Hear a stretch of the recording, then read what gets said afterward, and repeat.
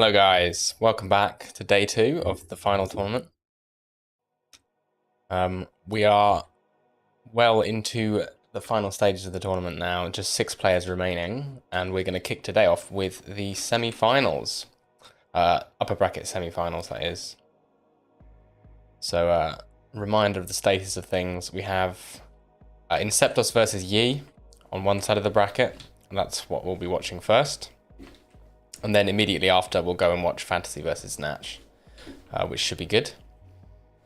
And then we might catch one of the lower bracket games. It depends how the scheduling works, but if not, we'll go straight to the upper bracket final.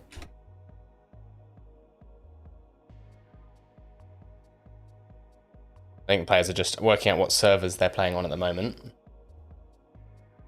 But we haven't actually seen either of these two players play so far. Not on this stream anyway. It's possible somebody else streamed their matches. But I'm interested to see how it goes. Yi's obviously been practicing a lot.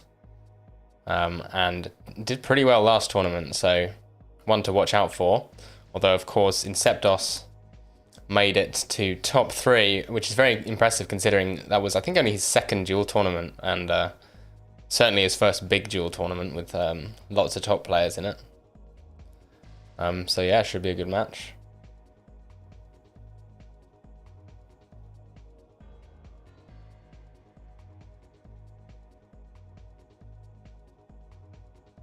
I do know the maps. So in this match, it will be Mythic first, like you can see on stream, and then Solo, and then Erase if we get to a third map. So it should be interesting. I know Yi proved to us last tournament that he's very solid on this map. Won a 1-1 game or a 2-1 game against Rookie.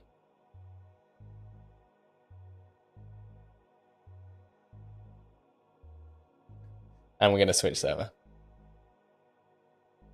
I think there was some confusion as to which Dallas hub it was.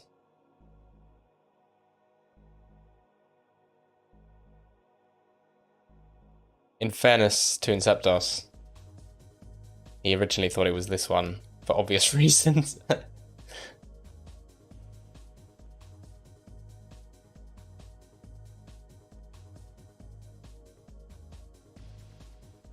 Now, I did just restart OBS a few minutes ago. I checked that my stream graphics were fixed. Tried it on stream and they all crashed. So, I don't know, a bit frustrating. Hopefully they work. I just want the transitions into the map scenes, in the gameplay scenes to actually work.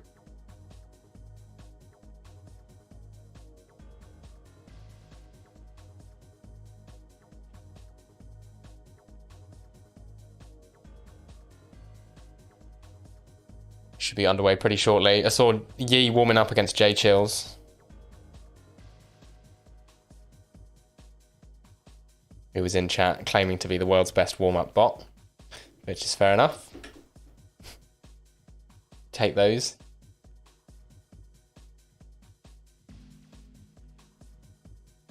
I'm interested to see what your guys' expectation is for this map, or this matchup, because theory would support Yi walking away with this one, given how much practice he's been doing, and Inceptos has only dueled in this cup since the last one. Literally played no practice games, signed up on the day with about 10 minutes to spare. But I was saying this yesterday, I don't know if that will have a huge impact on him. He's got a very aim-heavy style, and is all-round a pretty smart player. He's got that fundamental skill set from the other modes.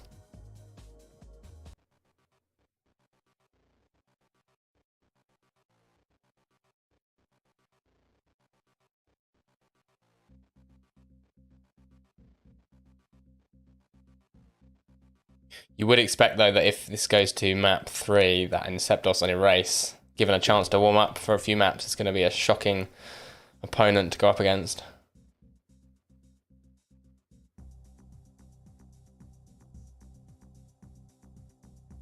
And I believe, yeah, this is a rematch, actually. So these two played So Inceptos took third. So I think Yi got fourth in the last tournament. So yeah, so they have played, and seem to remember that being a pretty close one. Would have been a best of 3. I think it went 2-1. So already a bit of history between these two players.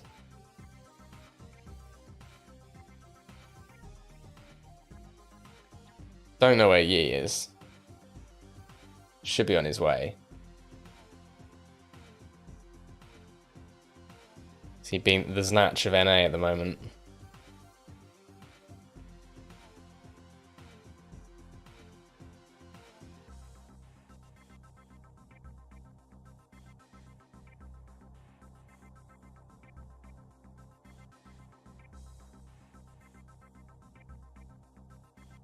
By the way, I changed a few things in OBS, so if the levels are all wrong, then let me know when we get into game. It's possible that the game sounds will be too low or too high.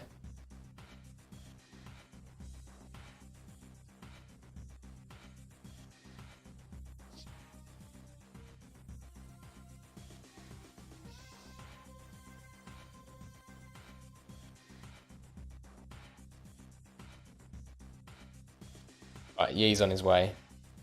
So we should be getting started very shortly.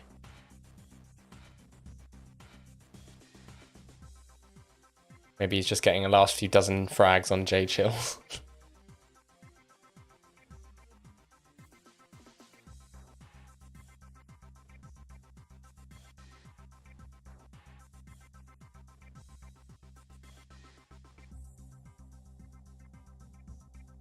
I think honestly, Yi's one of those players that, based on what I saw last cup, can actually afford to out-aim a lot of the duel scene, but you'd think that Inceptos is one of the few players he can't do that to. And we know Yi's got that good fundamental game that he can back up on. And Mythic's a map that you can slow right down, as a couple people in chat have pointed out. So we might see a slow-paced first game, and this will be the first tournament map of the day as well, which is always a little bit different.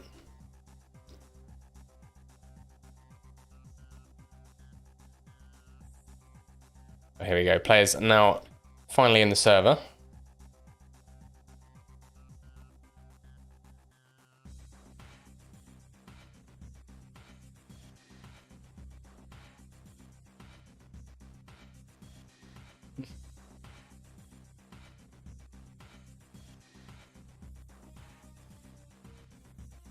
Oops.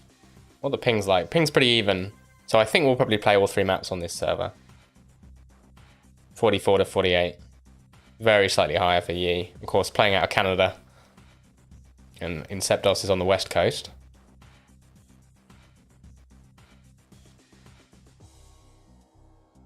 But actually, this bracket is looking really interesting, because this top 6, I think, is the sixth, is the 2nd to 7th placings from the last tournament. So it's essentially the top 7 without Demon.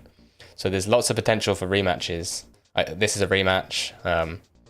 Snatch Fantasy, also a rematch from the upper bracket last time. And I guess whoever drops to the lower bracket and plays Rookie, that might be a rematch as well, though. I don't know.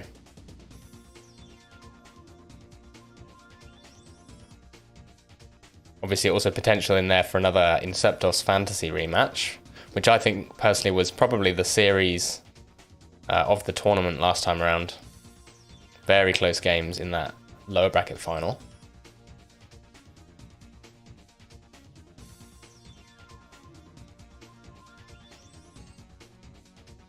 No, not all the matches will be best of 3. The finals will all be best of 5, except the grand final, which is best of 7. Although there's a 1 map advantage. But we have it ready up. Let's see if the graphics work.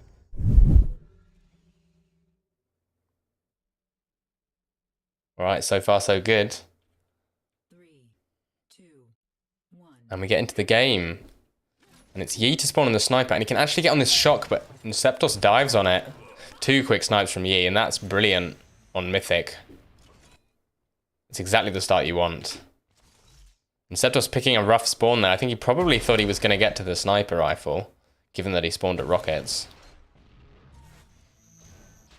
And shock and combos in particular are something that Inceptos is known for. He's actually diving in with the rocket launcher. This is a really risky move. Wants to make a play for the 100 and... oh, barely goes down there. If he had missed that shot, then Inceptos has a chance to get away there. And this pressure from Yi is quite fierce.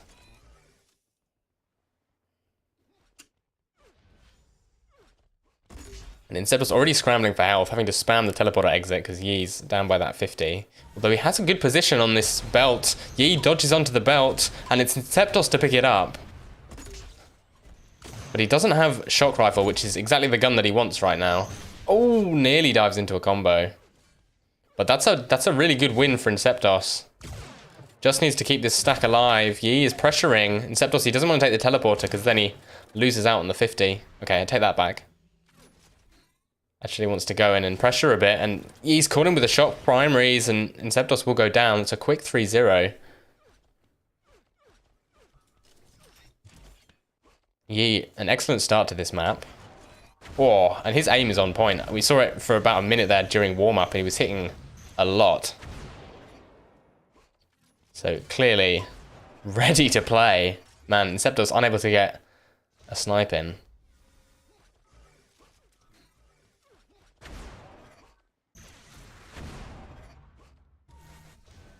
Belt's coming up, and actually Inceptos is in a great position for this. I think he's just going to get it for free, almost. 2 primaries will do some damage for Yi as he drops down onto Inceptos. Rockets are out. Could be a messy fight. Yi eventually switches to the flak and hits a full blast, and Inceptos goes down. But there was potential there for for Inceptos to get himself on the board. Not to be. 4-0. Yi looking very much in shape right now. And Inceptos is looking for this damage, but honestly, so far this game he's been losing out on the damage trades. Yi's aim is really on point. Alright, I'll turn up game volume for you guys. Let me know if that's enough.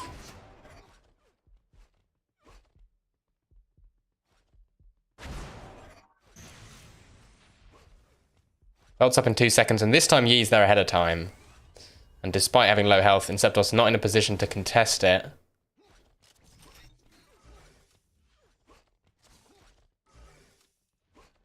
Inceptos scrambling, he's got nothing at the moment. Eventually we'll pick up that 50.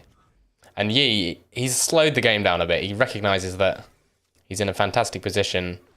And on this map, you can slow the game down pretty early and be fairly comfortable. As Inceptos is trapped by the link gun. He's bleeding damage to these shock primaries.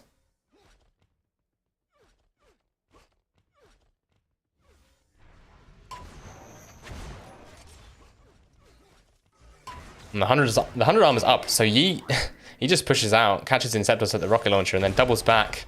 Probably will get this kill here as well. Yep. And this is just a perfect game on Mythic. Inceptos going down again. And that's a free belt. Yi probably going to catch him out. As Inceptos, he's running with his tail between his legs. Rockets are out. And even though Yi took a lot of self-damage there, he's got this 100 coming up. Got a great rotation on the items, and Inceptos will not find the headshot needed. 9-0. This game is pretty much over. And it's a big damage lead, 700 odd damage.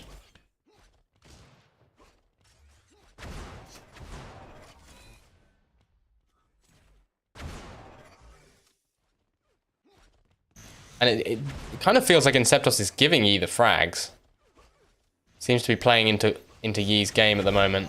Fight over the 100. Yi's going to push out a bit and does eventually go down. So Inceptos has got himself on the board.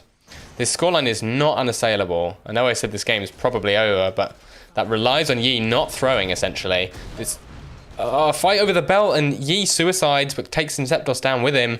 And a terrible spawn for Inceptos. Yi spawns directly on it.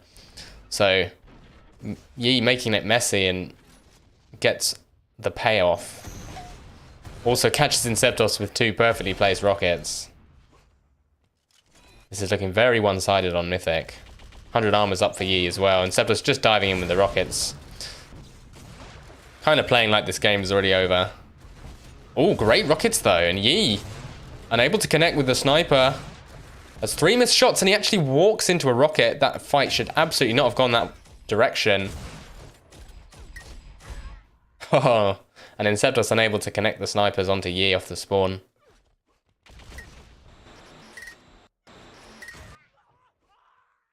Unlike Yi, who hits all his shots in the next fight. And a bad spawn from Inceptos as well. Belt's up in 5 seconds. This will probably be another belt grab for Yi, unless something goes horribly wrong. Oh, it did. But these messy fights, they're going to favour the player who's 10 frags ahead. Inceptos only got sniper to work with here. Proves that it's enough though. None of these fights are going the way I expect.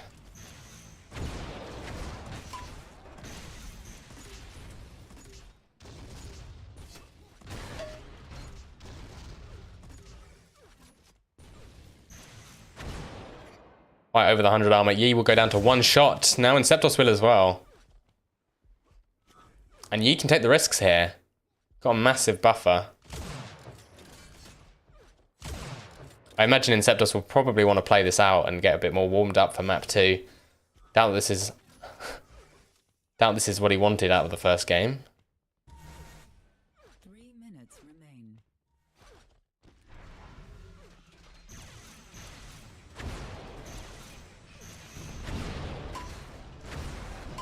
Belt grabbed by Yi. Armor's up in 2 seconds, and Inceptos has a good position on it, but doesn't really have the stack to fight, especially after that snipe, and Yi's just going to grab it. And he's been all over that 100 all game. 10-2 grabs. And the 2 belts that Inceptos took at the start feel like they were a very long time ago. All these fights, even if Yi wasn't hitting as well as he is, they'd still be going his way a lot of the time, just because of that stack advantage. And fighting low ground against rockets. Very Quake-like. Inceptos down to 1. He's still fighting though. Maybe he just wants to warm up a bit.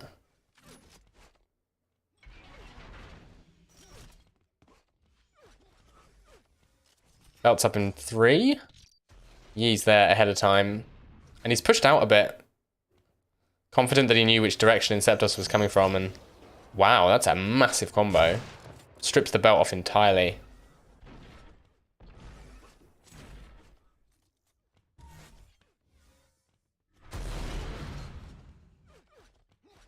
I will turn the game sound up again after this game, guys. Another mutual frag as Inceptos kills himself with the flak. Scoreline's not getting any closer, unfortunately, and with 1 minute left, this is very much over.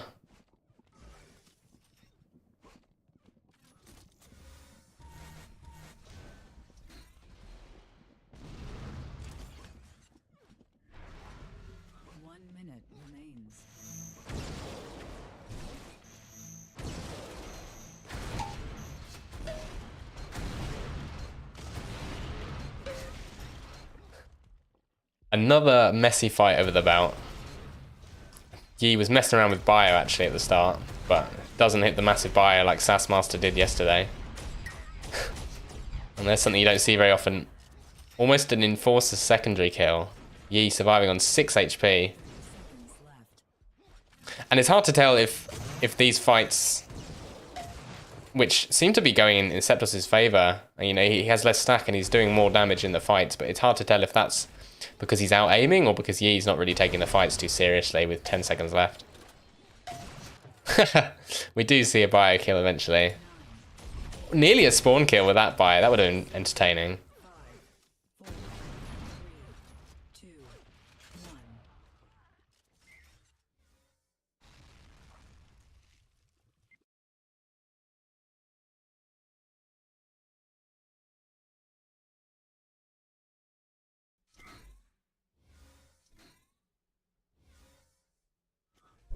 Inceptor saying that he didn't hear the sniper grab at the start. That's what must be why he dodged down to the shock. Which is unfortunate. That's quite the damage lead by Yi there, actually. But still, a very high damage game for Mythic. And I think that's because there was a bit of charging involved. Felt like Inceptos had written this off as a loss fairly early on. Both players with best weapon rocket launcher, though. All those close range fights. As we move on to solo, which is another map that you can slow down, which you'd expect would favour Yi, a bit more of a structured approach than Inceptos.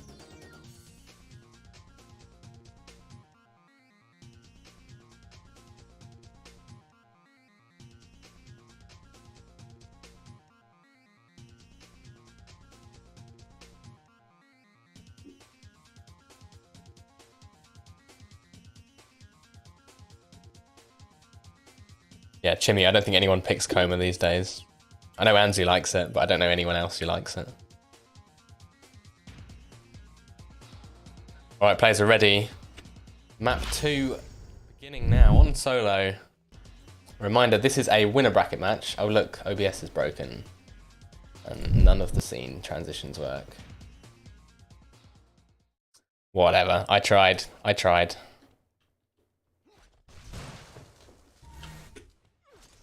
But it's a trade on the hit scan.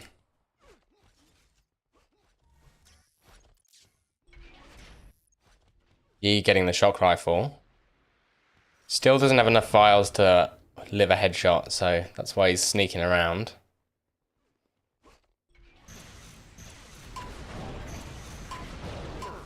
That's a great sequence by Yi there.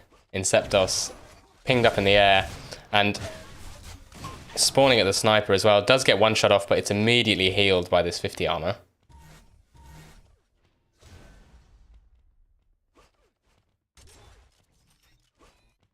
He did give up a shock there, which is a very important weapon to have on solo, but generally this is the position where the shock rifle shines. Defending the belt from the belt platform, you can deny your opponent from taking those vials, you can deny them from coming towards you from minigun.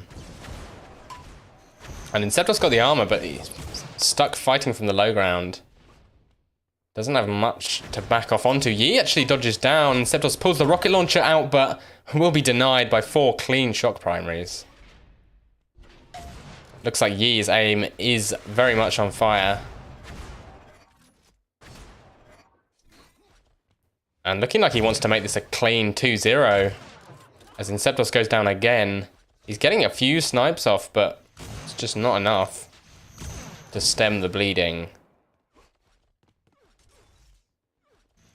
There is no shock ammo for Yi though, so he's going to have to fight this belt with no shock ammo.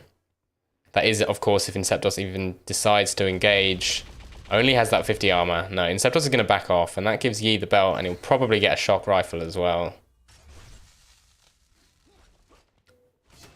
Oh, Inceptos is pushed out here, so Yi has a chance to punish the 100 armor grab, but after the sniper shot, decides against it.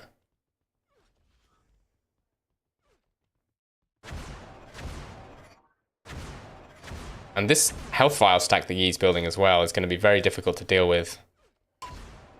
As Inceptos, he's picked out of the sky here. Does hit a good combo. Oh, and Yi's down to 22 health.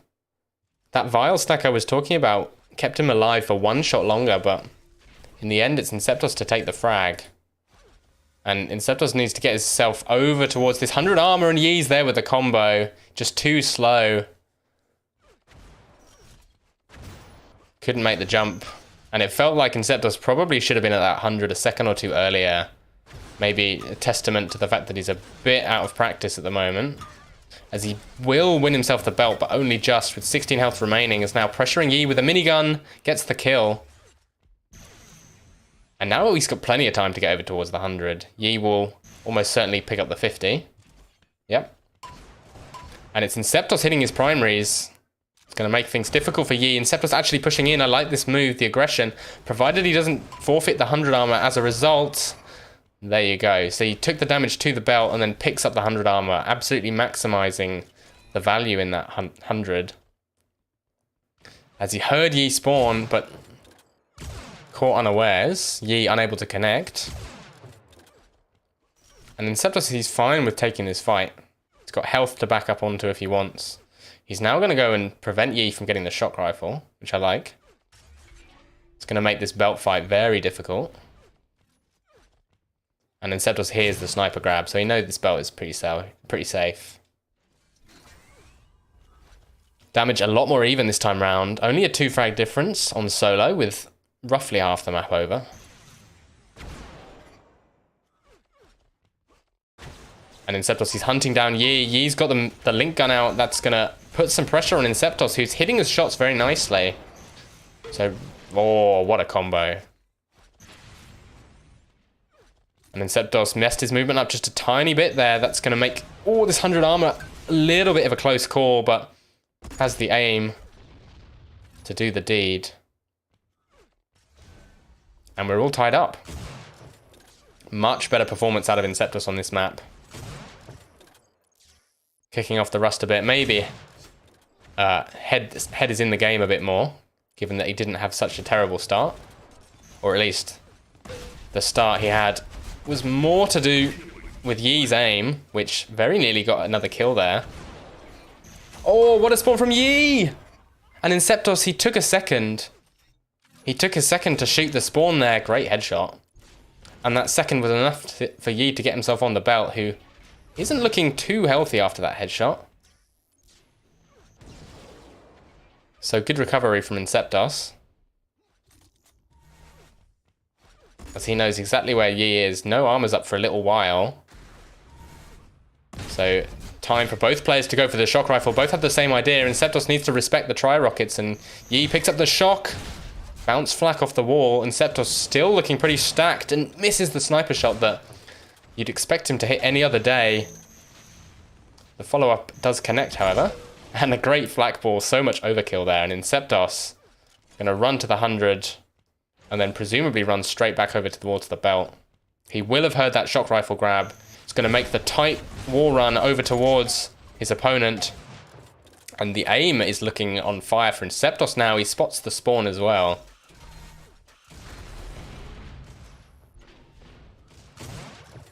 And he can afford to go in aggressively here. Oh, does get headshot, so now he has to take the 100. And Yi's making the jump up. The pressure is on.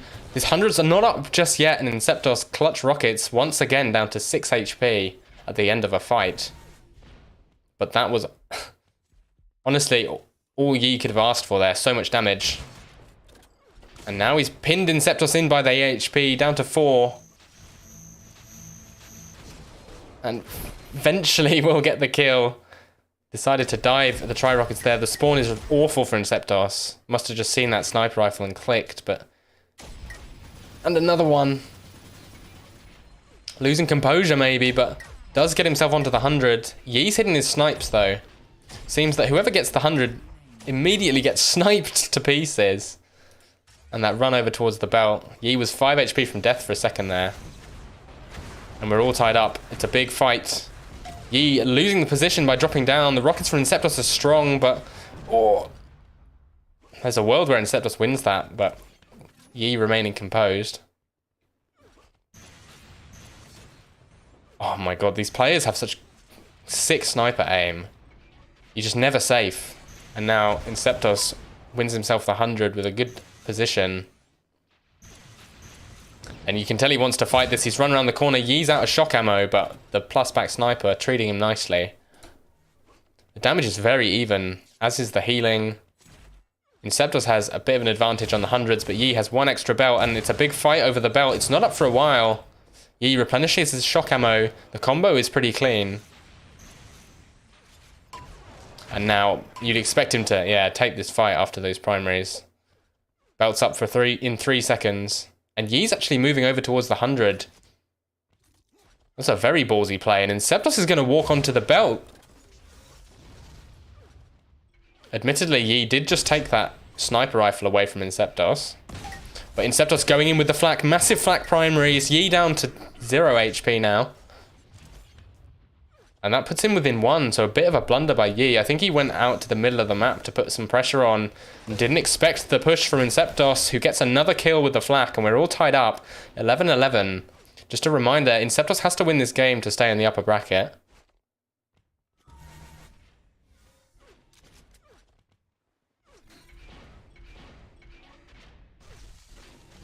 Blocks the sniper from Yi, despite the lift's best attempts.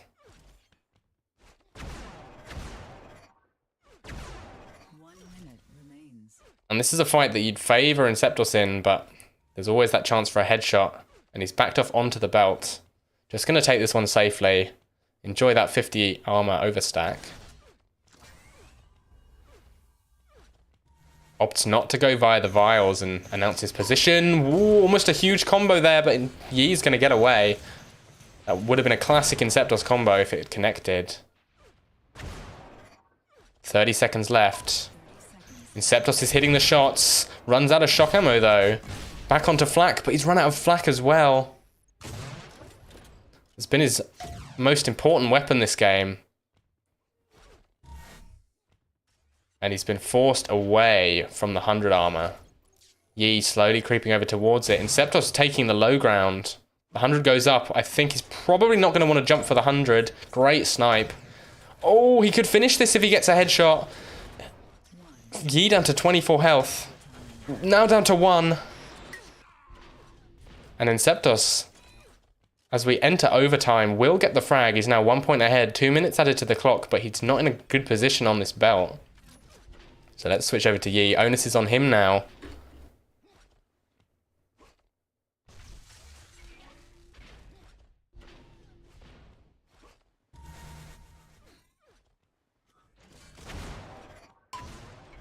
Yi pushing in. Inceptor's got himself the 100. The rockets are good from Yi, but the Link prime secondary is putting a lot of pressure on. Eventually, Yi gets the frag. We're all tied up once again. Damage still dead even. 100 armor up in 10 seconds. Inceptos doesn't have much to play for in this next minute. And he's been spotted. Got no armor. Yi's only got that 50 though, so can't be too ballsy about it.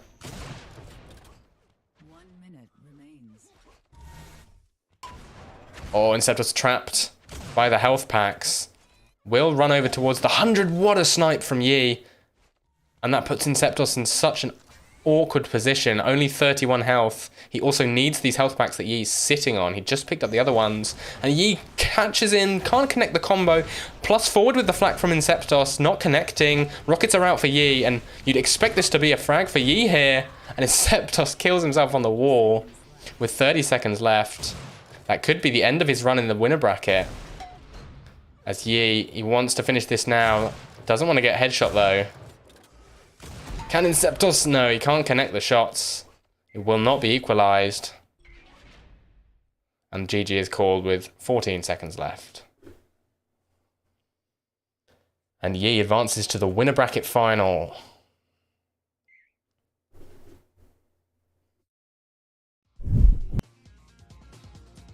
Pretty good match. My only regret is that we don't get to see a game 3. Felt like Mythic was a bit of a dud. And solo is more the sort of pace we'd expect to see between these two players.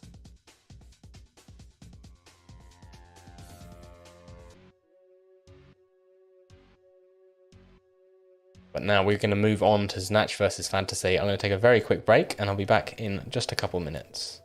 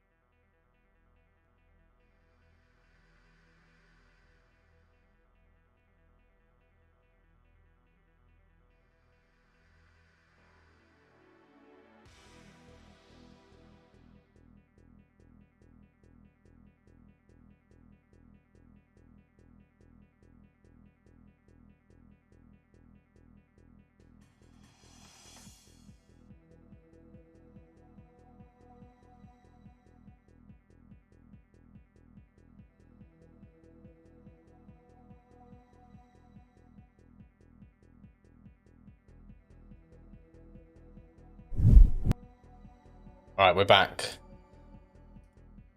And the players are already ready for the other semi-final. So no waiting around. And this is another matchup, another repeat matchup from the last cup. These two players, I think they met in the quarterfinal last time, and it was Fantasy to win it. I believe 2-0, taking Snatch on Coma on the EU. So maybe a poor drafting pick for Snatch in terms of maps. And you'd imagine that this time round, he's going to avoid that. I do have the maps in front of me. It will be Deep, Solo, and then Coma on NA. Snatch is pretty strong on Deep, I have to say. But of course, this matchup has a lot of history back in UTPL days, back in previous NA Duel tournaments. And given that the last matchup we just saw, Yi versus Inceptos, was the opposite result that we saw last tournament, you could again see that here. Could see Snatch in a winner bracket final. It's a bit of EU copium for you guys. But we're getting in to the game. 3, 2, 1. Fantasy gets the shock and Snatch gets the snipe. And Snatch, he goes for the early headshot there. And I seem to remember he did that last time against Fantasy. Oh, gets one eventually. And the combo from Fantasy is huge. So much damage already. Snatch waiting on this shock rifle, which will spawn. This is the map on NA, for those of you wondering. And Snatch is in an awkward place here because he can't go for the 50. Fantasy had that line of sight, and while Snatch wants that health, doesn't want to risk jumping for it. Fantasy getting in his face. Good play. We'll go up 2-0.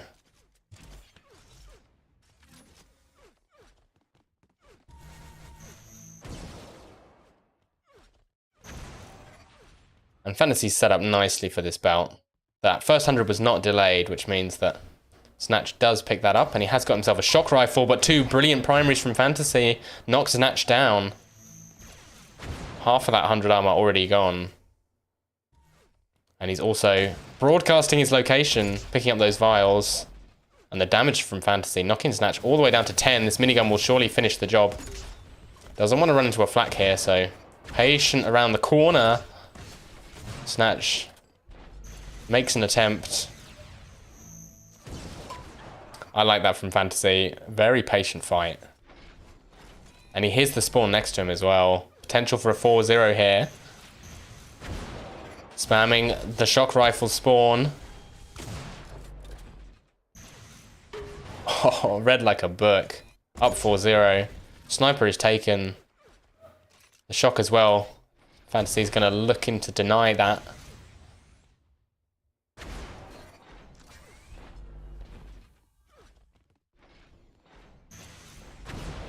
And Snatch will again get himself 100 armor. So the offset between the belt and the 100 armor is pretty small right now. Big fight down by the shock.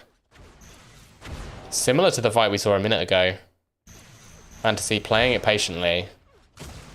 And Snatch, he didn't actually need that 50 armor, but went for it anyway. And stacks are fairly even now. Fantasy does have a bit of an advantage, at least did. Oh, what a headshot. The health was there for Snatch. And the patient sniper shot does not arrive for Fantasy. Was vulnerable to a snipe for a second there. Oh, the headshots are so disgusting. Down to 8 health. What? He gets the kill with a flak?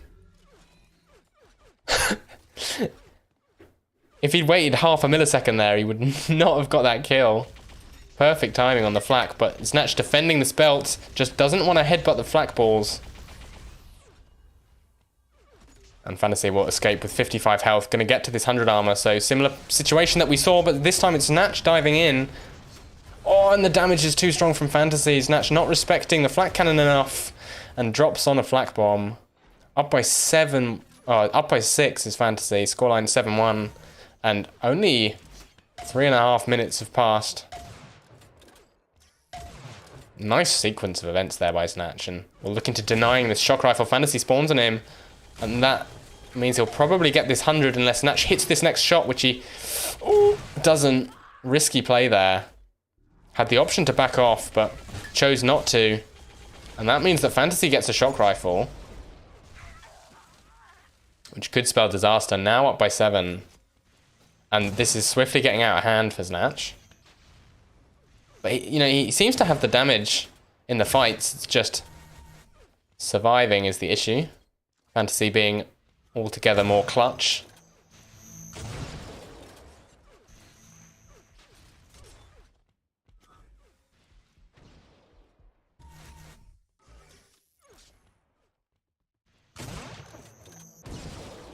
Hundred armor's up and Fantasy's pushing out. And although Snatch spawned on it, I think it's worth the frag. Big flak play from Fantasy, and he's been hitting his flak this game, which is no mean feat in an official.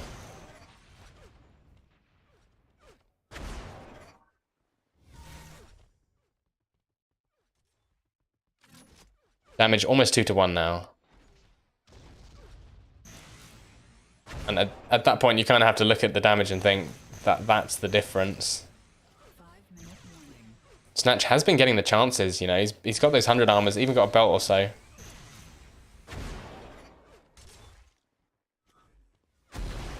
But it's reaching that point in the game. Fantasy can afford to slow this down, just be really annoying, which he's exceptional at on this map in particular.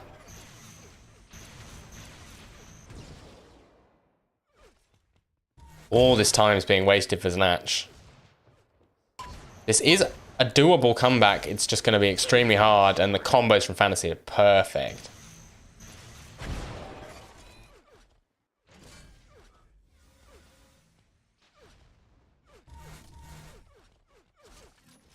I'm going to switch over to Snatch, see if he can get anything going in the last 4 minutes. Oh no. Fantasy's hit so many headshots.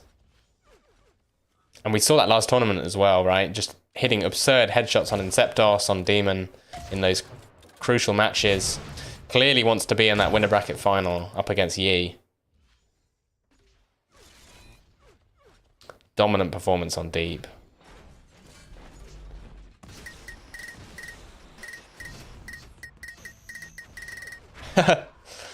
Decent link tracking from Snatch, but the stack from Fantasy is just way too high.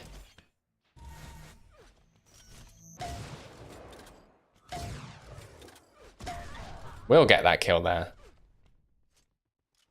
And 2 of his 3 kills were just him hitting 3 snipes in a row. There we go. Consolation frags for Snatch towards the end of this game. Would be ludicrous if he won this somehow.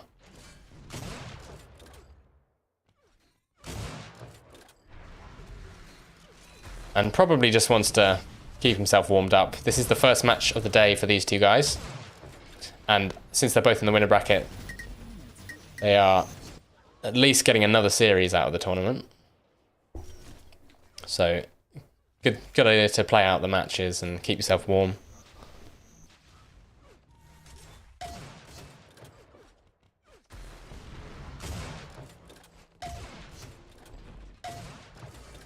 And finally, Snatch is starting to connect some shots.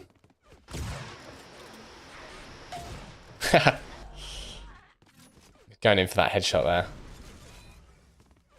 But yeah, just playing it out to warm up the aim.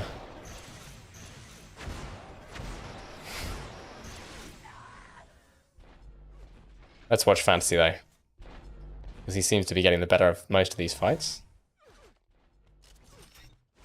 At this point, he's just allowing Snatch to exist on the map. Oh man, the combos as well have been great from Fantasy this game. As he tries to hammer jump over to the 100, stylish. But instead we'll go for the belt. Actually pushing out into the middle of the map a bit. Ooh, the lift betrayed him there, but not gonna matter. He's so far ahead in damage.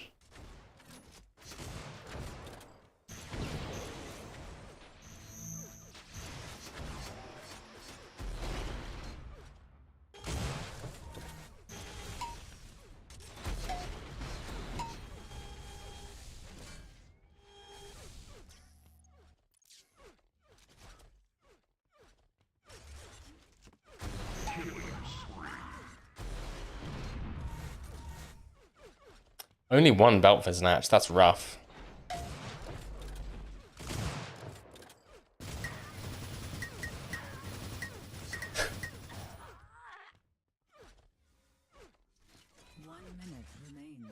Right, I'm just gonna let this play out for you guys while I take a drink of water.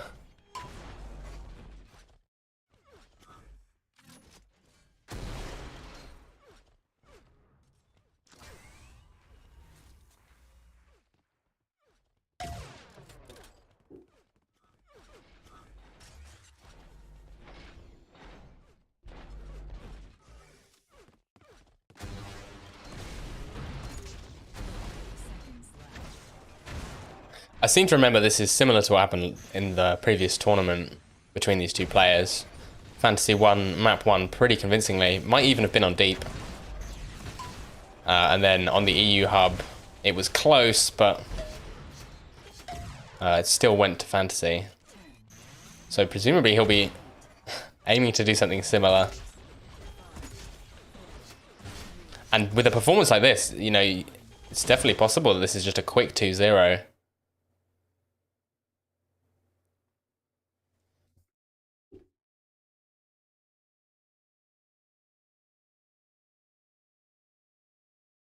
But we will, of course, be moving on to an EU hub for map 2.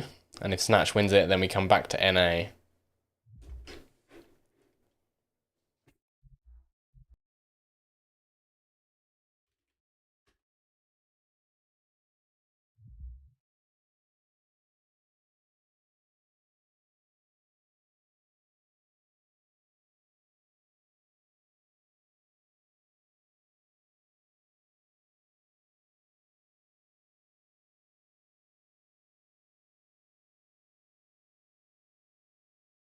Yeah, it is solo. Solo map 2. I'm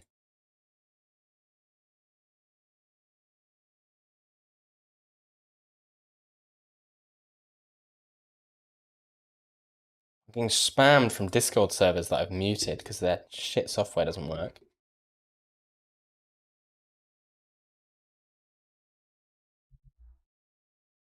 Yeah, this is a winner bracket game.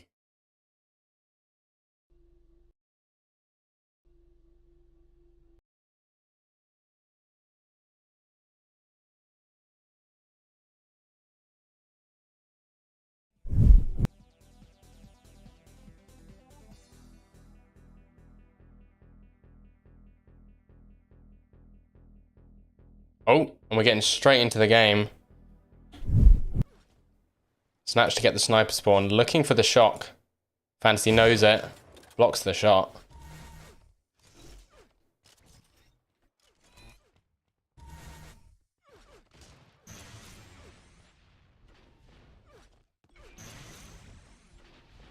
Well, just bring up the pings for you guys. 32 to 116. And Fantasy, ooh, down by the health packs, has to push uphill for the 100, so decides against it. And he does have the added benefit of being able to deny the shock rifle from Snatch for a bit longer. Which is actually not what he'll do. He'll opt to go up towards the link gun.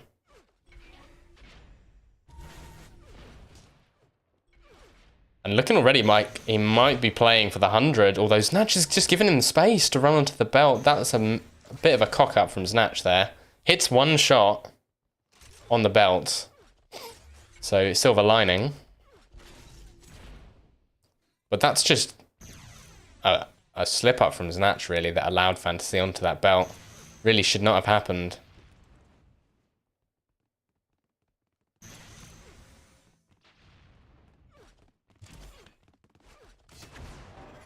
More snipes getting hit by Snatch.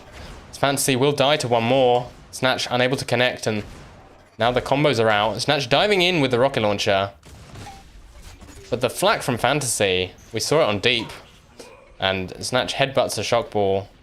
Fantasy going up by 1, and honestly feels like Snatch kind of gave him that. Snatch also not in position to get on this 50. Has to try and fight for the belt with no armor, which is possible, but Fantasy's already pushing with the flak. Picks up the belt. And he's going to chase Snatch towards the 100.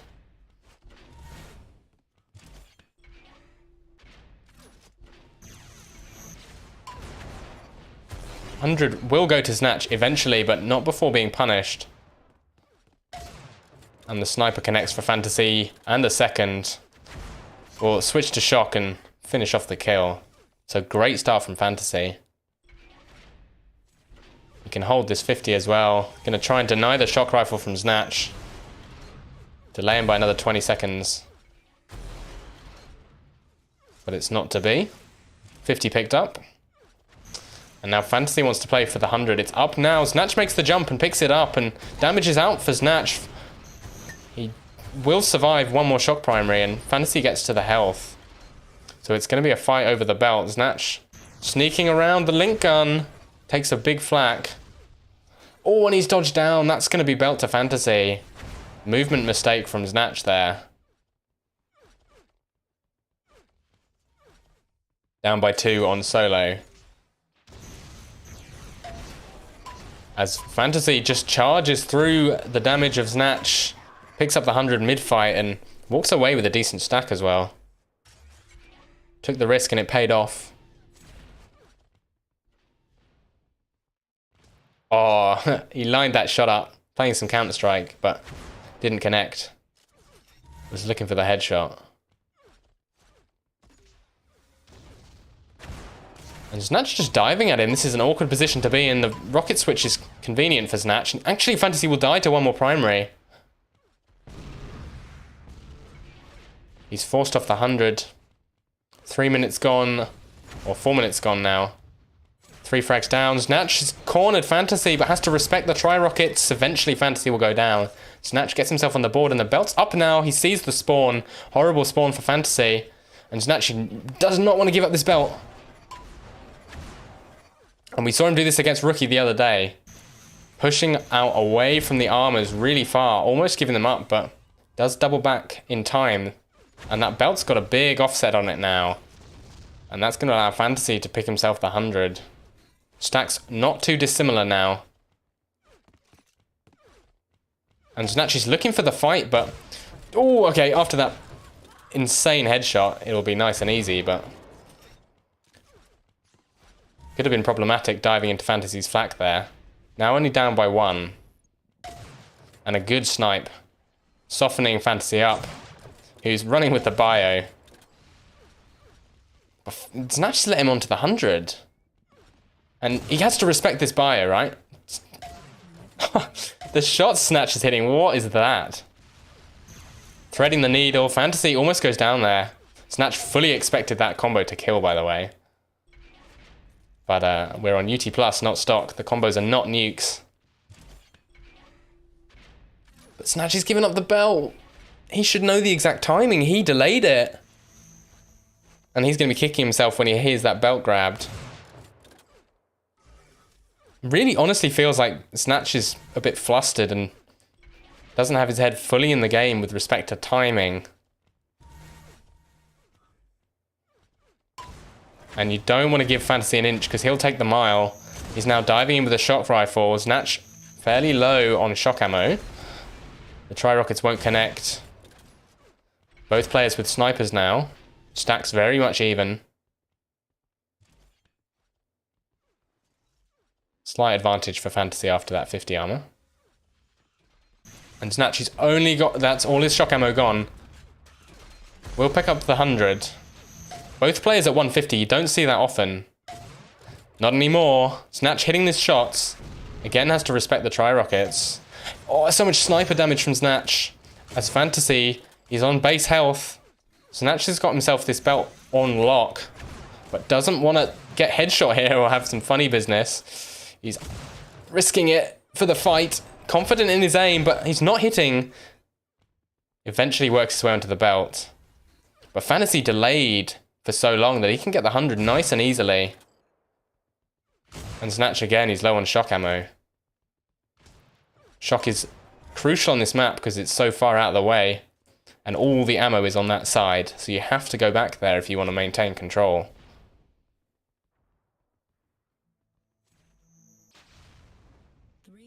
Wow, Snatch has 2k damage. Fantasy has 1. So it's his turn to double the damage. But the scoreline is not following in the same way that it did on Deep.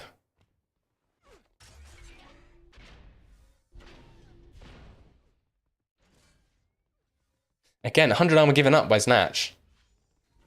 I don't fully understand what he's doing. Camping out on this belt. Seems like he's lost time on the belt, honestly, and thought it would be up sooner. And it's these armor grabs that are allowing Fantasy back into the game. Those two crucial snipes there. He will commit to the fight, and Snatch has got the rockets out now. But Snatch has given away so many armors that even though he's got double the damage, it's not contributing to a score difference.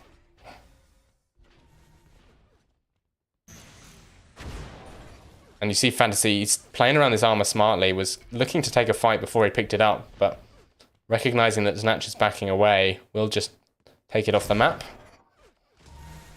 And Snatch, despite giving up those armors, he seems fairly comfortable to run this lead a bit. Oh, if he detonated that combo, then Fantasy would have been in the dust. And Fantasy's pushing in with the rockets. It's his turn to be stuck on this ramp while the 100 armor is grabbed and going down here for sure. Clean kill for Snatch, especially with the 100 armor pickup. He knows the belt's coming up as well. Did see Fantasy with his shock rifle out. And, oh, unable to connect the combos. Fantasy will pick up the belt. Snatch looking to back off and reset a bit. Rockets as well, whiffing. But Snatch is maintaining calm. He's keeping to the high ground, and Fantasy doesn't have the guns to deal with it. Calls the GG with a minute left. And that looked better from Snatch than Deep did, but honestly, I'm more impressed by Fantasy. And you kind of have to favour him going into map number 3 now. Nonetheless, closer series than we saw last time between these two players. And if Snatch can hit like that on NYC, we saw he was doing a lot of his damage with Sniper, which generally isn't too heavily nerfed by ping. So there's potential for him to have some more damage than he did on Deep.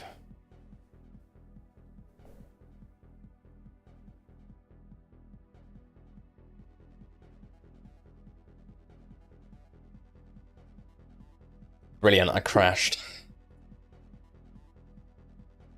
We're probably going to start the game now, because it will show me and spectate.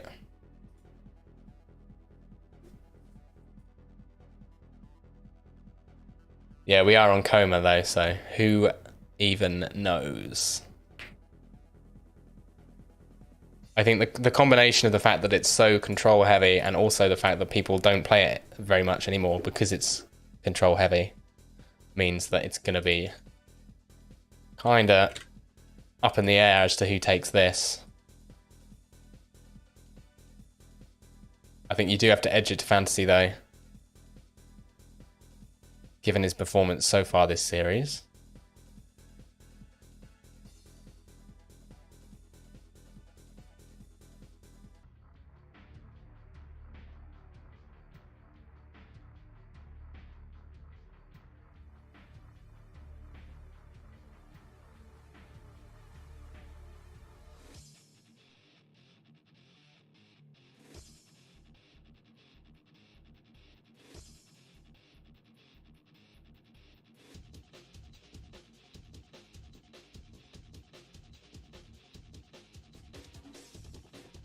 This might be the first time we've seen Coma this tournament, actually. Can't remember if we saw it yesterday.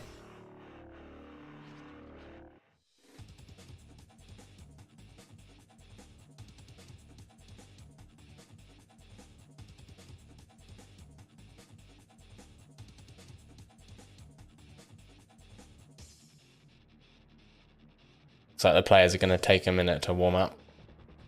Get used to the ping change. Can be tough going from 30 to 100 ping. But equally, it's not... Fantasy isn't exactly on low ping here. He's still pinging 50. Got that NA internet infrastructure.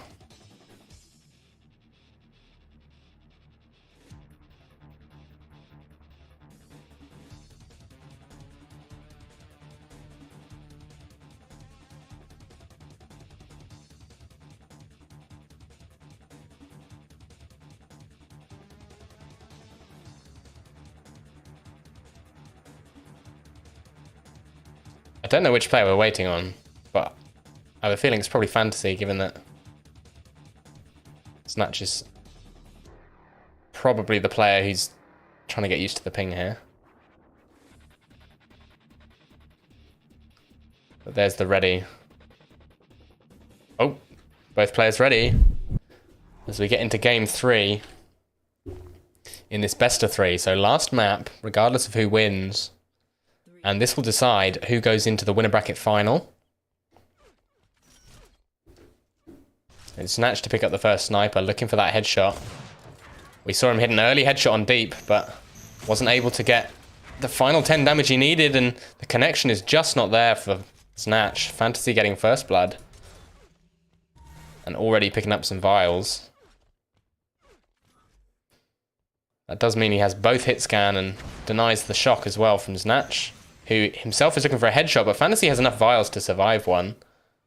And he's delaying the 100. We haven't seen much of that this tournament. Just gives it a cheeky 5-second delay. And on Coma, that's more than enough to at least punish your opponent after getting the belt. And Fantasy's just going to sit on the belt. Gonna peek through. I like this move. Hitting a nice primary onto Snatch and keeping him honest. The snipes are starting to flow for Snatch, though. And we noticed that a bit on solo. He's pushing out really aggressively, and Fantasy's actually going to make a bit of a move there.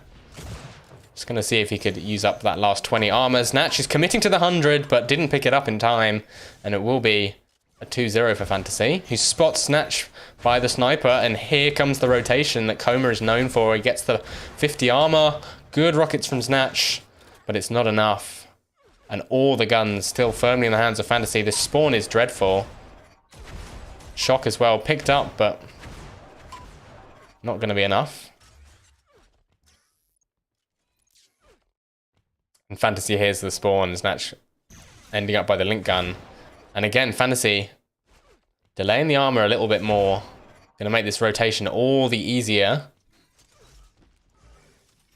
And seemingly happy for Snatch to pick up the 50 armor. Prioritizing the vials instead, which is interesting. It's really hard to stack vials on this map because they're in such awkward positions. So any vials you do get are extra helpful. Snatch losing out in the aim duel. And now he's stuck over by the shock. Armor's not up for 4 seconds because of that delay that Fantasy put on it. And he just has an iron grip on the map now. Still fighting around the 100. Very opportunistic, and he's pushing Snatch back to the 50. Snatch picks it up. He's avoiding damage fairly well, but the push with the rockets is not fruitful, and Fantasy's still on a massive stack.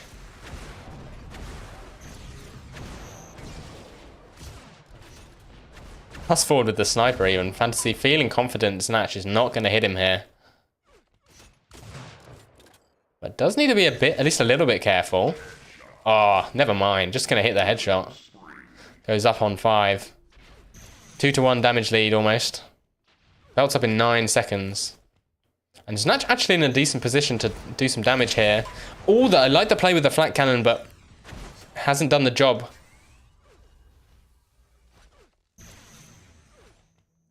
And you'd expect this 100 going to Fantasy as well. Another dive in with the flak by Snatch. Clearly wants to try and turn this game around somehow or another. Nearly gets the kill onto Fantasy as he dodged for the 100 as well. He desperately wants his turn in control. Because this is Coma, guys. This could go on forever. Just the cycle on the major items. As Snatch pushes up the ramp with the sniper, he's not connecting like he was on solo, and it's punishing him. Fantasy still at 200 total stack. Gonna have a good position on the 100. Does eat a rocket though, but it's not enough. Just always has the stack to survive the fights.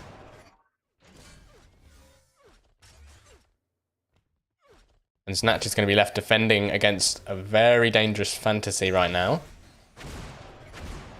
And only with the sniper.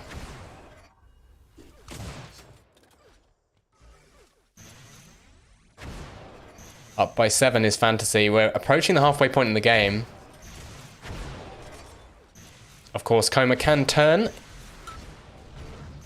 And when it turns, it can get pretty ugly pretty quickly. And Snatch, he just needs to hit one more sniper here. Fantasy being pushed back, somehow avoiding all this damage. 14 HP. Snatch has switched the shock rifle, but he can't connect. 3 primaries and a sniper from Fantasy will take Snatch down to 7 health. That is absolutely the best possible outcome for him there. And he actually kills Snatch. So that was pretty much Snatch's chance. And it feels like he blew it a bit, not connecting that last shot. Fantasy was on 14 health. Would have died to an Enforcer even. And Fantasy already back in control. Shock, sniper, rockets are out. Position on this belt as well. Does have to dive through some flak damage. And runs out of ammo. Oh, the sniper's so strong though. And Snatch, it's his turn to run out of ammo. Rushes in with the 1 shot left in his flak, and we're reaching crunch time in the game.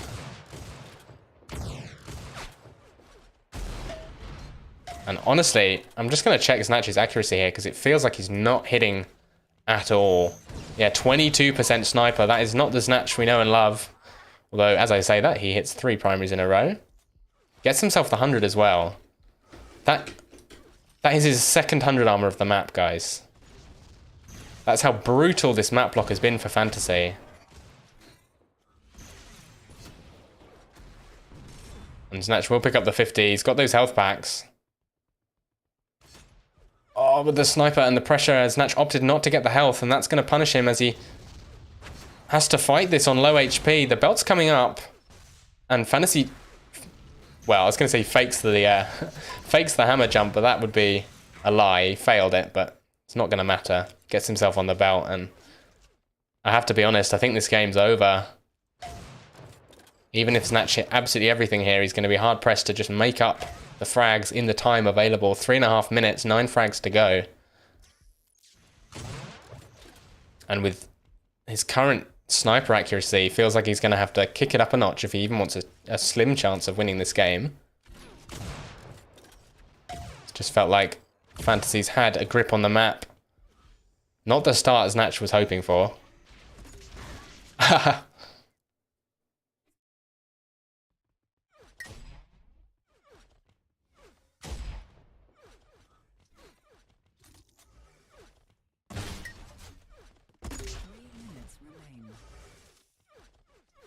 Not as big a damage difference as we saw on Deep, but it really was the control that got Fantasy the start he needed.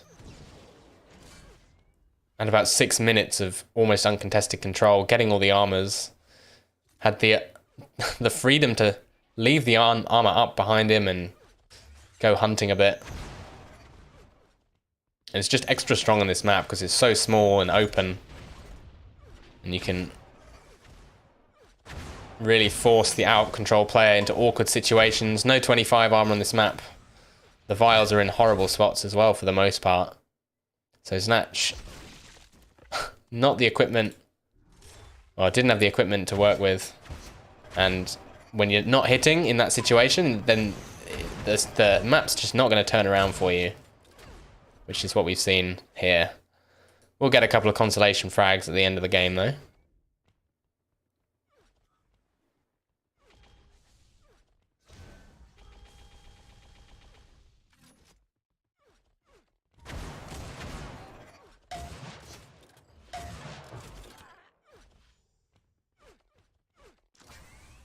Is that Snatch's first belt or his second belt? That's his first belt of the game. That's how long Fantasy's had control. But the rockets from Fantasy denied the belt already. He's down to 16 health again. We saw this earlier and he managed to knock Snatch down to 7. Won't happen this time. And 100 goes to Snatch. So Snatch finally starting to establish a bit of a rotation here, but with only 1 minute left, it is far too late to bring this game back. The full bio. Fantasy feeling his aim at the moment.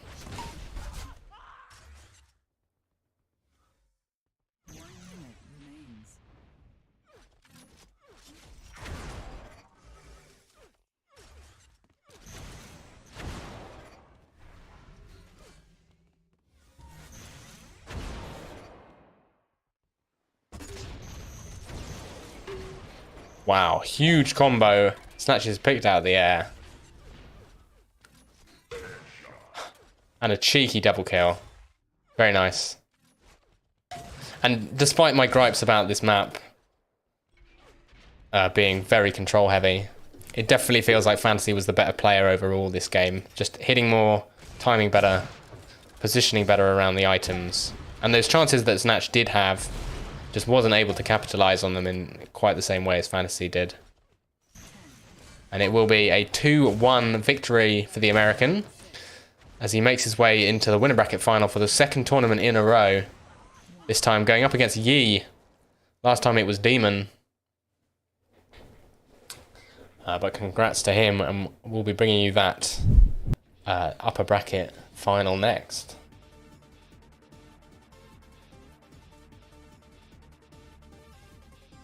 Right, I'm going to take a very short break, and I'll be back in a moment with that final for you.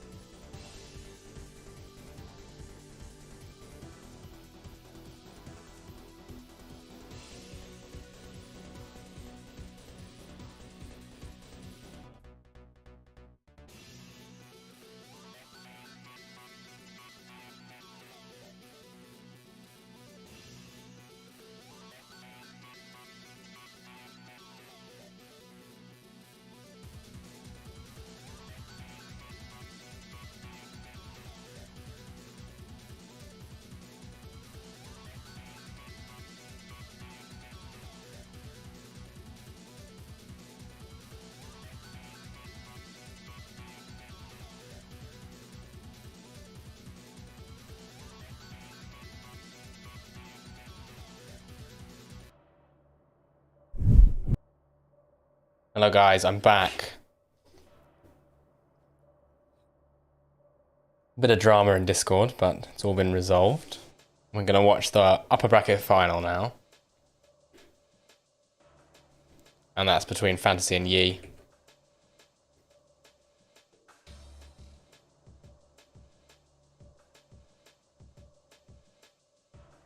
Which should be a good match. I was really impressed by both these players in their semi-final games. If Yi hits like he did against Inceptos, then Fantasy is going to have a hard time.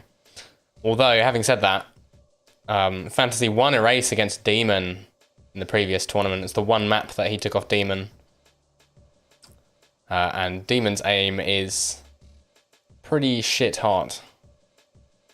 So if anyone's going to be able to counter Yi's current form, it would be Fantasy.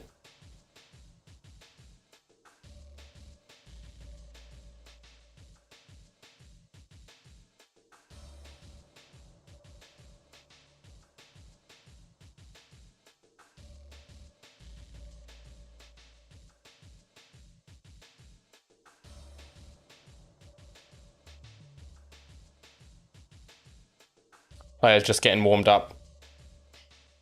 It's been a little while since Yi was in the server. Although, well, I take that back. He's been sat in a server with J Chills.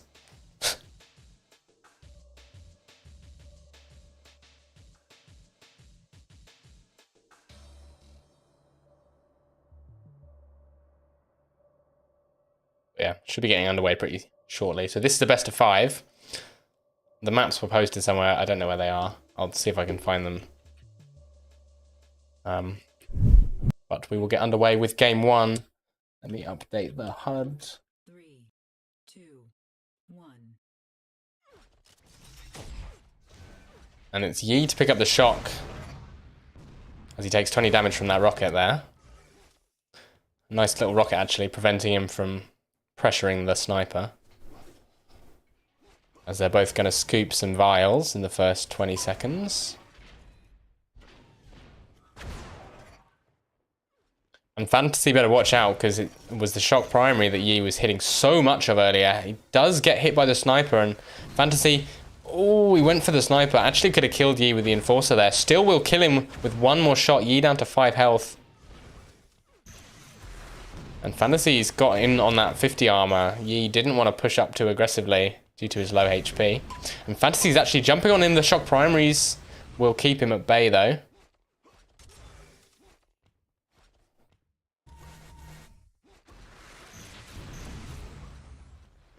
First belt going to Yi, relatively uncontested. Oh! Somehow that rocket didn't hit him. I thought for sure that was a connection. And the player's jockeying around the shock position. Fantasy takes the first hit, but returns with a sniper. And Yi, he's got Fantasy in an awkward position. Fantasy does have the 50 to take, though, and Snatch looking reasonably even, especially after that sniper. And it's a messy, long, drawn-out engagement. Fantasy's down to 13 health. He's hitting good rockets, though. Yi will not die to a sniper, and in fact, doesn't get a hit. So it's Fantasy to go down. First blood. Great spawn for Fantasy, and he gets himself on the 100. Yi down to 9 health for a second there. And Fantasy knows he needs this health. And he's pushing with the minigun. Great play from Fantasy. Knew exactly where Yi would go. And I think maybe Yi expected him to go somewhere else. And actually drops onto a rocket. And Fantasy goes up by 1. As he's pushing Yi with the rocket launcher. Yi's down to almost no health. Did almost get Fantasy there. Just needed one more shot. And Fantasy... Oh, Yi's messed his movement up. Had to bail on the 100. There's another non-reg rocket by the looks of things. So we're 1 for 1 in that department.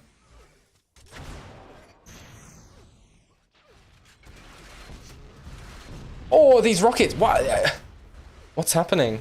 Maybe I'm lagging. That is possible to lag in spec. Because I really hope that the players aren't experiencing all these non-regs. Oh, mate, these rockets from Yi are just on point. The spam prediction, great rocket from Fantasy, though. And Yi tries to pick him out of the air. As Fantasy works his way onto the health before jumping for the armor. And a good shock primary in the back. He's going to know Yi's going for that health. Second time he's been caught with his pants down going for that health.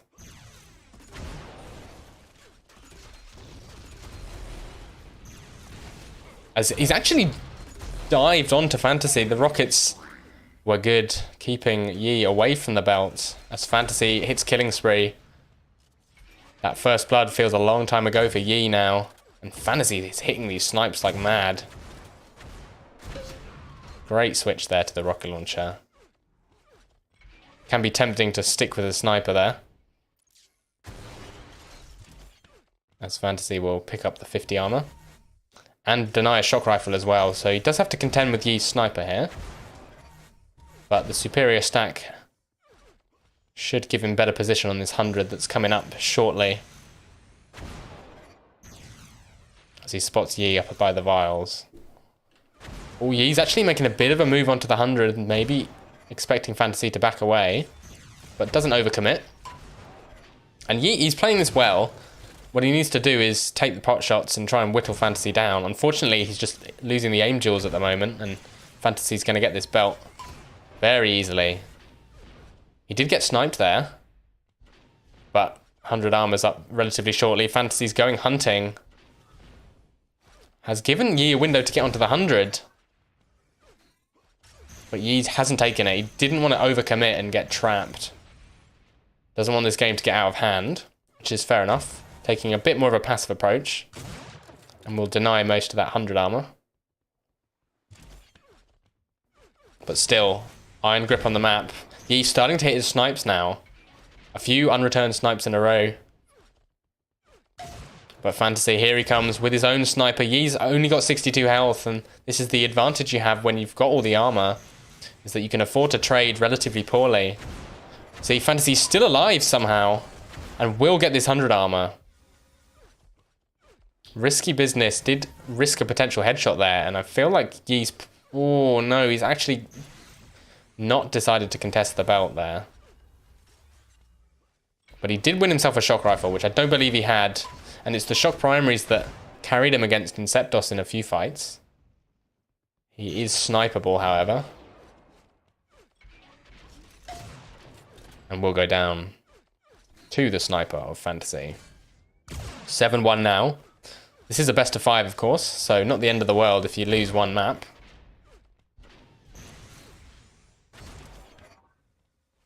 And this is a doable scoreline.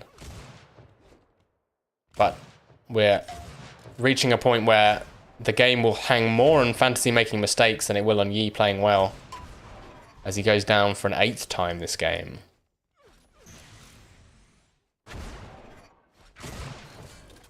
And once again, Fantasy down to almost single digits on the 100 armor. Yi hitting his shots, but Fantasy's grip on the map has just been complete. And he's going to get this belt. Pull up the stats for you guys. See, damage is almost even. Yi actually exceeding Fantasy's, but it's 9-2 100 armors. Yi only had that first belt. It's been so long since Yi could get anything going on the map with regards to control. And he's not exactly playing this badly. It's just that Fantasy's hitting the crucial shots that he needs. Case in point, 2 quick primaries, and that's going to mean that even though Yi got that 100, very solid chance that he goes down here. Fantasy now on 7 though. And has to be a bit passive on the map. It's Yi with the stack advantage, so let's switch over to him and see what he can get going on. So he drops onto Fantasy. Fantasy not expecting it, has the wrong gun out, but able to back away. He's breaking line of sight nicely. And I think he's... Oh, he's actually pushing for the belt. Yi will get the connection. And he has to make a choice here. Does he go for the belt or the 100 armor? Does go for the belt, which was the right play. Fantasy ended up going for the 100. But there was a bit of worry there in Yi's movement, suggesting that he was anticipating Fantasy to drop on him at any moment off the spawn. And now he has to be careful. He's only got 2.5 minutes to bring this game back and 6 frags. And Fantasy's going to play as defensively as he possibly can. He's got that shock rifle, which is sometimes all you need. Ooh, potentially a huge combo there. Yi drops down 3 nice primaries, 3-8. As Fantasy spawns on the 100 armor, will pick that up, but no gun yet. Gets the rocket launcher. Big damage from Yi once again. Oh, great primaries. Wow. And he spots him off the spawn as well. This is the map that with the most comeback potential. You see it time and time again on Erase. Seems to always generate these big comebacks. As Fantasy, he's hurting from these shock primaries, but Yi unable to finish the job. And he's actually allowed Fantasy to get a very solid stack going.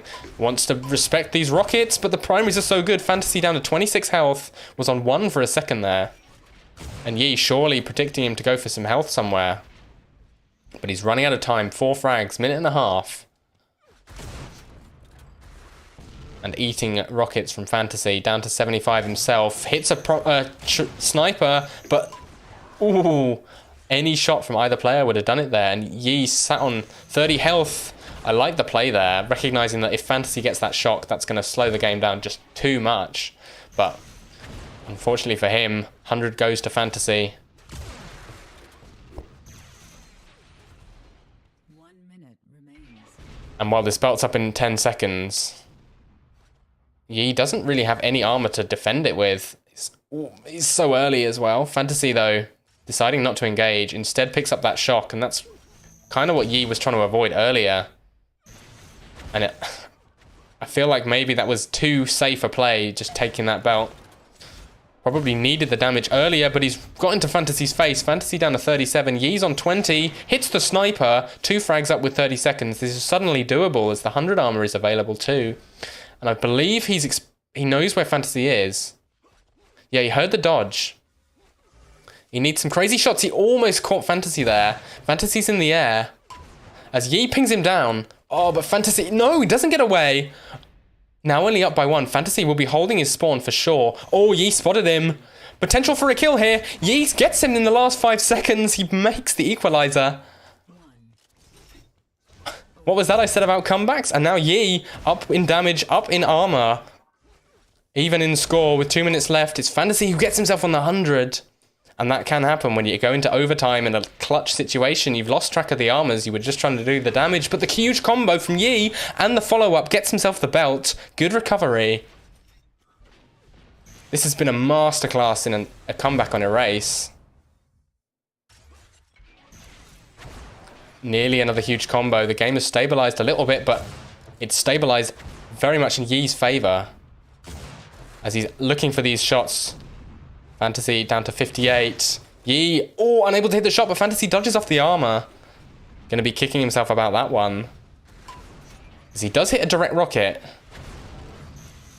And Yi doesn't want to overextend here, doesn't want to run into some rockets or flak. But has to keep Fantasy at arm's length. 1 minute. And he's playing the position here. Couple primaries, that's enough. Fantasy recognizes he needs big damage. He's going to try and hold this belt. This could be the defining moment of this game. As if we haven't had enough of those already. But instead it will just be a clean grab for Yi. Fantasy taking the 100 armor. I'm actually going to switch over to Fantasy. He has to do something special here if he wants to bring this game back. As he's charging tri-rockets. He needs that burst damage. He's spotted Yi. Who's running away nicely towards the 50. And he's currently hitting his shots. Fantasy walks into a combo, forced into it, and he's going to be frustrated that he lost that one. But looking at the score, I mean, look, this is why I love Duel, right? Fantasy down by 30% damage, and yet was in that game right until the end. 1,500 armor grabs, such great control, keeping Yi at arm's length for the most part of the game, but Yi brings it back in the final 5 seconds. And that's going to put him 1 map up in this best of 5.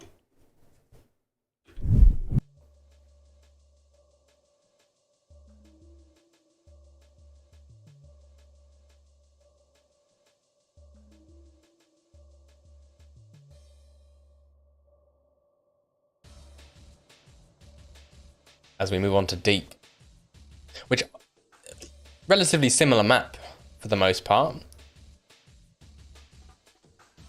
Pretty heavy on the lift jumps. But a bit more to work with in terms of fancy tricks. More vials.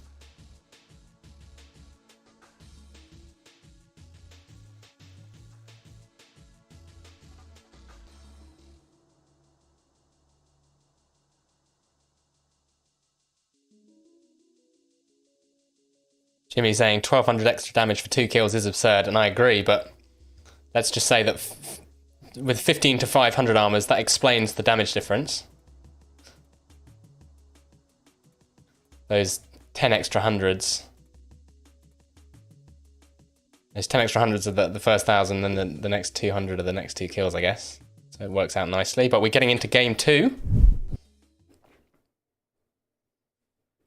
Fantasy probably expected to be up 1 game about 5 minutes ago, but is in fact down 1 game.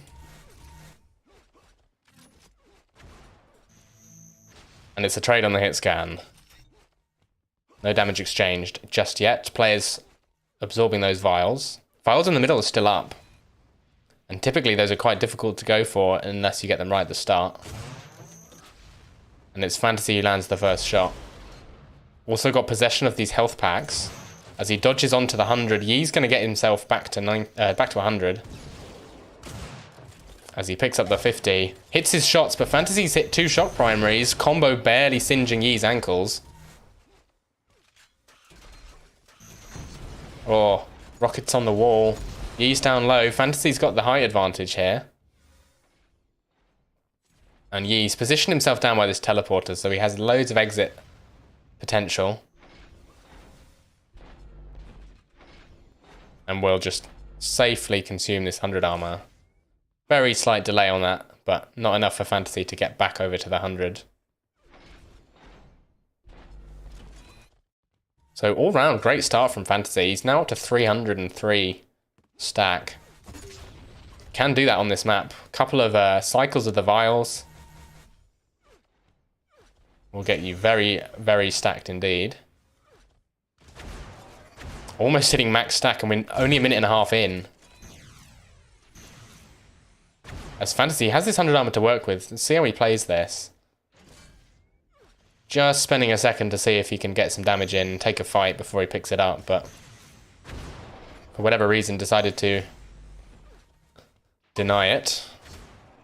As Yi wins the engagement with the shock primaries, but the stack for Fantasy is just so huge. Having said that, Yi's made his way up to 143, and this belt's up in 2 seconds. Fantasy's defending with the combos. Awkward fight. Will work his way onto the belt, and he's still up in terms of stack. Damage trade's going a little bit in favor of Yi, though, who will himself go and pick up this 100. Oh, great play from Yi. Doesn't yield much in terms of results, though. And Fantasy's going to sit up while Yi takes the 100. Pretty passive game all round. Oh, Yi's getting in his face. Pulls out the rockets, though. Fantasy does have that flat cannon.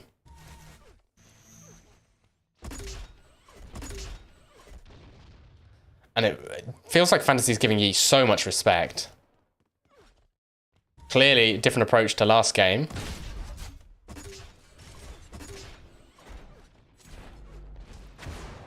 Up to 186 armor, but Yi's the aggressor despite the stack difference.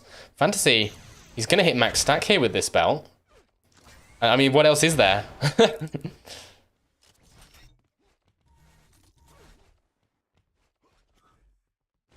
mean, you might even be of the opinion that if you hit max stack in a duel, you're not using your armor enough. I mean, he's absorbing vials that he doesn't even need.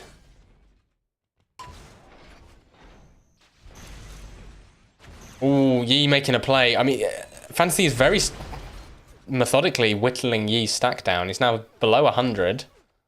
This 100's coming up. Oh no, I take that back. 100 was taken. And Yi, horrible position to be in. Great combo from Fantasy. Yi down to 5 HP. Will die to even a breath. But these rockets are not connecting. There we go. First blood finally goes to Fantasy. Oh wow, that was first blood. Oh, I just knew that was going to be a headshot.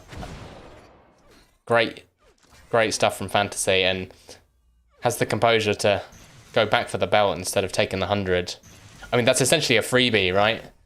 Yi would have walked onto the 100 if Fantasy just hung back, and instead we're 2 frags up instead of 1.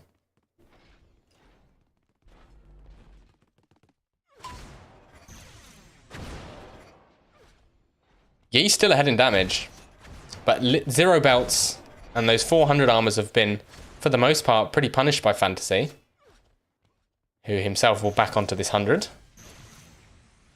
It feels like he hasn't been below 150 health for a good minute or two. And Yi's trapped by the health pack. Fantasy's got that 50 to his right. The damage slowly coming in. Yi dives on the 50. Big combo. Damage trade going in his favor. Fantasy's down to 19. Takes the long way round to get the health. And belts up in 2 seconds. He's not going to contest it. Instead, we'll sit on the 100 armor. Going to switch on over to Yi. And despite this huge stack advantage, only a 2 frag lead for Fantasy, and without that headshot would have been a 1 frag lead. Yi moving in with the shock. And you kind of have to favor him in these straight up fights. Seems to be where he has his advantages in these in this duel versus Fantasy. Low damage deep game. Over halfway through. And if you're Fantasy right now, you probably feel bad about only having a 2 frag lead as Yi's hitting more primaries.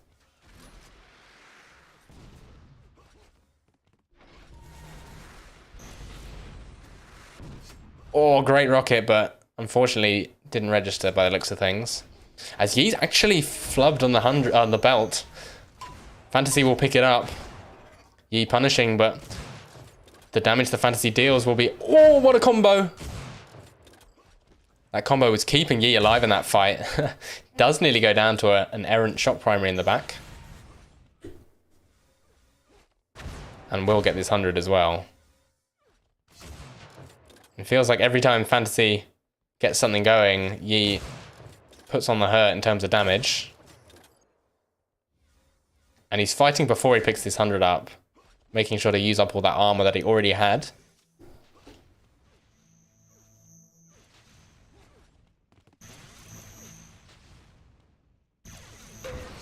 Oh man. Eventually we'll choose the perfect combo angle. And gets himself on the board. 3 minutes left, 1 point in it. Fantasy gets the 50 but loses most of it. And I think that defensive sniper that he hit is going to be enough for him to get the belt. Will be the case. And decides not to chase. Doesn't have the guns yet.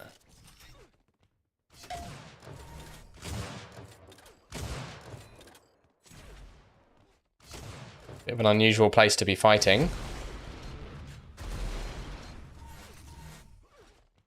But no deaths just yet.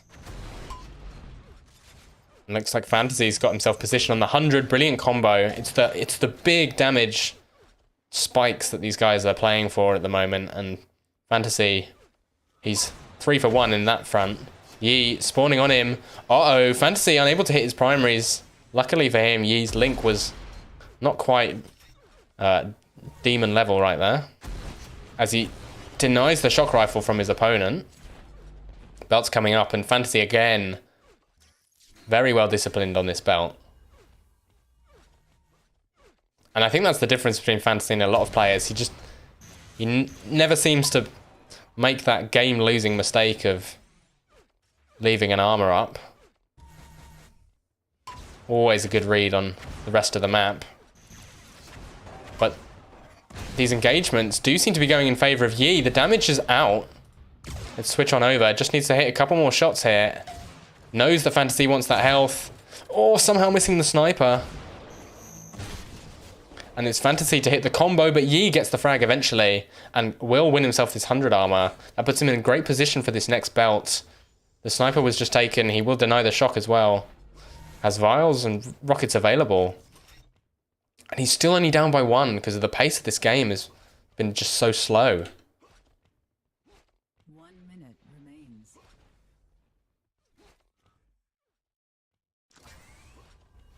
Belt is uncontested. Fantasy not going to give Yi an easy way out of this game.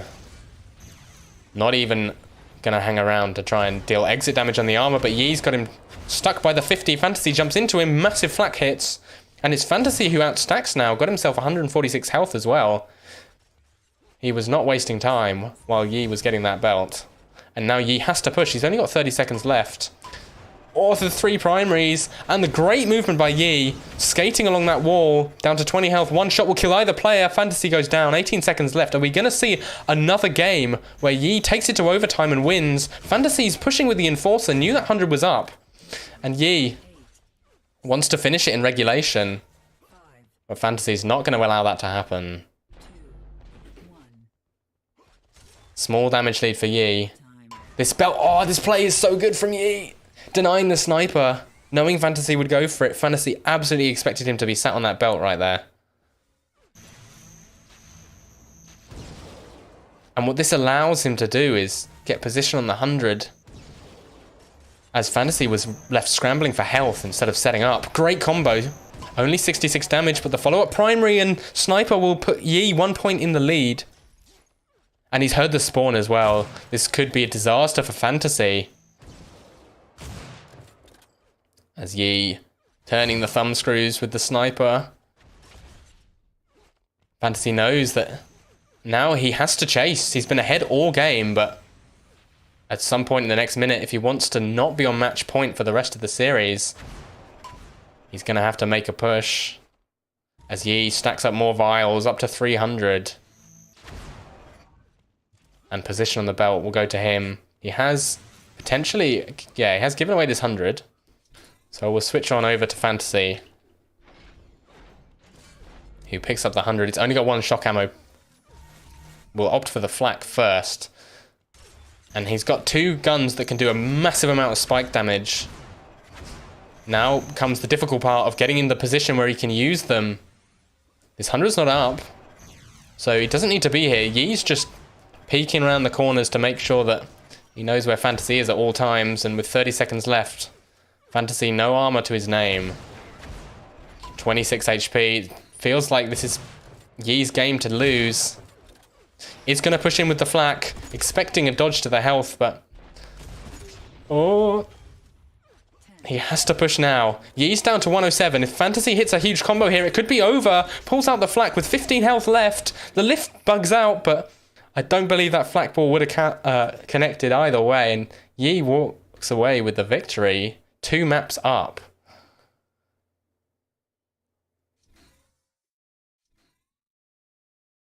Man, if you're Yi and you're sat on that lift and it goes down, you're shitting yourself. But honestly, I think it didn't matter in the end. Very close one. And that's twice that Fantasy's lost overtime. And I think the first one was 5 seconds to go. This one was only 18.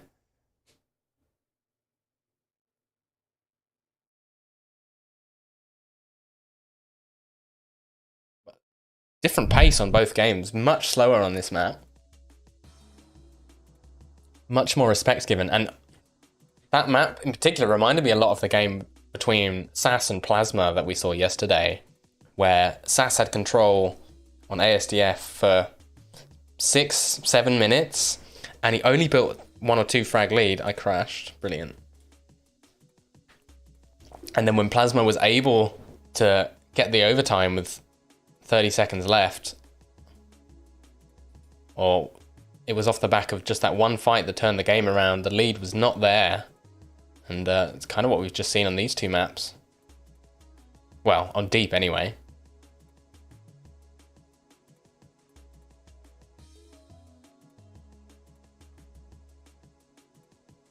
Oh, they're on Chicago.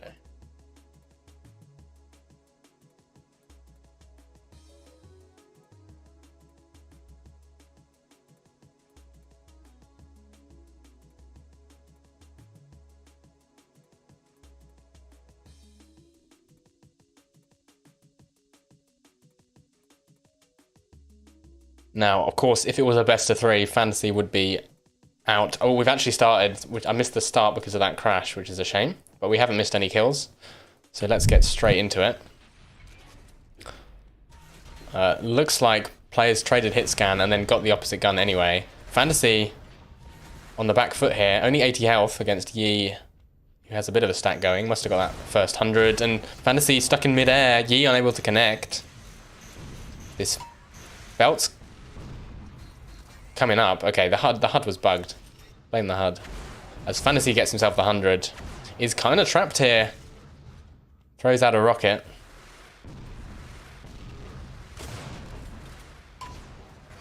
As Yi navigating the minefield that is the ramp up to the 100 armor. But Yi's stack is looking a lot like Fantasy's did at the beginning of last game. Which is not the position Fantasy wants to be in. I would expect that this is his map pick. But I might be wrong. A notoriously good Leah player is Fantasy.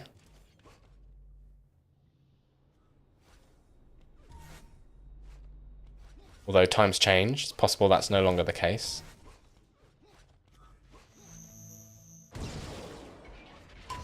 Nice combo there, but Yi's stack is significant. As he pushes into Fantasy, eats a full rocket, belts up in 1 second. Fantasy, gets past the combos and snipes Yi. And Yi forced to back off to this 100. And will probably want to replenish his ammo. As Fantasy sidelines in the headshot from Yi though, and the follow-up. Fantasy on 16. Oh, and denying the HP. Turns around in time to see Fantasy. And then peeks around the corner. Flick headshot. Very nice. And that's that belt advantage well and truly diminished by Fantasy, who's pushing in on the 100, but doesn't have the stack to survive.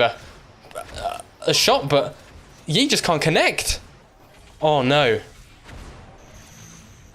As he dodges that combo in style, but Fantasy's got himself on the health. Oh! Dirty shot from Yi.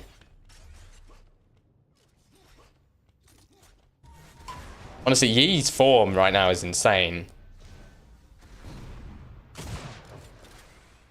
I know people were memeing on him earlier about him having so many games played, but it shows. Performance is noticeably more mechanical than it was in the previous cup, which is good to see.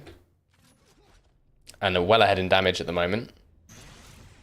Fantasy did get that belt though, and he's trying to work his way onto this 100. Doesn't have a shock rifle yet, which is, as it is on all maps, very important.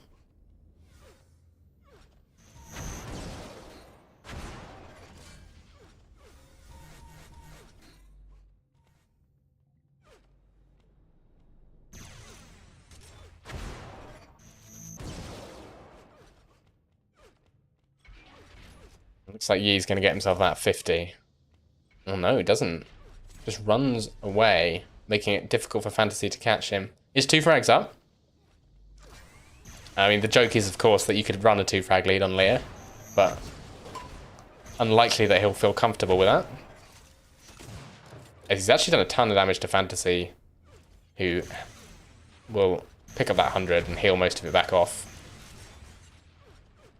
But the damage to his health pool is not so easy to recover. Nearly a big combo onto Yi. Couple of primaries. Risky fight here for Fantasy. As Yi gets himself on the health. Oh, and Fantasy misses the snipe. Down to 1. Yi down to 33. But it's sufficient to get him 3 points in the lead. Has to vacate the 100 armor room though. And that probably means that unless Yi can do a bit of damage before this belt, that Fantasy has better options for it. Pinging Yi from behind. And Yi's just going to leave. Fair enough. Wants his shock ammo. Fantasy's actually chasing this! Oh, what a play from Fantasy, but needs to be careful. Doesn't want to give up all that positioning. Belt's now a bit delayed. Big rocket there by Yi. I think that was 2 grenades hitting. But once again, Fantasy gets the 100. So similar to a race here, where Yi's doing a ton of damage, but Fantasy has all the armors. Difference being that it's Yi in the lead this time round. And Fantasy's found himself in a position where we had 2 very close games that he absolutely could have won. So he's now on match point, having to chase Yi down here. Almost does the damage. Yi down to 9, but unable to hit the last shot. However, for what feels like the 3rd or 4th time this game, Fantasy Gets a 300 armor because Yi doesn't have the stack to contest. The rockets are good for Yi, but unable to connect the second and third. Fantasy hits the air rocket. And he hears Yi over by that shock, so this belt is free. Still down by 3, however, because of that fight that he was unable to finish. And his rockets aren't connecting. Gets the snipe, though. And he knows Yi's above him. He hears that bio ammo taken. But Yi's just so difficult to catch right now. Not even going to go for this 50 armor.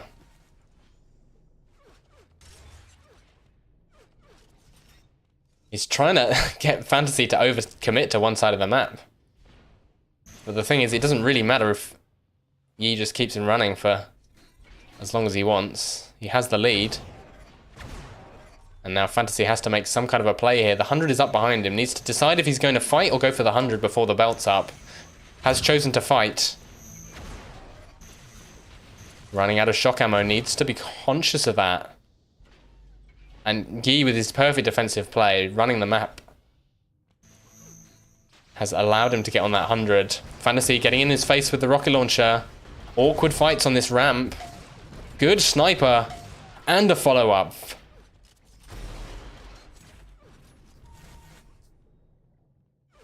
Will it be Fantasy's turn to make the comeback? Perhaps. Yi hitting a good snipe himself. This 100 is the next item to play for. Sniper returned by Fantasy. The combo is there eventually. And Yi doesn't get the spawn for it. Fantasy's got all the time in the world before this next belt. But does want to be cautious of Yi's sniper. Oh, that flak ball barely grazed him. This belt's up in 10. Armor's up in 15. Roughly. So probably a good opportunity for Yi to get one of them. And that's exactly why Fantasy is pushing. Because he wants to catch Yi off guard. But will double back. Oh, Yi didn't take the 100. So this is a perfect situation for Fantasy. He hits the entry shot as well. 50 armor is actually up. Yi's there with the flat cannon. Fantasy has to hit his shots here, but he can't. And Yi goes up by 2. A minute and a half left. Still doable for Fantasy, but it just got so much harder. The only advantage for Fantasy right now is that shock rifle,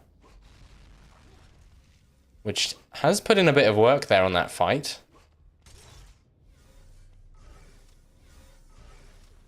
Wins in the 100 armor. And Yi's stuck waiting for the 50. Fantasy spots him. Minute remaining. Match point for Fantasy. And Yi gets himself the shock rifle. That makes this push from Fantasy difficult. Lift bugs out. Big flak ball. And I think the lift bug actually helped Yi there. And that could have sealed it. Very unfortunate. Fantasy gets the belt, but Yi gets himself 100 this time round. He's got shock rifle to play with as well. He'd have to throw this game pretty much to lose. As Fantasy charging in with the tri-rockets. No, just the single rockets, but the defensive damage from Yi is excessive. And GG is called. It's a 3-0 in the winner bracket final. Can't say I expected that. And to be honest, I feel a bit robbed. That was so close. We probably deserved at least another map, or hopefully 2.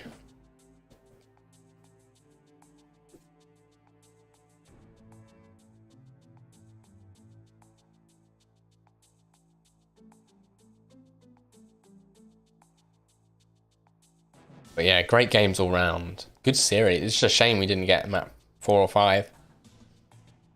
We did get to see a sick comeback on a race though.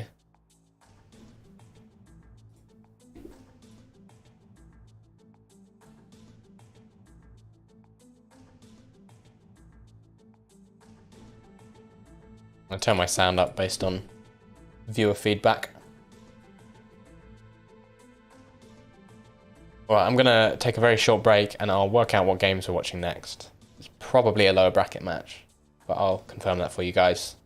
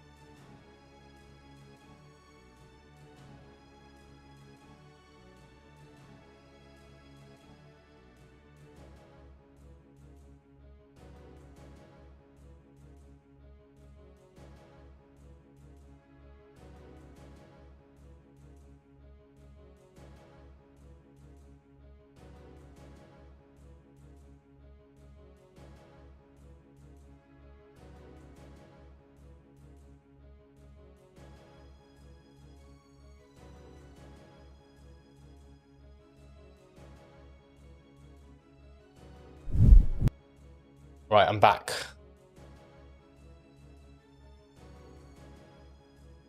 And the game is up. So Crytek's internet came back 30 minutes ago.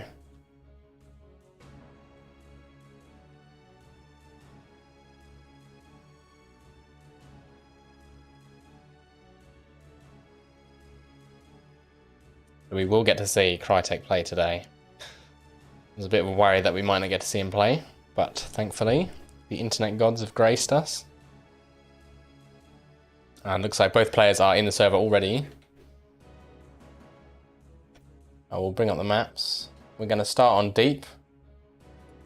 And then go to Coma, and the tiebreaker will be ASDF if we need it.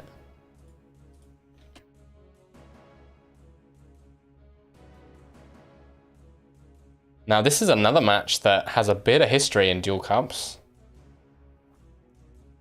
The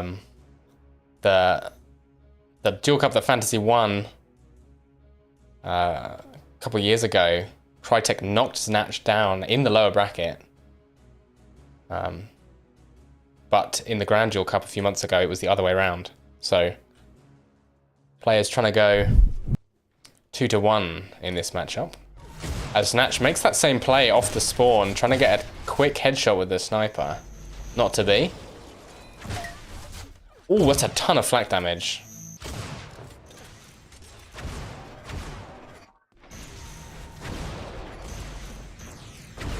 And Crytek playing for this 100. Lots of damage. Doesn't want to eat a full flak though. And does take the 100. Relatively undamaged actually.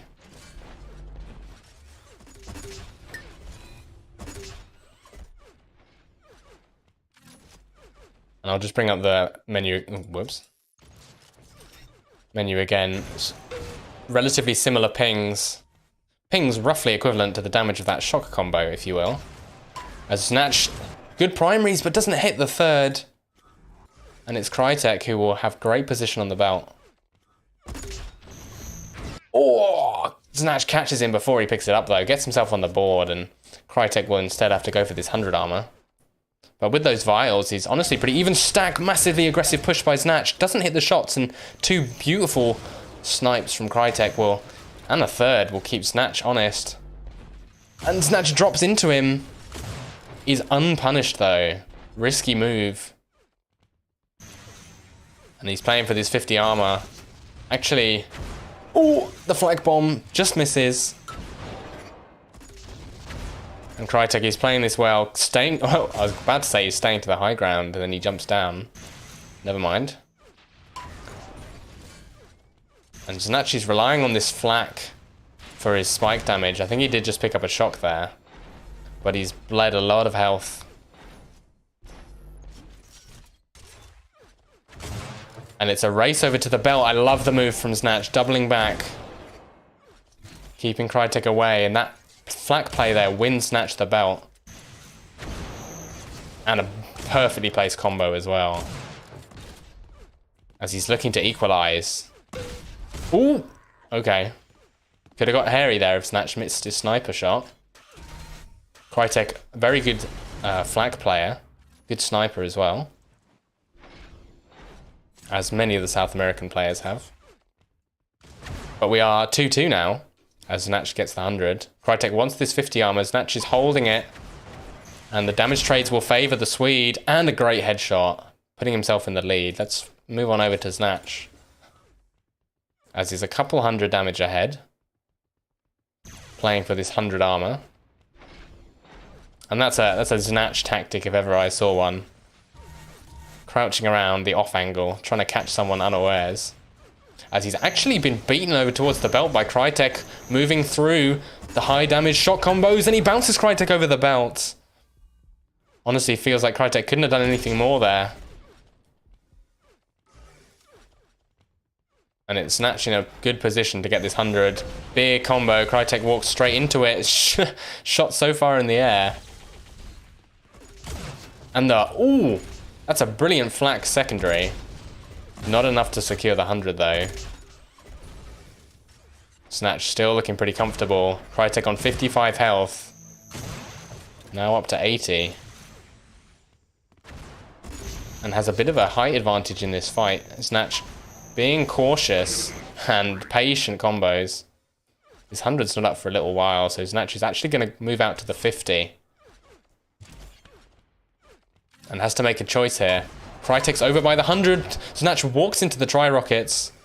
And he doesn't have time to get both the 100 and the belt, so Crytek will pick up the 100. So good play on those tri-rockets by Crytek. Forfeits a death. And to be honest, it's a death that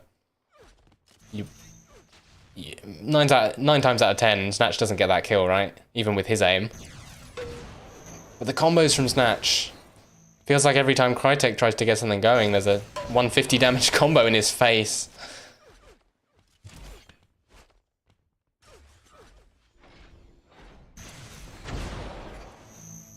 Oh, sorry, I didn't update the HUD. There we go. Flo can shut up, you can ban that guy. I'm kidding, I have no mods. This is a really weird fight for Snatch to be in. Just bleeding out Crytek's ammo. Ah, cheeky snipe as well. Putting the pressure onto Crytek. As Snatch slow walks up to the rocket launcher. Actually pulls out the sniper rifle and misses the shot, and that allows Crytek to get on the belt. The rockets are good from Crytek. Snatch backing off. He's losing health quickly. And almost went down there. The flak is strong from Snatch. Pre-aims the cave's position. And Crytek wanted that health so desperately, but it's tough coming out of that teleporter. Pretty much a free shot for your opponent. Damage is still pretty even though. And the scoreline is a different story. As Snatch is just always hitting the snipers that keep Crytek off the armors.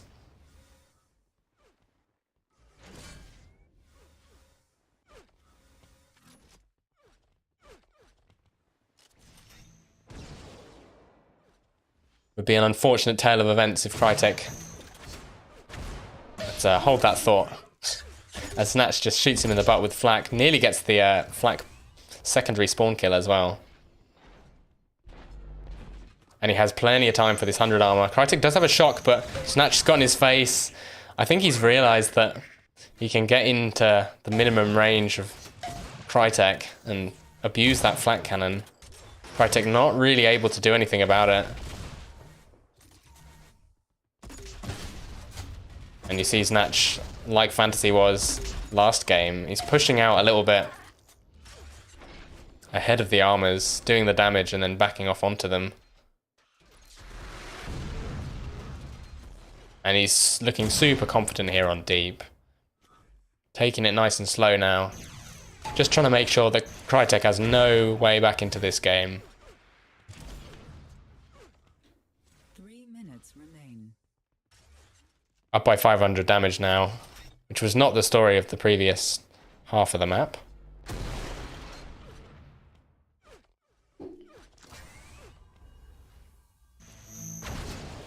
Oh, there's a combo. And Crytek comes storming around the corner. The rockets from Snatch are patient. Switch to sniper though. Seems to be working out. Crytek's rocket's not connecting. Snatch hits the shot. It's messy, but it'll do. And every frag makes this comeback less and less likely.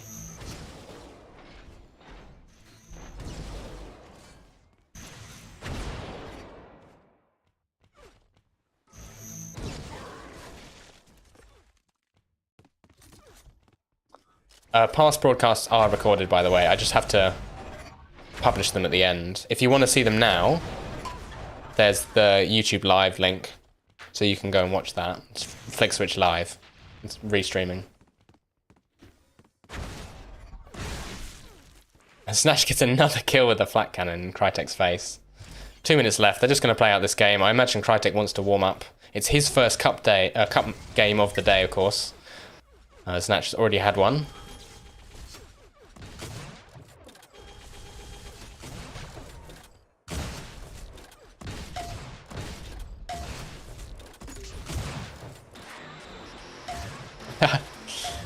There we go. Crytek's starting to hit with his sniper. And that's kind of what he's known for, is just having an unbreakable sniper. We'll call the GG, actually. Not going to play out the last minute. Doesn't want to waste our time, which is fair enough.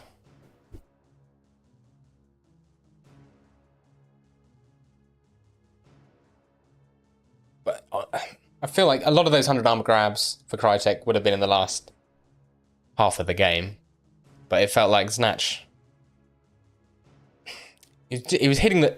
Not necessarily massively out-aiming Crytek, but he was hitting the shots he needed to and converting those spawn kills. Which, in a matchup that's normally quite close, will make the difference. I assume these players are going to stay on the same hub. Pings are honestly about as even as you're ever going to get between these two regions. Of course, Snatch playing out of Sweden, Crytek out of... I think he's Argentinian, might be wrong on that. Definitely somewhere in South America.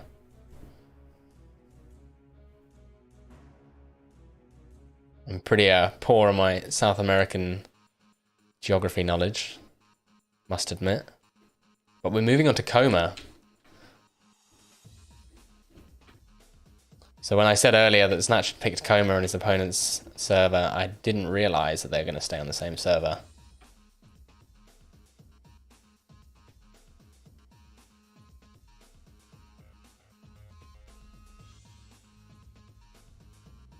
Crytek's left the game, so maybe he crashed. Or he's restarting. Oh, he's back in. Cool. Snatch got that 0 ping advantage. It's clearly moved house between two games.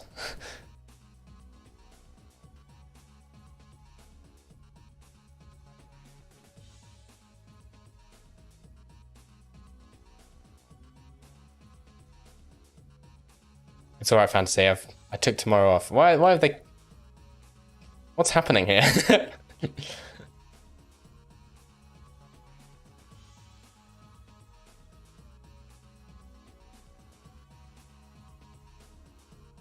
It's alright. I can check the flag by hovering over the emote, guys. It's alright.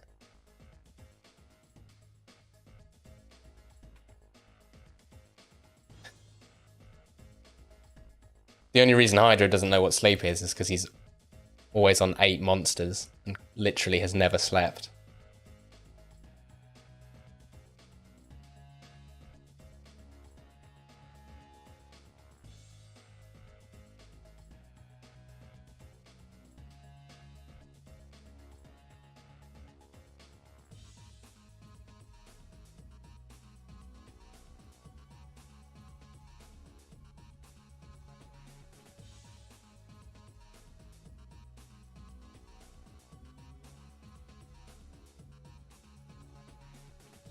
I have no idea if they're rehosting the... Is this instance only staying open because I'm in it? I'm confused.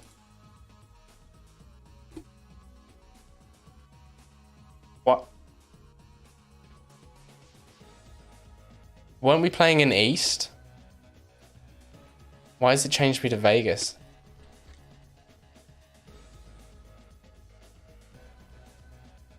Did that just happen? Did it change... Did it change hub on me? I'm so confused.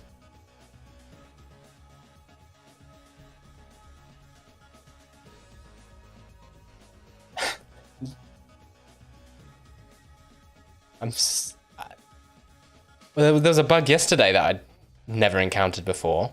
Literally finding bugs in the game up until its dying days. Although it's not going to die, guys.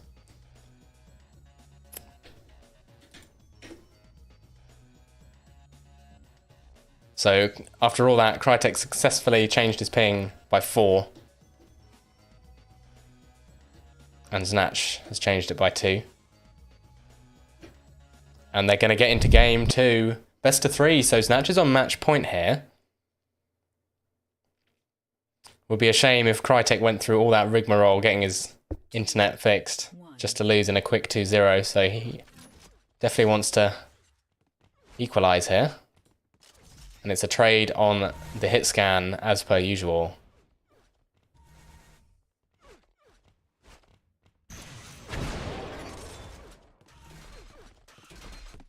Full shock ammo for Crytek. Getting all the pickups, and Snatch doesn't hit the sniper. Combo hit by Crytek. It's now anyone's frag there. And Crytek spawns on Snatch. Snatch unable to hit the headshot. Will get himself a shock rifle off Crytek's corpse.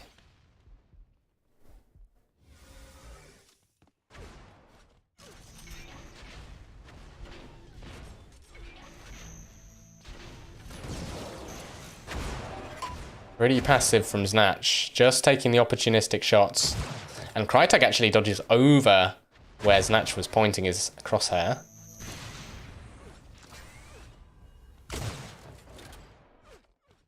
And punishes the belt grab as well. Snatch finally gets himself some health. And stacks are almost dead even. And given that that 50 armor just got taken, Snatch doesn't have any options to stack back up except this 100. And those two snipers that he hit are completely equalized by Crytek's combo. Oh man, he's just hitting like a truck right now, Snatch. And he's picking out for the sniper. I love it.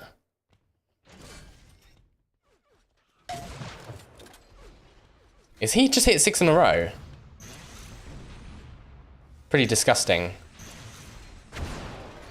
And you can hear Crytek up by the health packs. That's 7. And Snatch has got plenty of time. Always loads of time on Coma when you're in control. That's what makes it so difficult to deal with. And he can slow walk, Snatch walk over to the 100 armor. Doesn't actually need the armor, he just wants to kill Crytek here. But has allowed Crytek to get himself a 50. He's conscious of the fact that Crytek needs health though. And he will hear that health picked up. So only a 2-point lead. Snatch kind of foregone an opportunity to get a map rotation in. But this fight is already going his way. Dodges around the shot combos. Perfectly placed rocket. Doesn't get the follow-up sniper, but Crytek narrowly avoids getting killed there. And the pressure from Snatch is just too much. Crytek will go down to one more snipe. Not after that health pickup though. And actually he's got a good position on the belt. Snatch is slowly walking up there. Doesn't hit the shot. Crytek gets the kill. Snatch maybe not quite as proactive as he could have been earlier on during his control. And that allows Crytek position on the map. And he's already equalized. His 100 armor's up. And look, Crytek wastes no time setting up this rotation, picking up the 50. And he's now ahead by 1. Behind in damage still. And Snatch will go down here as well, I'm sure. Unless he can... No, not enough. 100 up in 7 seconds. Crytek's got the health as well.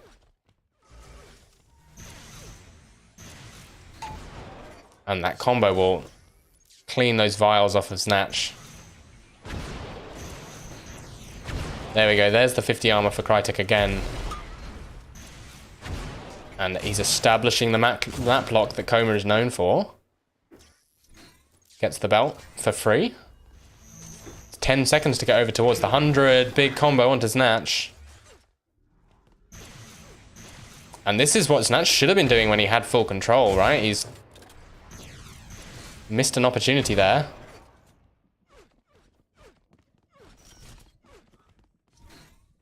This bio play from Snatch is surely not going to go anywhere. Yeah, he wins himself the shock with the bio play. There we go. Crytek having none of it. Oh, clean combo there. 100 armor up in 4 seconds, and Crytek's looking to punish the sniper. He knows where Snatch is.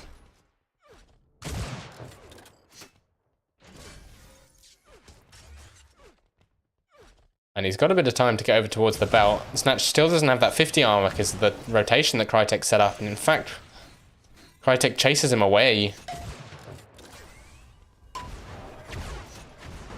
And Snatch is going to have to hit some high damage combo or a headshot or something to break this map lock, because at the moment it's just Too strong for Crytek. The damage from Snatch, though. Crytek's down to 35 health. Oh, great sniper shot. And Crytek has the health as well. Snatch does win himself the 100, and a snipe takes Crytek down. So Snatch is back in business. Crytek didn't have a gun there off the spawn.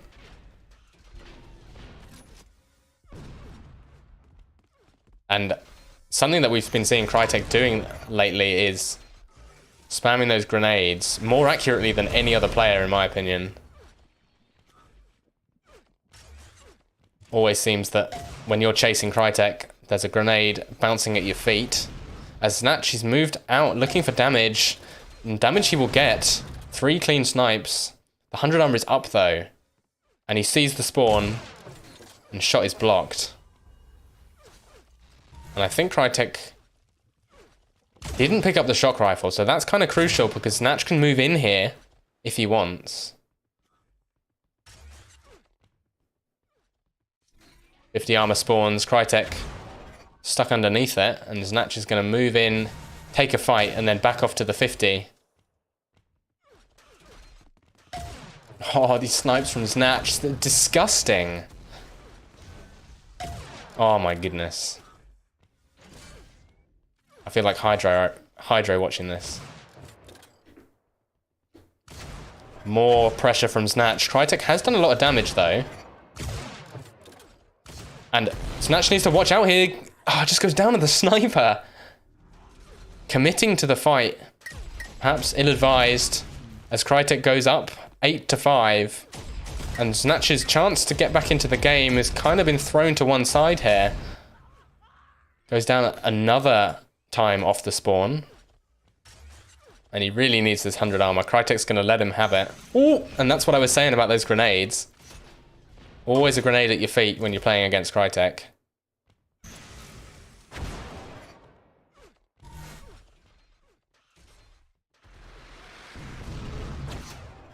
He's actually defending this area because he needs more ammo. Big combo. Although only 77 damage and Crytek's got the aim to back out the push. I think Snatch might try and push this. As he spots the 100 armor. Good flick shot there. Crytek blocks though. And he's done that a couple times, favouring... Oh man. Favouring the impact shield. Which allows him to get the 100. And then he can back up. But feels like Snatch has allowed this game to slip out of reach. Now down by 7 with a minute and a half. Probably not going to happen given that Crytek already has full control. Snatch would have to start getting those frags right now. Damage almost exactly the same. And armors for the most part pretty much the same. You see the differences in the 50 armors, and that's why Crytek was able to get a bit more out of his control. He was always fighting Snatch when he had 50 health. Oh, sorry, 100 health and no 50 armor.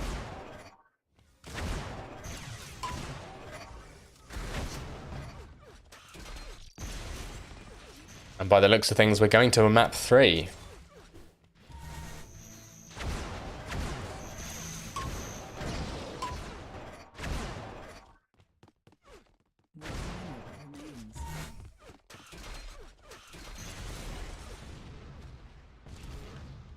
I'm updating the HUD. There we go.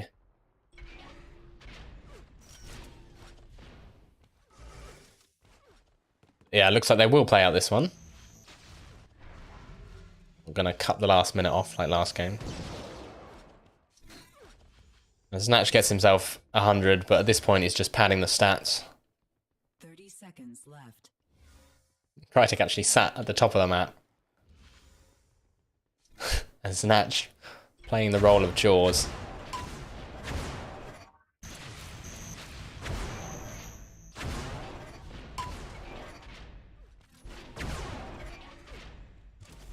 Honestly, all in all, pretty decent game on Coma. As much as I'm not a big fan of the map. Felt like the player who won really did play better that map. Crytek got a lot more out of his control. Felt like Snatch took a few risks, made a couple of mistakes, and sort of allowed Crytek to take some space that Crytek was not prepared to give over to Snatch. And we go to a map 3. Now, I think... What was the last map? Last map was ASDF, that's right.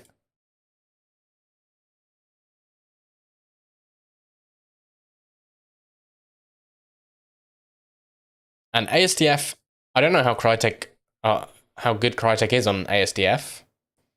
In general, most players are very experienced on the map. It's kind of like the ranking of this game, if you're familiar with 2K4. But Snatch is exceptional on this map.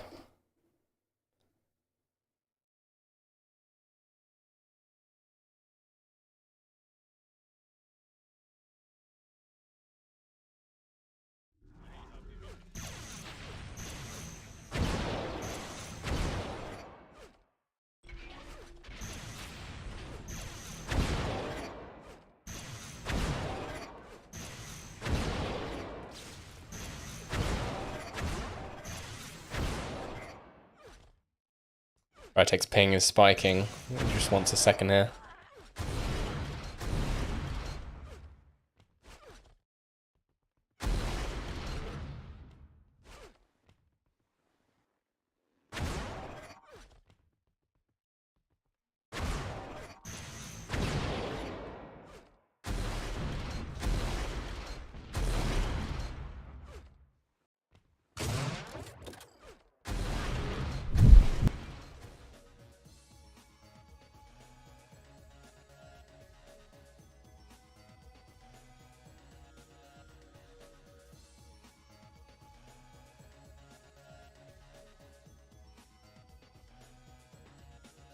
Alright, players are ready. On to map 3, the decider. So whoever loses this is out of the tournament. 3, 2. Whoever wins goes on to play Rookie in the lower bracket semi-final. Who then moves on to play Fantasy in the lower bracket final. And a quick first blood for Snatch there. Dink, dink, dink. As he goes 1 point in the lead. 100 armor, not even spawned yet. And a nice patient combo around the corner. He can actually afford to pressure this as well. And Crytek goes down. Snatch going to delay this 100. There we go. Just a 4-second delay. And he's kind of got a good idea of where Crytek is. Just wants a free shot.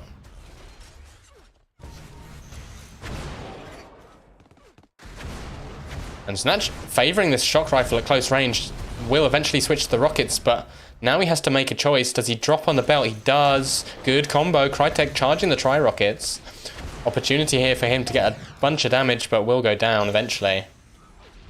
And he doesn't get an armor spawn. Oh, he hammers for it.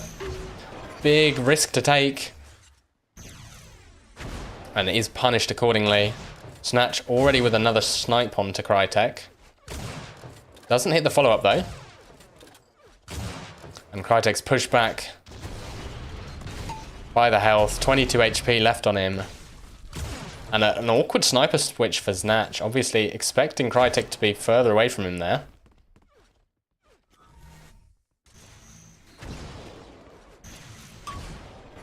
Oh, I need to ignore the fact I'm getting roasted in chat now at the moment. As Crytek hits a big combo onto Snatch. Turning this fight around almost. Ooh. And now Snatch needs to back off to the health. Both players down to single-digit HP under their armor. And Snatch just needs one more hit onto this belt, but he's too late on the draw there. As Crytek will pick the belt up. And Snatch actually pushing with the link gun here. Risky business against the flak cannon. But he has won himself the 100 armor. Needs to be careful of this flak though. Tons of link damage. Crytek down to 5 HP. And none of these plasma bolts are connecting.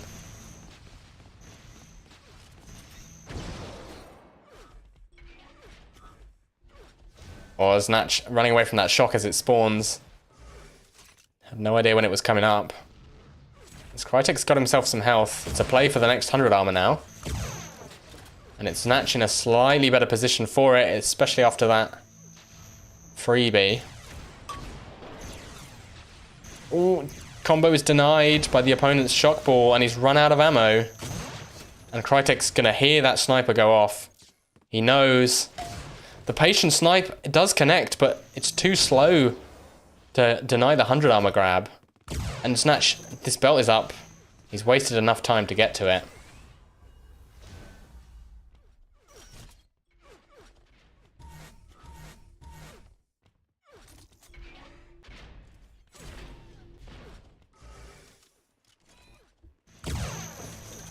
Oh, narrowly avoids getting combo there, does Snatch. I'm actually going to switch over to Crytek.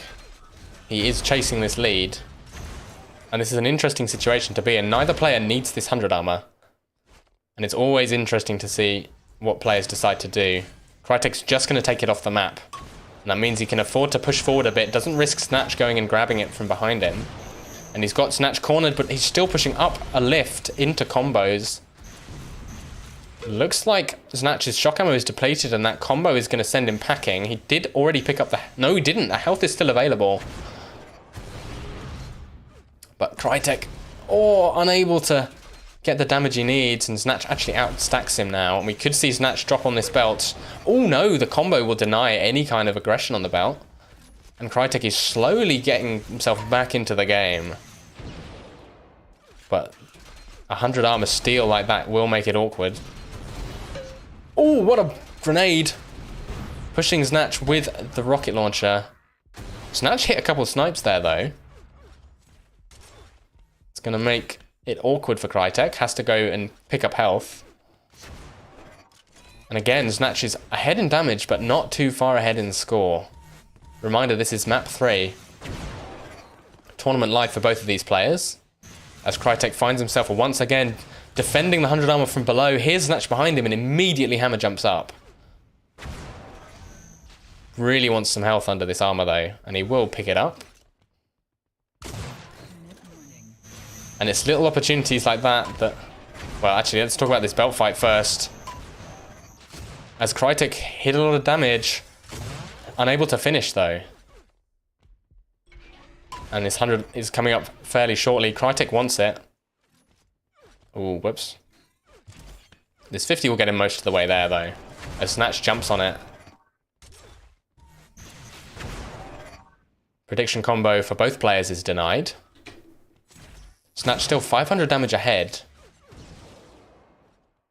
Slight deficit on the 100 armor front, but not much. Crytek's been sitting on those 50s more often, though. And lots of the small armors coming up now. Crytek actually doesn't really need either of them. And he's playing around, trying to get Snatch to show where he is. They will fight around the rocket launcher. 90 damage on those 2 projectiles. As Crytek wins himself the belt with mostly just positional play. A bit of chip damage, forcing Snatch back to the 25 area. And this 1 frag lead is nothing too insurmountable. Snatch is not going to be confident to run this lead for too much longer. Will eventually want to try and get a kill, and Crytek's chasing him. Good movement up the bounce pad.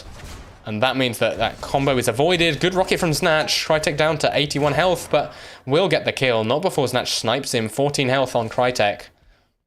He has to get health, and he's picked the awkward side of the map to try and do it. Snatch is there waiting, but the sniper from Crytek connects, and he's 1 point up with 3 minutes left.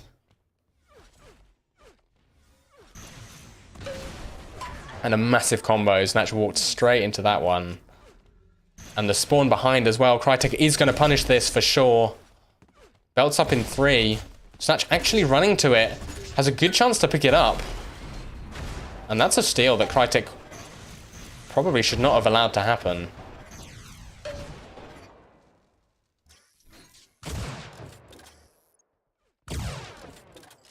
This 100 is up. Both players want it. Snatch only on 5 armor. Oh, the combo denies the jump, and the beautiful headshot from Crytek. Up by 3, 2.5 minutes to go. Gotta be feeling comfortable now. All the onus is on Snatch, and he has that shock rifle, but he doesn't have any armor. Oh, lots of damage, however, and a great combo from Snatch. All out of ammo. Nope, not quite.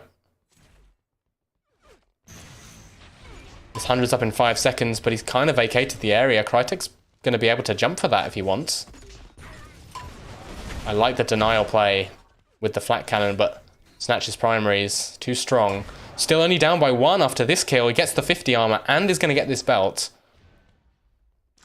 And with a minute and a half left, full control, all the armor's just taken, all the weapons as well. Snatch in a good position to take back this lead. Just needs to find Crytek. And there he is at the 25. Hits 1 primary, that's a good start. Ooh, the combo is close. Crytek hits a great flak ball, but it's not enough to keep Snatch at arm's length. We're all tied up. 100 armor spawning, 50 armor is up as well.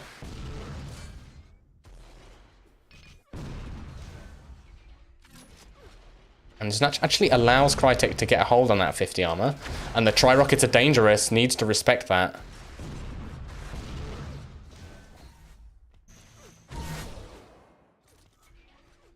Now, unfortunately for Snatch, the 100 and the belt are synchronized, which means that there'll be some important decisions to make in these next 10 seconds. Snatch actually dodging down with the sniper. Lots of time wasted there. Good combo.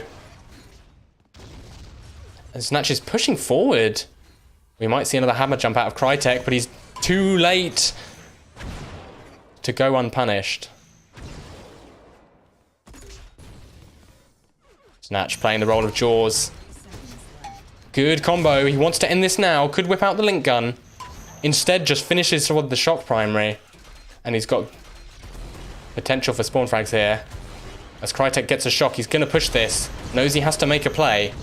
And Snatch can afford to plus back. He's actually going to hit a beautiful rocket. Just needs 7 damage to finish this game once and for all. Will get the kill. And Crytek calls the GG. Back and forth game on ASDF.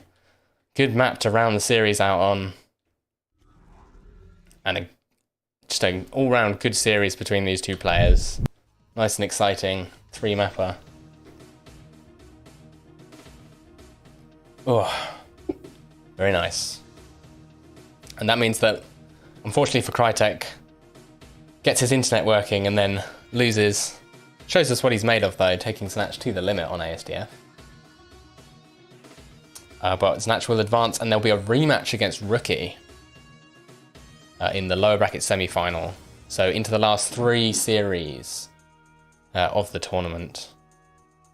I'm just going to take a very quick break. Might have to eat something. And then we'll be back very shortly.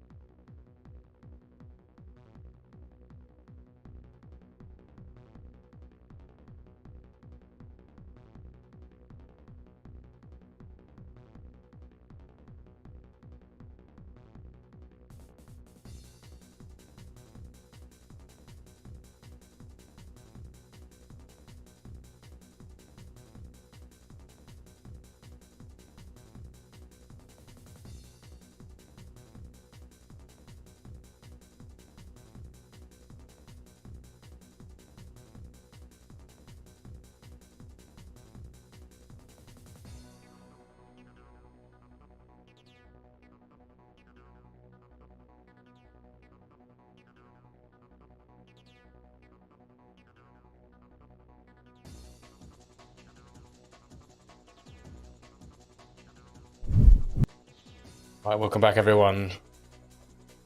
The Boomers have picked their maps. It's going to be Erase, Deep, and then ASDF as a decider if we get there.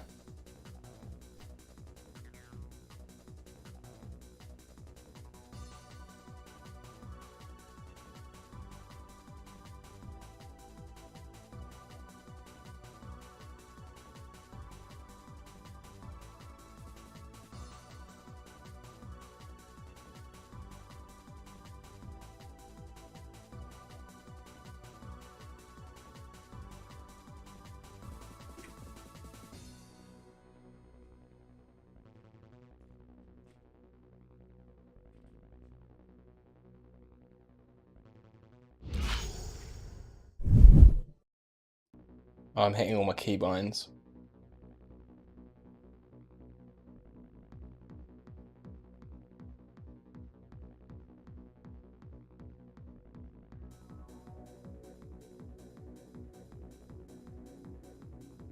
Sorry guys, just sorting stuff out. So, this is the lower bracket semi-final. Only 4 players left alive in the tournament.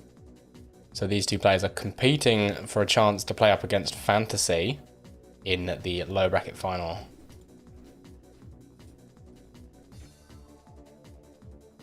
And it's a rematch. Last time Snatch won 2-0. Had a very close game on Leah though, so it could realistically have gone to a 3rd map. And I'm hoping for a repeat of that quality of game.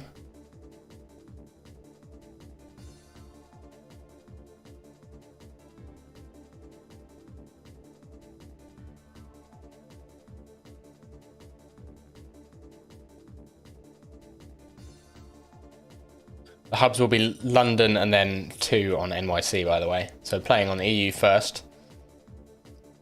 And I guess that means that this is Rookie's map pick. So Rookie would have picked Erase, Snatch would have picked Deep, and then Gentleman's Agreement to play ASDF as the decider.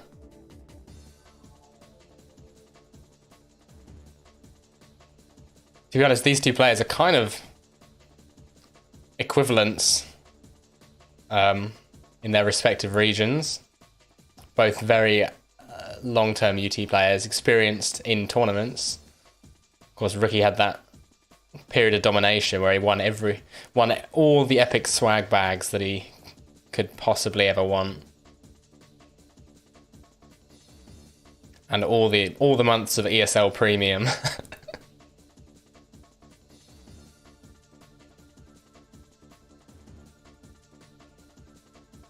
But yeah, this will be an interesting one.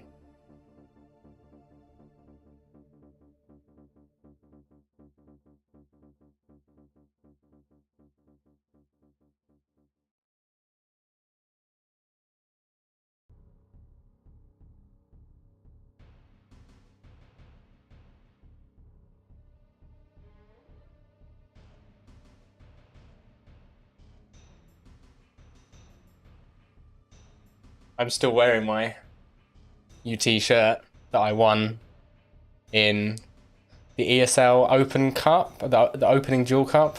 No, I didn't. So I came 3rd. Got my 1 month of ESL Premium. That's literally where I peaked, by the way. It's been downhill since there.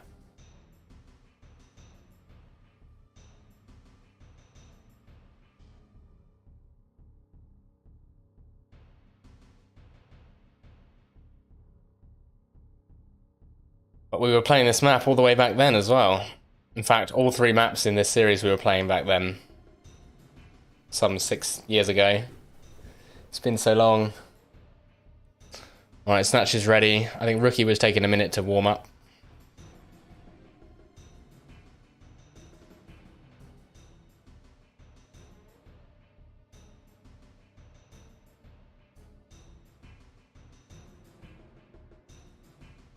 Come on now, reflex. Oh, the race was terrible.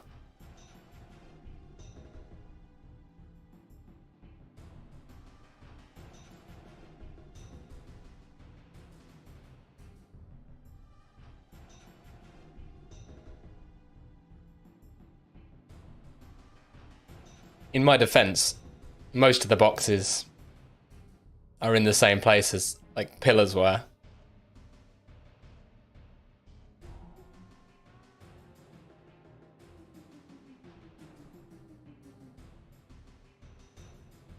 Here we go. Rookie's readied up. Snatch is ready. Should be underway very shortly. Map 1 on erase.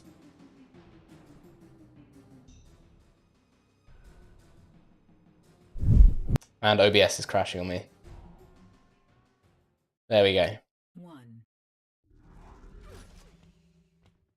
As Snatch picks a very odd spawn. Rookie gets both hit scan and the first shot off.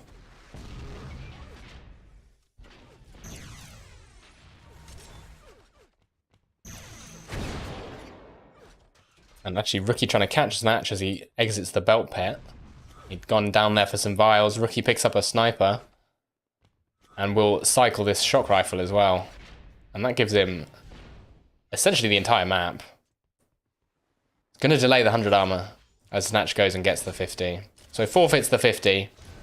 But that sets him up nicely for this next belt.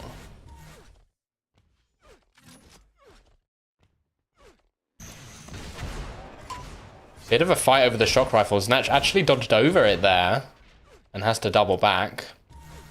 And so Rookie is going to be sat on this belt and Snatch is making a play for it. Rookie misses the combo and Snatch obliterates him. Was down to 22 health. And based on Rookie spawn, Snatch able to secure this 100 armor. And despite the nature of those jumps, actually does an alright amount of damage.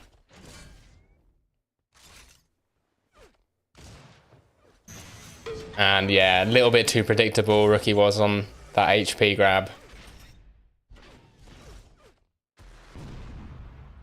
Snatch up by 2 now.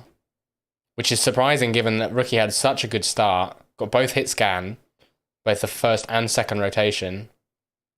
Rookie crouching. Oh my god. What are we watching?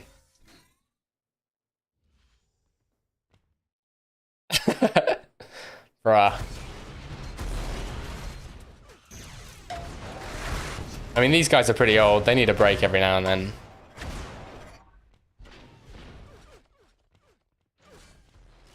And somehow Rookie actually walks away with all the armor in that situation. Does nearly walk into a second combo. Awkward fight here. Rookie not doing too much damage, but he does get the 50 mid-fight. Snatch hitting everything now.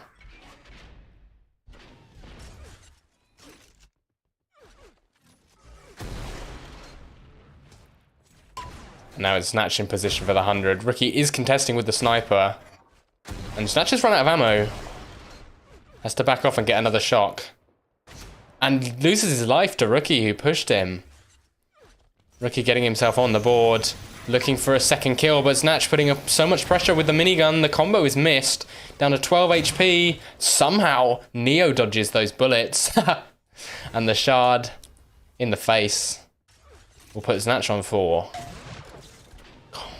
Snipes him as he goes up the lift as well. Snatch doesn't need to push. Well, after that combo, he probably wants this armor. Rookie will survive a shot on 1 HP and steals the armor. So decent play there. Although Snatch has the opportunity to go for this 50, but he's hitting everything. This is what it was like when he played against Crytek on deep. Seemingly hitting all his shots. And using Mini to finish off Rookie. Mini's a gun that a lot of players don't use very much, but it's actually super strong. If you catch your opponent off guard, get in their face with it. And Snatch, while he's been getting these kills up by 6, he's actually offered up 100 armor to Rookie. And this again, guys, really? Rookie airstrike from above. Snatch wisely backing away. And will instead just lob flak balls down.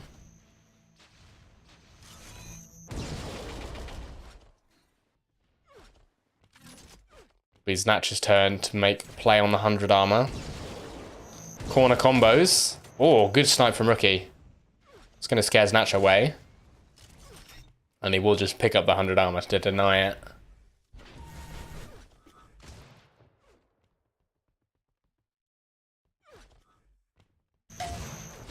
Snatch caught from behind. Big combo, taking most of that belt off Rookie. Snatch makes a sniper switch and dives into Rookie's face. Didn't expect him to be around the pillar. And Rookie hitting good defensive shots. That's probably going to secure him the sniper. Snatch is peeking this. He's still going in. The madman. Oh, if that had hit, then there's a possibility that Rookie doesn't get this belt, but by the looks of things, he will secure it. Up by 5. Belt is up, and Rookie has foregone the belt. That's a mistake. That's not what he needs right now. He needs the clean kills. He got the kill pretty clean, but missing that belt makes it really awkward for him to try and chase this lead, and 100 armor's up. Neither player actually needs it.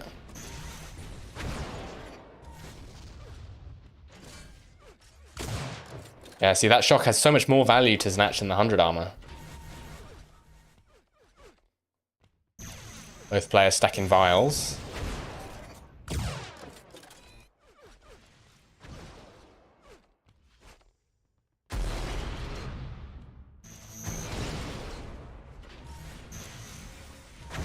Still the damage lead in favor of Snatch. This 100's armor is up for a second time and no damage has been exchanged. Here we go, big fight. Snatch hitting his primaries.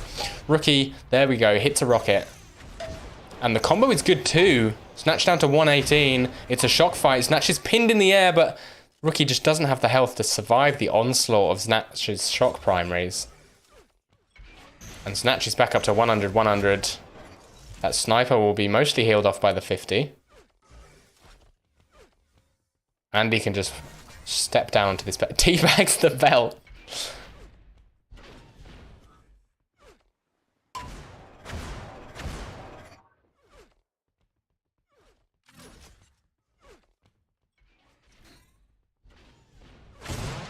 Engagement up by the health packs. Rookie gets himself onto the 100, but he's in a bit of a rough position. Snatch nearly anti-comboed, lost all his armor. And Snatch gets headshot by Rookie. The teabag return.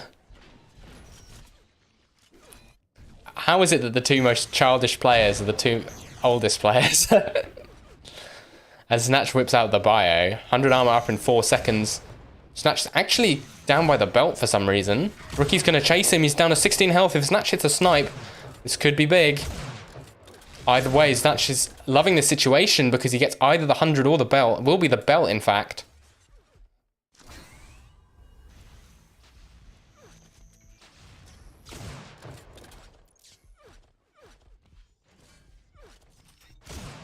And it's traded out for the 100 armor. And a couple of shock primaries means that Snatch is... Ooh, a third. Means that Snatch has to run away. Knows Rookie's above him. The combo is perfectly placed, but not detonated. The headshot from Snatch is absurd. And the finish up with another snipe. Spawn on the minigun for Rookie as well. He's gone down. We might be seeing a GG sometime soon. There we go. I had a feeling when I saw Rookie stop mid-fight. So Snatch goes 1 up. And I mean, this is exactly the scenario we saw in their previous matchup. First map on EU, Snatch takes it fairly convincingly, and then Rookie's down 2-0. Obviously, in that series, Snatch took the map on NA. But sometimes just having that 1 map buffer gives you the mental edge going into maps 2 and 3.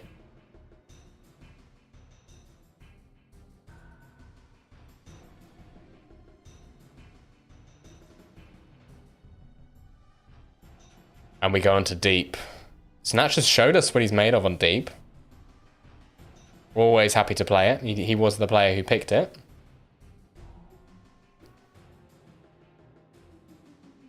Of course, lost the game to Fantasy in fairly convincing fashion, actually, earlier. So we'll see if he can bring it back. I think he's 1-1 on deep games today. I think he beat Crytek on deep. Seems so long ago.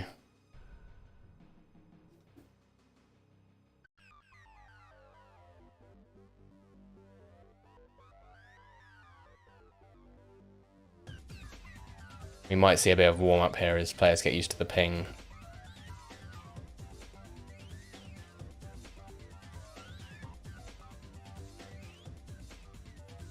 This is that's fantasy POV when you're trying to chase him on deck. Literally hiding under the map. Invisible.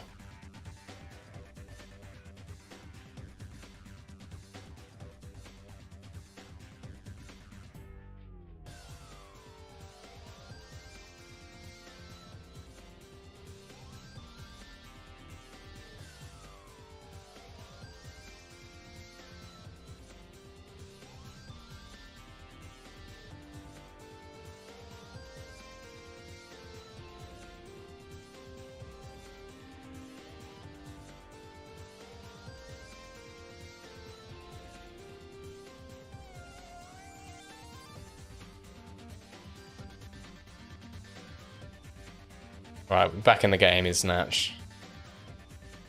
Possibly crashed there.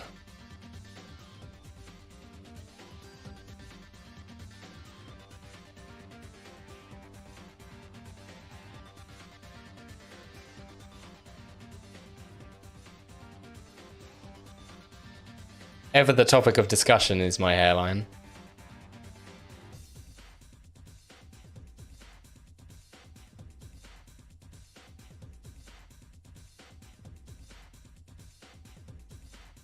Snatch is ready. He doesn't need the time to warm up, apparently. So we're going to get into game 2. I just realised the overlay was wrong the whole game. Brilliant. 3, 2, There you go. 1. Snatch doesn't get the sniper spawn this time, but he still makes that exact same play. He does that every game. He dodges down to the flak and goes for the huge damage play. Seems to work out for him more often than not. But no dice.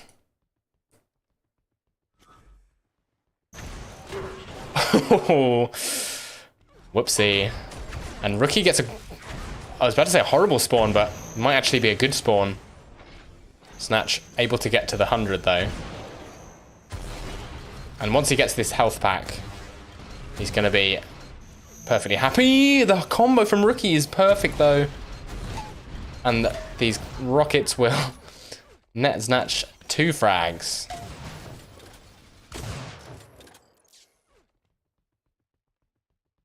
Oh, he's let Rookie onto the belt though. And we saw this happen, Snatch versus Fantasy. Oh, who? Okay. It's so hard to cast a Snatch because he just does weird shit and then hits a headshot and it's all right. Everything's fine again. Oh, man. Up by 3 already. This is his map pick. Very comfortable on deep. I don't know how comfortable Rookie is on the map. You'd imagine he's pretty good. Been in the pool for a long time. Hitting good sniper. But Snatch can do just that himself. Gets the refrag, up by 4. Here's the spawn as well. And perfect prediction. How did that combo only do 80 damage?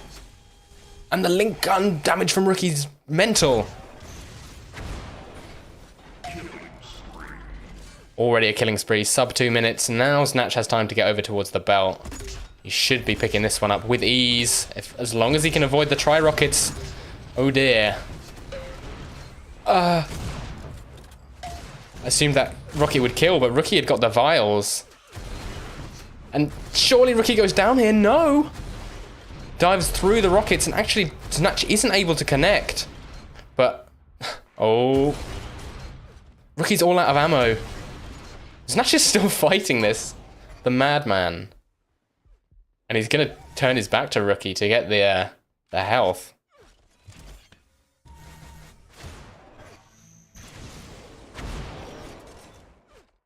Kind of insane that Snatch is still alive here. I think it's down to 11 at one point. Rookie is chasing him through the flat corridor, though. Oh, the double back from Snatch. We saw that a few times against Crytek. On this map in particular. Great flak accuracy from Snatch. And right now, he just doesn't want to lose this first frag. We'll trade it for the 100 armor, however. And actually, that trade that he did there means that he gets this belt. Was a moment of worry where Rookie could have knocked him off the map there, but 3 clean sniper shots from Snatch will maintain his 5 frag lead. And some aggressive movement out of Snatch is punished. 150 damage on that combo. And Rookie will make a play for the 50. Drops down. The combo from Rookie, though, is sufficient.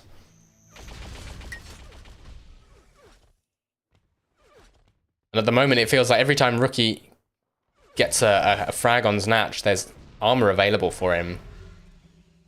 Spawned on that 50 pretty much. Previously spawned over by the belt after the suicide play. And that's a sign that Snatch is taking these fights intelligently. Even if some of them are a bit strange. And he's super early for this belt. Which means that he's happy for Rookie to have the 100 armor. Clearly confident that he'll win the fight. Damage exchange, 1 primary each. As we approach the halfway point of the game, 4 minutes left. Oh, 4 minutes gone already.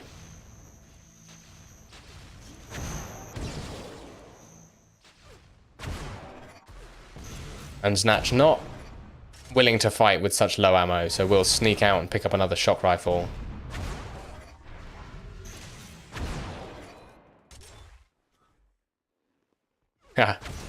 Oh, Rookie gets in his face a bit. And Snatch is playing super ratty at the moment. That flat corridor is great for killing time. You've got 2 exits. And then at the end of one exit you have the teleporter, and at the end of the other you have the lift by the shock rifle. And of course the vials. And Snatch, again, leaving the armor up behind him. He's forfeiting this this shield belt, sorry. And will now dive on the 100 armor. Only 100 stack, however, so he's... Ooh, not after that. I was going to say he's losing out on stack, but a great flak ball. Actually, Rookie playing this quite cheekily. Both players trying to outpredict the other. But it's the simple face-to-face flak play that seems to be working. Rookie down to 1 HP there. Snatch missed 2 sniper shots, and that may have allowed Rookie to win this fight. All depends on who hits this next shot. But Snatch will disengage. 100 armor taken by Rookie. And, ooh, Rookie gets the frag. You know, if Snatch ends up losing this game, then that's a moment you might look back on and say, wow, my opponent was on 1 HP and still gets back into the game on that. Shield belt is taken. Snatch is actually challenging. At least looking for exit damage. He's walked over one of those health packs. Which is a shame. That's like a 50 stack swing there, actually. And will go down. Only up by 2 now is Snatch, but the spawn is perfect. Just needs to avoid the damage. Gonna force Rookie into a lot of link fire.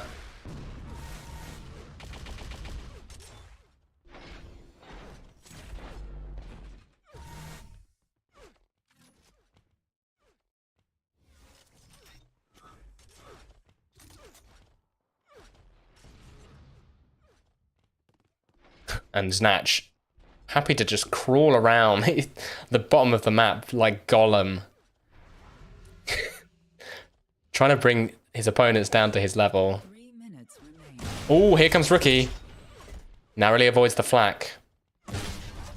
And Snatch has given up. 100 is given up belt. Ooh, but Rookie, he's punishing that, right? He recognizes that Snatch is not committing to the fights. He's pushing in aggressively, but the damage is favoring Snatch. He doubles back with the flak once again. 40 HP on Snatch. Can he get to the belt? He can. Knocks Rookie over. Up by 3. Looking for the spawn frag. Here's the flak spawn, and will challenge with the sniper of all things. And cannot avoid the combo. Questionable weapon choice there by Snatch. And Rookie's keeping himself in the game. Feels like Snatch is giving him the space he needs to get back in the game. Not willing to commit and try and finish it. Doesn't want to risk dying and throwing the game, essentially. Remember, he's 1 map up. If he wins this, he goes to the lower bracket final. Plays against Fantasy, a rematch. But still 1 more map in the tank if he loses. He's well early on this belt if he thinks it's coming up, which is kind of strange. As he misses the shot. Yeah, he definitely thinks this is coming up. Rookie knows it's not.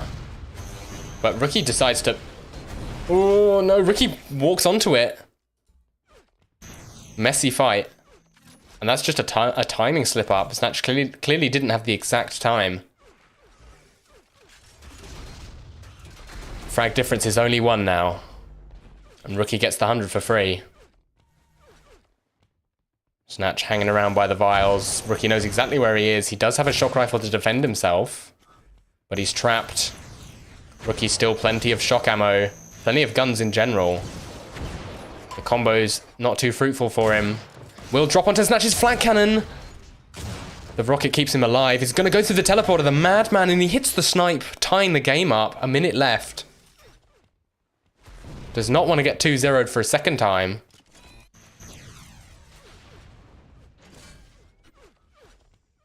And it's actually Rookie ahead in damage. Contrary to last game. Snatch now sitting on the belt. Rookie wants to take the fight, but the belt spawns, and Snatch gets away. Punished somewhat by the sniper. And the combo is perfect by Rookie. Snatch down to 30 health. There's 30 seconds. Rookie wants to finish it now. Snatch desperately wants to play for an overtime.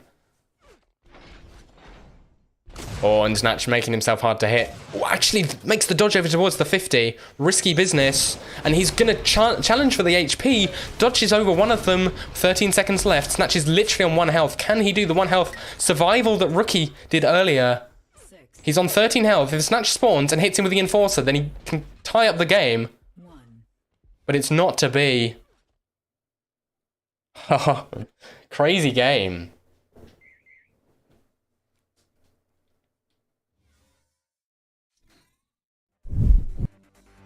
As we go to map 3.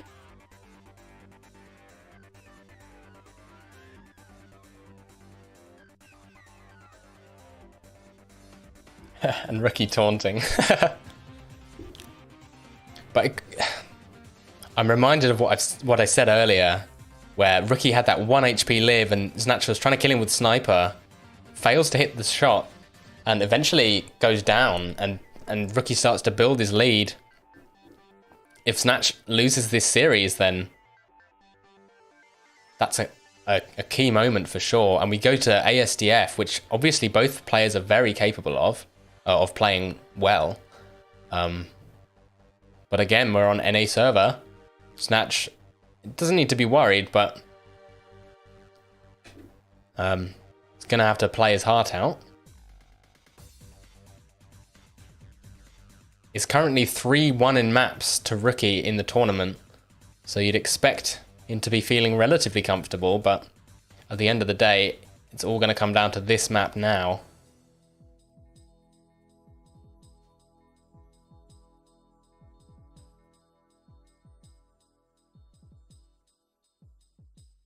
And Snatch immediately ready, as Rookie presumably has crashed. That counts as a win, right? Oh, no, he's back in.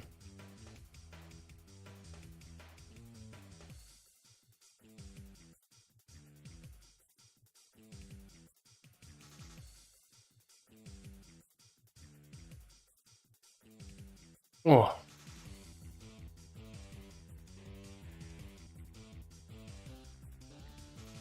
It's really hard to tell who to favour on this map.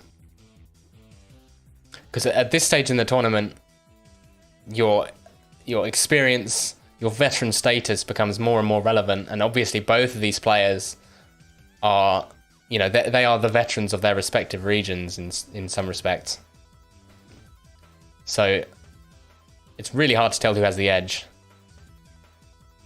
Oh, Snatch throwing some banter.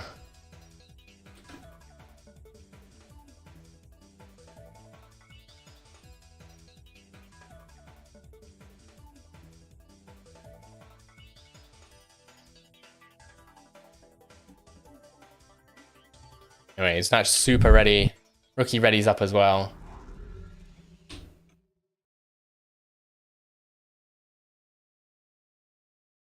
Three, two, one. And it's Snatch to get the shock spawn. Rookie over by the bio. And he does get that sniper. Let's see if he can hit a headshot. Haven't seen too many headshots this game. This tournament, rather. I think we saw Fantasy hit all the headshots in one go, as he's known for. But not too many in the other games. As Rookie will get himself a shock, but only for about half a second as Snatch sends him into the dirt with the combo. And a 50 damage combo will make Rookie think twice about dodging onto the armor. Grenades have to be respected by Snatch there. As he's scrambling for shock ammo. We'll just remove that 50 armor from the map.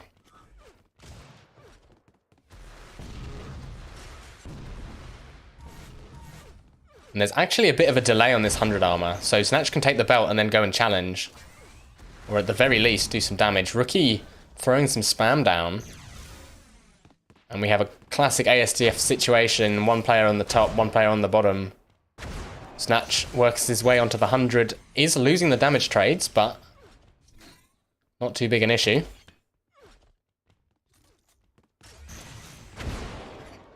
Rookie not going to walk into that combo. Oh, walks into the second, however, and down to 5 HP. Snatch. Oh, it's times like this where I wish he'd pull out the Enforcer. Because Rookie, could still have won that fight if he hits the flak. And a 68 damage combo. Again, up to the link gun. Good sniper shot by Snatch. And he can hear Rookie. Seen him drop to the flak cannon. That's belt secured, most likely. And he actually takes the jump pad. Ooh! Thought that was going to hit him. As Rookie makes a great aggressive move. Caught Snatch off guard. But does he have time to get to the 100? He does. Protects himself with the impact hammer. And now he's got quite a lot to work with. Snatch wants this 50, but Rookie's in position. The damage is not there for the American, however. Oh, Snatch looking at the wrong way. And once again, Snatch, small lead at the beginning of the map. However, Rookie's building back into it. Got that stack advantage. 100 armor's up. Snatch wants it, but Rookie will just deny it. And Snatch is going to have to contend himself with the 50. Rookie's got those vials. That's the difference maker. He's actually jumped. Made a very strange play there, jumping off the bounce pad. Snatch could have gone for the belt if he wanted, but again, showing Rookie respect. Doesn't want to take the risks.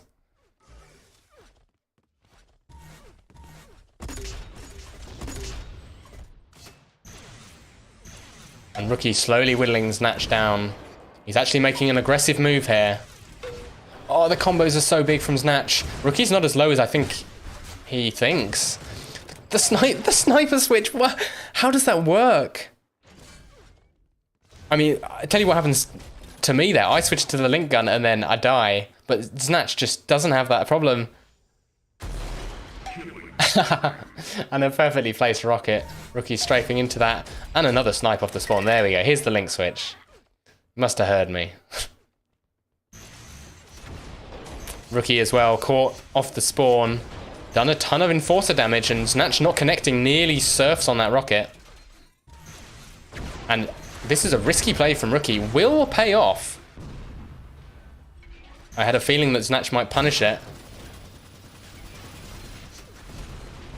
Snatch really wants this 100 armor, but he's struggling to get towards it.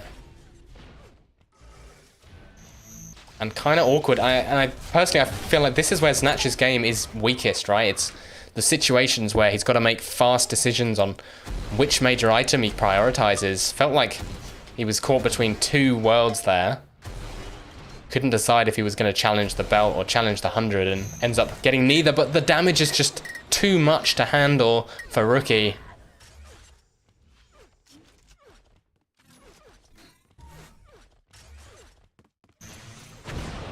Yeah, slap bang in the middle of this game. 5 minutes remaining. Massive damage lead for Snatch. Purchase for a second on that 50. And they will trade the armors. Rookie hitting the snipes. Snatch needs health. But she's going to switch over to Rookie as he picks that belt up. The snipers kept Snatch away long enough for him to steal it. Despite losing out on the 100.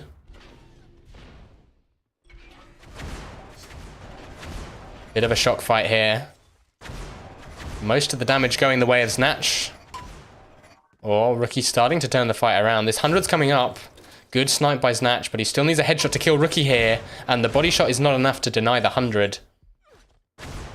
Oh, one more snipe would do it. Rookie manages to work his way onto the health. Snatch still so aggressive. Picks up that 100. The snipes are outrageous. But Rookie's hitting just enough damage. Snatch is still peeking this, even though he'll die. And now he's got to be at least a little bit scared. Potential for 3 to 7 here. Belt's coming up. 100 armor's up as well. And Snatch is in an awkward position on the map. Is he going to get to the belt? I think he might do, unless this combo goes off. It does, but not in time. The belt is denied. If Snatch gets this 100, then that was absolutely worth it. But Rookie, it's his turn to hit the huge combo. Patient play there. Snatch knew he needed that 100, but didn't have the composure to slow play it. And now the frag difference is only 3. This is the decider. The damage difference is almost evaporated for Snatch. This past couple of minutes, Rookie's been hitting a lot. And the flak will do something, but Rookie still has the weapon advantage. He's going up with the dry rockets. Patient rockets! And potentially a repeat of what we saw on the previous map. Rookie slowly getting back into the game. As he bangs Snatch out the server utterly.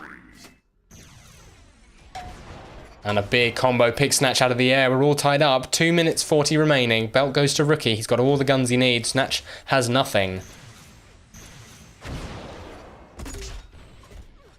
Snatch's composure starting to fail just a little bit. Rookie is looking very comfortable here. Has taken the damage lead. 2.5 minutes remaining. Brilliant combo by Rookie. As Snatch, he has to go for the health. Rookie knows where he is. And he's making the aggressive plays now. He wants to force the issue. Oh my goodness. Rookie's combos have been fantastic the past couple minutes. And he pushes up and shoots Snatch in the back with the sniper. Snatch spawns in front of him. Another kill with the flak. Rookie 2 frags ahead, looking for more spawn frags. As the 100 armor's up in 3 seconds. Snatch jockeying for position on the sniper. As Rookie takes the 100 armor, perfect hammer jump and the flak shred. The belt is spawning now. This has just been a masterclass on ASDF control by Rookie. No, Snatch has to leave via the link gun. Oh, Snatch actually drops on that belt. Ill-advised. And then Rookie drops the high in chat. Oh man, he's now almost 1,000 damage ahead. Snatch has 1.3 minutes remaining to get 4 frags. It's looking very difficult. If Rookie keeps playing like this, it is essentially over.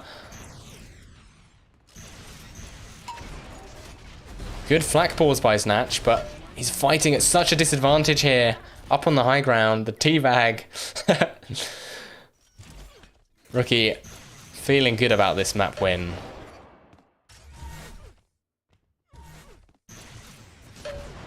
And send Snatch back to the hub. Fantastic play there. Really great ASDF game by Rookie, proving why he was able to take ASDF from Demon in the last cup.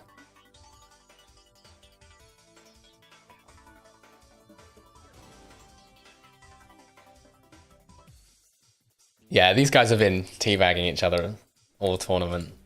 Snatch even teabagged the belt earlier in a race.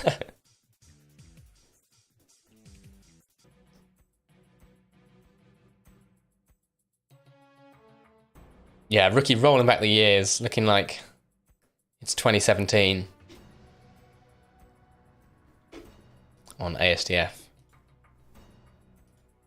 But that means that we are going to see an all-American plus Canadian. Top 3. All NA, I should say. But it's Rookie versus Fantasy in the finals. Sorry, the lower bracket finals. Competing to go up against Yi. So there are 2 series remaining today. I'll be bringing those to you after this short break.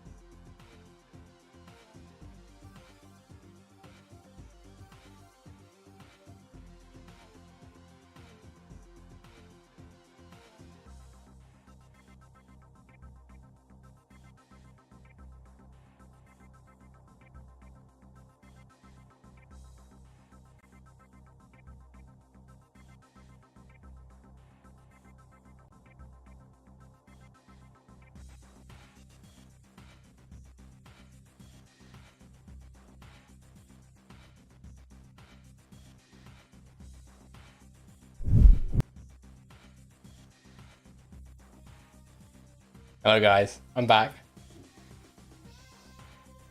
I'm just going to talk about the games now, since I'm getting roasted in chat.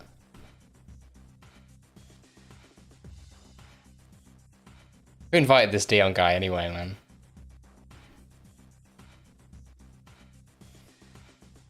Yeah, I threw that one in for you, Dion.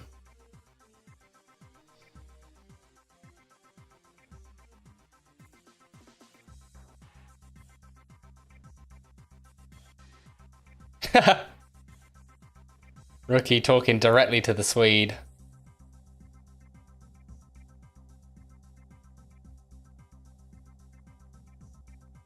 I'm actually going to be back in just 30 seconds.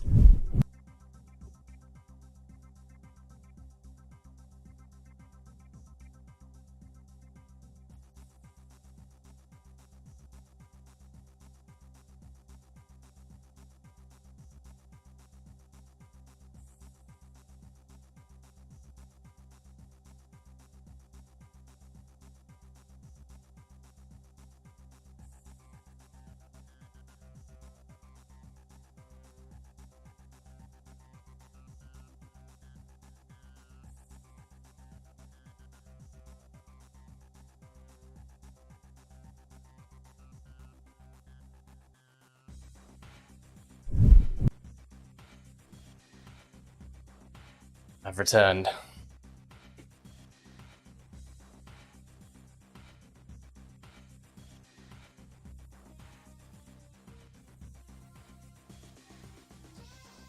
So I don't think these two didn't play in the, they didn't play each other in the previous cup. So it's been a while since we had a rookie fantasy game. By the way, I believe this is the best of 5.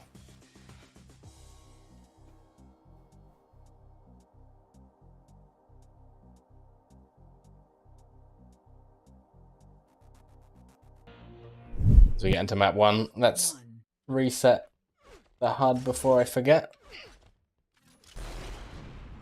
Trade on the hit scan. Rookie gets the sniper. It's fantasy to pick up the shock rifle.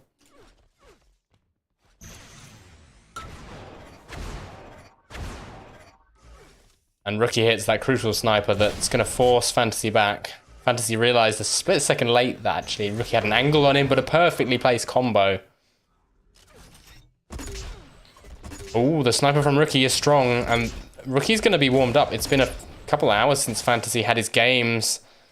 Fantasy gets headshot. And it's 1-1.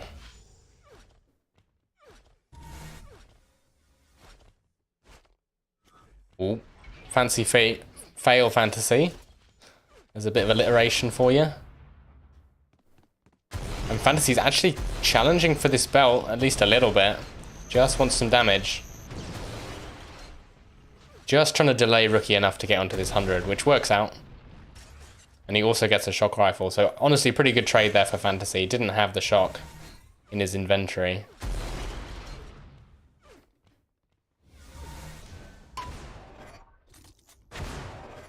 And that shot actually puts Fantasy ahead in terms of stack. He's been really diligent on the vials.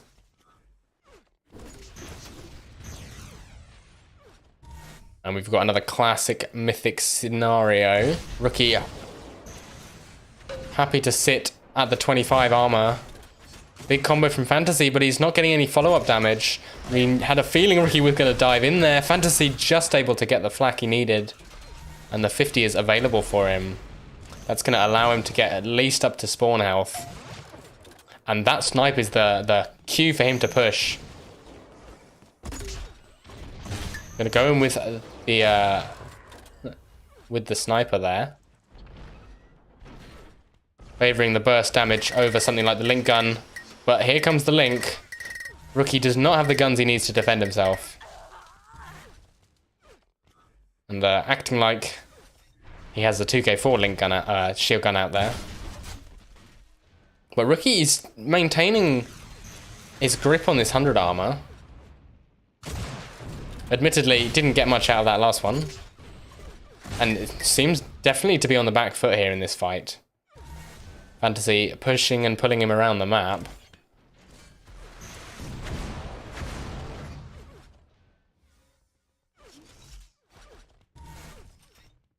This is lower bracket final for anyone who isn't aware.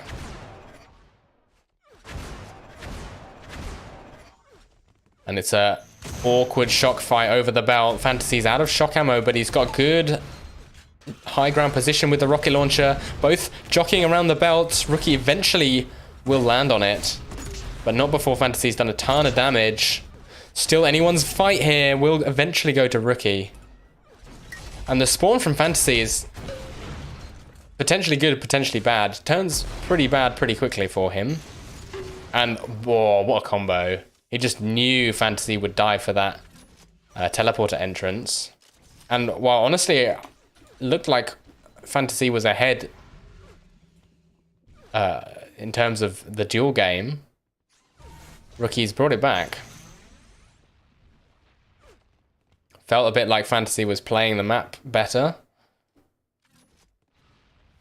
Now Rookie's sitting on the 100, and he's maintained awareness of that 100 this whole time Fantasy's had control. Will also deny the 50 armor. Fantasy now only has the 25 to work with. Rookie does need to make his way over there. He's only got 3 seconds left. He's left this really late. Maybe he just didn't expect Fantasy to challenge at all. And since Fantasy has the sniper, potential here for a big swing. We know what Fantasy can do with headshots. You see him holding these angles. It's Fantasy's turn to be stuck up by the 25 armor. As he moves in, doesn't have a shock rifle yet. Rookie did just take that off the map. And Fantasy will take the 50. So he's worked his way back onto the map really nicely based on Rookie forgetting the belt. Oh, what a flak ball. And a follow-up. Brilliant 1-2 punch from Fantasy. That's going to send Rookie back to the respawn area. As Fantasy's actually going to chase this kill. Wants to clear Rookie off the belt before it spawns. One shot primary will knock Rookie down to 52. And I think Fantasy will just be happy that he gets this belt. And some free damage off the jump pad as well.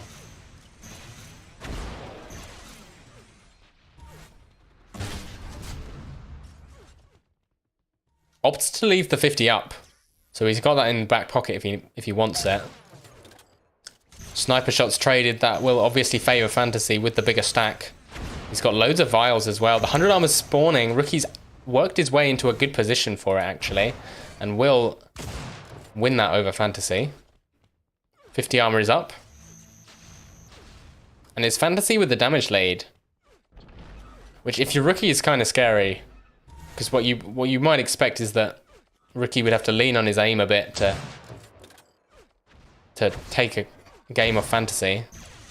Fantasy generally considered one of the more cerebral players. As he dives in on the belt, wants to try and discourage a jump from Rookie, who dives straight onto the combo. And Rookie flubs the jump up to the 100. As does Fantasy. And actually decides to jump with the stinger. Haha. Not today, old man.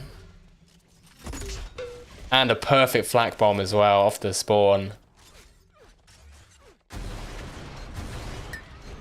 The flak play from Fantasy today has been excellent. And in fact, this whole tournament, lots of great flak play. We saw some from Snatch. We saw some good flak from Crytek as well earlier. Honestly, in my opinion, the UT plus flak feels really good right now. As Fantasy goes up by 5. More flak play. Ooh, missing his shots this time around. Rookie is down to 7. That stack advantage of Fantasy keeping him alive. Haha. And Rookie going in for an aggressive move. And will concede. With 2.5 minutes left. 6 frag difference. Honestly, a doable scoreline if you're Rookie, but the way Fantasy was playing is just going to make it so difficult. As he goes 1 map up in the series. And map 2 will be a race.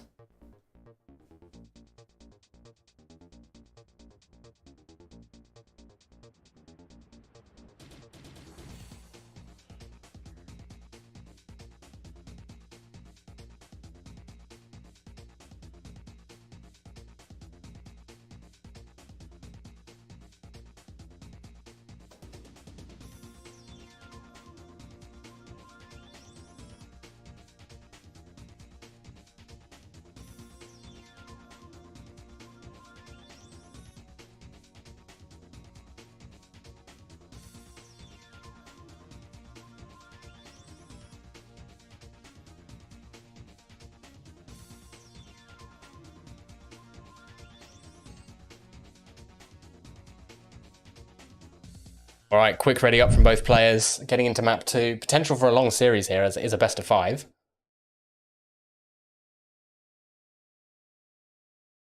Three, two, one.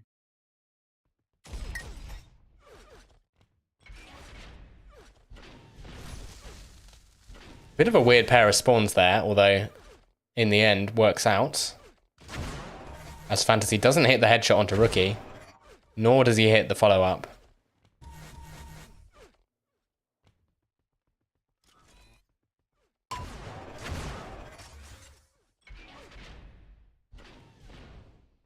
And Rookie's got a good position here. He's knocked all those vials off of Fantasy. And that's a primary that gives him a great position on this next belt. Fantasy's going to have to scramble for some health. Gives him not very much time to pick up weapons. Rookie can safely go and absorb all the vials he wants. And a good combo will keep Fantasy as far away from the belt as Rookie wants. Takes first blood.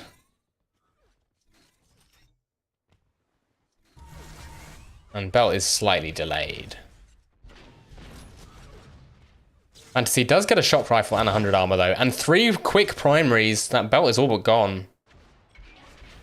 Rookie actually going to want this 25 armor. As all those vials are starting to respawn. Fantasy already on those vials. Stacking his health as high as it can go. As Rookie's running around with 13 armor despite getting the belt and the 25. He will have this 100. And oh, he was expecting Fantasy to come from the right there. And this fight is just going to come down to clicking. As the stacks are almost dead even before those 2 snipers from Rookie. He will take the fight. Goes up 2-0.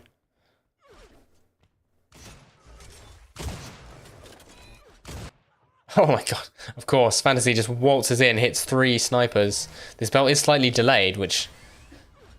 Fantasy looking a tiny bit anxious there, but won't be a problem. But the delay on the belt means that Rookie gets to the 100 with a couple seconds to spare. What a flak ball.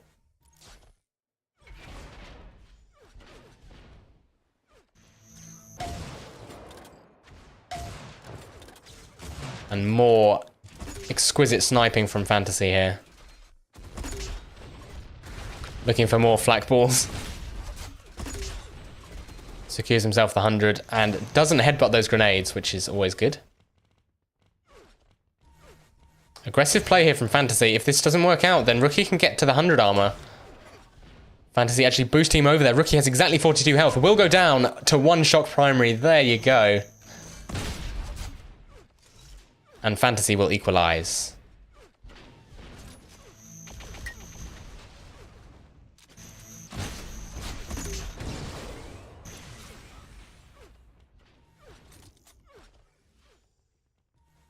This shock rifle from Rookie is going to make this approach awkward for Fantasy. He has snuck past Rookie. But ideally he wants to do at least a little bit of damage, and that is perfect. Exactly what he needed. But Rookie spawns on the 100. And we'll probably want to go for this shock as it spawns in just a second. Oh, the damage output is too much for him to handle. The tri-rocket's on point. Fantasy has to go for this 50 armor now. We'll get there eventually. 100's up in 8 seconds. Still stack advantage for Fantasy, however. And 1 sniper, ooh, would have done it, but Rookie picks up the 25 armor. But Fantasy knows exactly where he is. He was just over by that health at the shock. He knows Rookie has to be exactly where he is. And Rookie, even after those 2 50 health, 25s, will not survive a snipe. Good rockets from Rookie. Still not enough. As Fantasy's building his lead up. Armor's up in 1 second. And a disgusting flick headshot by Fantasy. And I will remind you guys that it was a race that Fantasy took from Demon in the final of the previous cup. And did so in style with headshot after headshot after headshot. And he's definitely one of those players that he goes for the headshots, right? Some players just hit more headshots than others, even if their overall sniper accuracy is the same. Fantasy, definitely one of those players. And he's going to back off onto this belt. Rookie gets 100 armor, so I'm actually going to switch over to him. He's got half the game remaining. 4 frags the difference. And if Fantasy style has one weakness, it's that tends not to build a lead too quickly. So huge combos like that mean that Rookie's now only within 3 points. Fantasy spawns in front of him. 100's up in a second. Punished by Rookie. Just stealing that 100 is a victory for Fantasy though. The death is nice for Rookie. But he's only got 30 armor. 50 armor, not up yet. Belt not up for 15 seconds. So there's potential for this to get quite messy. And when the game gets messy, it's going to favor the player who's in the score lead. As Rookie will get the belt, uncontested. Fantasy going for the 100. So similar position to where we were a couple minutes ago, although the score gap has gotten smaller.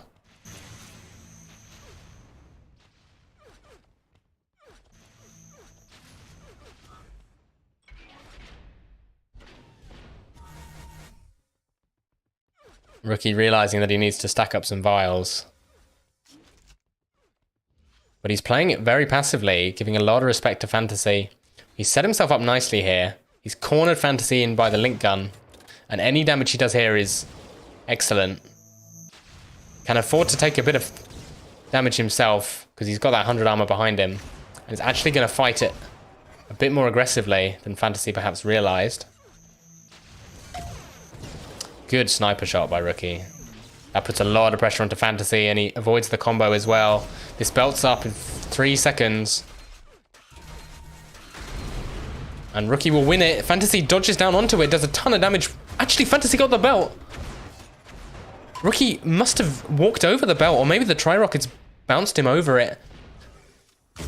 That's really unfortunate. And his armor's not up for a few seconds. Fantasy could get a shot in here onto Rookie. Oh, the pressure is huge. The combo is massive as well.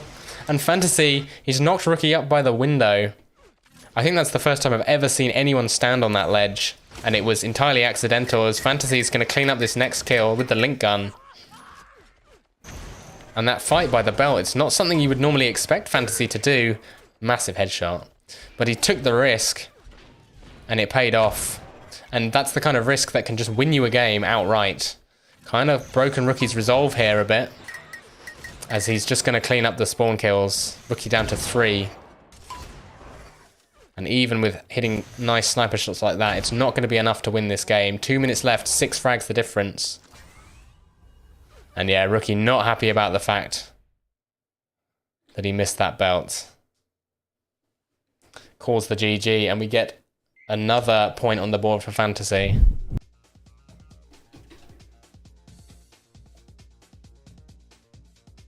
Now on match point. Clearly wants to be back in that grand final against Yi. An opportunity is... I think the last 3 tournaments, if Fantasy goes to the final now, he will have made the final through the lower bracket. So making it a habit these days.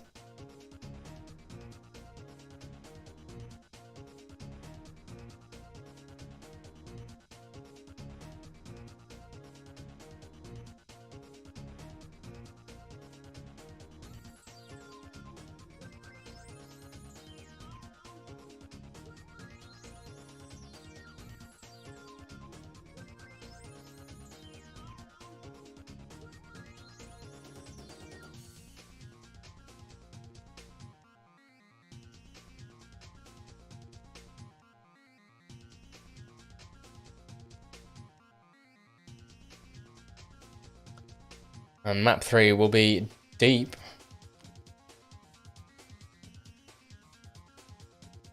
So the info we have on deep about these two players is that they can both beat Snatch on it. So by that logic, it should be a pretty close game. as we go straight into the game. Both players more than ready. Fantasy's on map point. 3, 2, 1. And Rookie gets the rocket spawn. Has to run over towards the sniper. And it's Vile Hunter time. Rookie hits the shot. Fantasy will live on 1.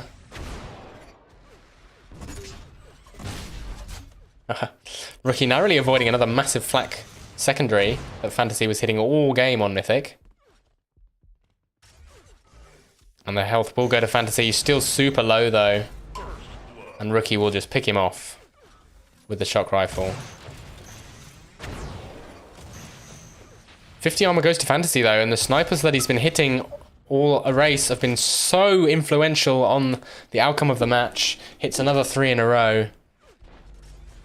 And that means that he's in great position for the belt. That's 4 in a row. And he's actually snuck in behind Rookie, was looking for that last shot. Not going to connect for him. Fancy movement.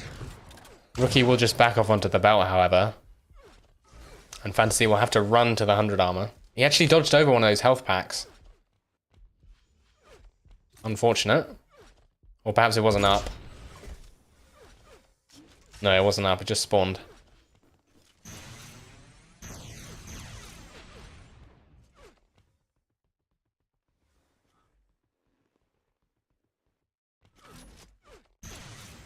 Rookie currently wandering around on full belt, and he's putting the pain onto Fantasy with the sniper rifle. But Fantasy, he's worked his way back onto the 100. Pretty comfortably, in fact. 2 shock primaries. Does take a sniper, but trades back with one of his own.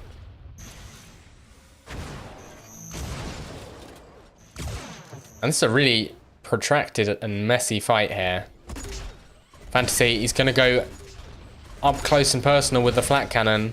Rookie wants to move in. Fantasy dodges over the rocket. The flak bomb is not sufficient to win Fantasy the belt. And he's going to have to go back to the 100, but going for that health pack means that Rookie will get to the 100 first. And in fact, Rookie's pushing from the low ground here. Replenishes his shock ammo too. And doesn't fall foul of that combo. Still, the plus pack sniper is strong from Fantasy, and Rookie drops onto Fantasy. We saw him do it a few times against Snatch, actually, and was punished accordingly.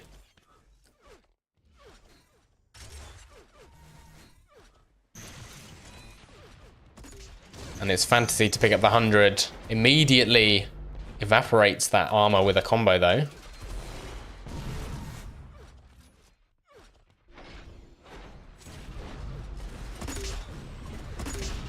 Belt's up in 2. Rookie has the position. Fantasy looking for the combo that will claim the belt, but it's not to be. And while this 100's up in 5 seconds, looks like Rookie will be the one to get it unless Fantasy can continue hitting massive primaries like that. A great air rocket from Rookie. And fails the jump. That gives Fantasy the 50 armor. It's the small victories like that that can swing a fight. We saw Fantasy, or Rookie rather, against Snatch live on 1 HP. Similar situation here. If Fantasy turns this around, would be huge. But just surviving is a victory there for Fantasy. Oh, I didn't realize Rookie was to his right. The flak is not connecting. Both players missing a lot. This is a messy engagement. Big flak secondary. And Rookie, honestly, ought to have cleaned that fight up much sooner than he did. And because of this, he's so low that he'll just die to the combo from Fantasy. Good spawn on the rocket launcher, however. But getting a bit ballsy here. Doesn't want to give up another frag. Is now down by 1. And with 10 HP, or 1 HP, make that.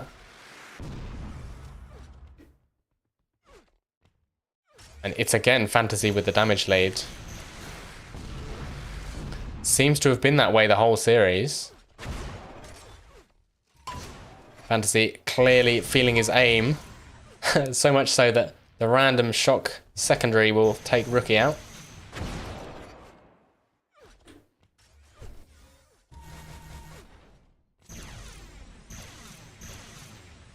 big gap before anything spawns here. So Fantasy had gone hunting. Rookie stationed on the 100 armor, however.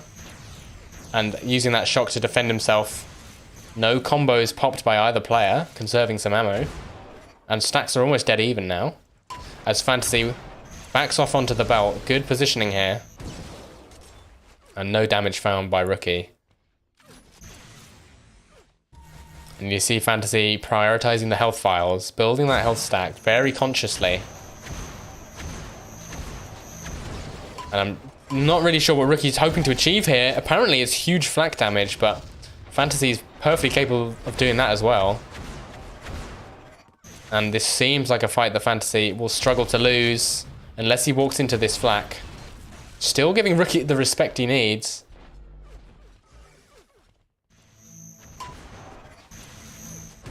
And slowly constricting the map around Rookie. Down to 58 health. One sniper would do it as Fantasy goes in with the minigun. Oh, both players are so low. But that whole sequence felt like worst case scenario for Fantasy. He just wasn't hitting the shots. And yet he's still able to survive. Still able to probably get this belt. So even when things aren't going his way in the aim department, he's able to recover nicely through good position. Playing it nice and consistently, he wants to finish this game in 3. As seemingly Rookie's just always on 20 health. And Fantasy trying to choose which finishing weapon he'd go with. Opts for the link gun. Rookie has 6 health. I feel like Fantasy just wants to pull out the Enforcer in that situation instead of the Sniper. As Rookie allowed to continue living. Not for long, however. Always the headshot. Maybe Fantasy just wants to end it in style, you know.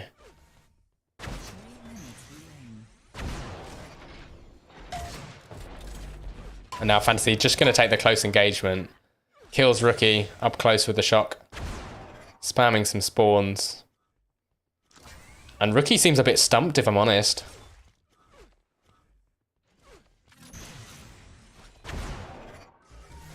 He's gifted 100 armor, so I'm going to follow Rookie and see what he can cobble together. As he's going in aggressively, feels like he has to make a play. And this was kind of how he was playing against Snatch. It's how he turned ASDF around, was the proactive aggression. But versus Fantasy doesn't seem to be working. As Fantasy is able to back up. This 100 armor's up pretty shortly. Rookie goes for the 50 instead. And the damage trade's quite even for the most part. Good sniper. And the follow-up. But Fantasy's getting in his face with the flak.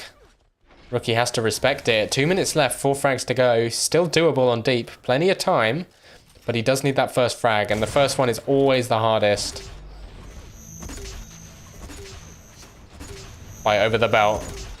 Fantasy trying to deny it. He ran out of shock ammo there. And that allows Rookie to get a good position. Still, he's finding himself chasing, though. Oh, always choosing wrong. And now Fantasy can just walk onto the 100. Oh, big flak by Fantasy, and that's concession from Rookie. Really did need that big engagement to swing the game, and that's a 3-0 in favor of Fantasy. Very impressive. So both the winner bracket and lower bracket final were 3-0s. Must say, the winner bracket final felt a lot more competitive, though. There's honestly a world where that winner bracket final is 2-1 scoreline at the end of those 3 games, for Fantasy even.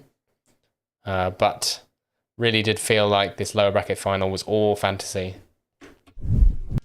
And he will continue his habit of going to the grand final with a 1 map disadvantage.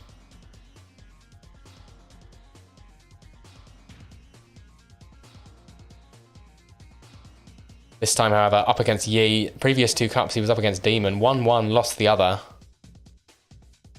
Yi, though, looking like he's in excellent form. I'm going to take a very quick break, and I will bring you the grand final in just a moment.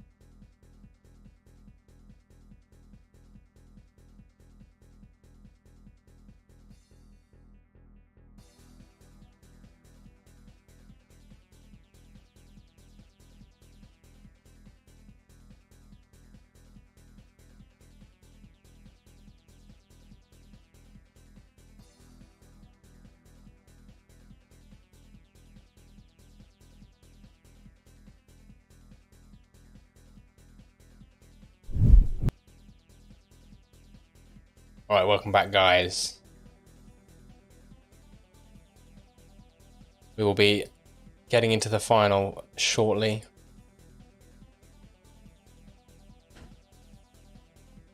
Between Fantasy and Yi, it's a best of 7. So, potential for another hour's worth of games here. Of course, Yi, coming from the upper bracket, means that he does have that one map advantage.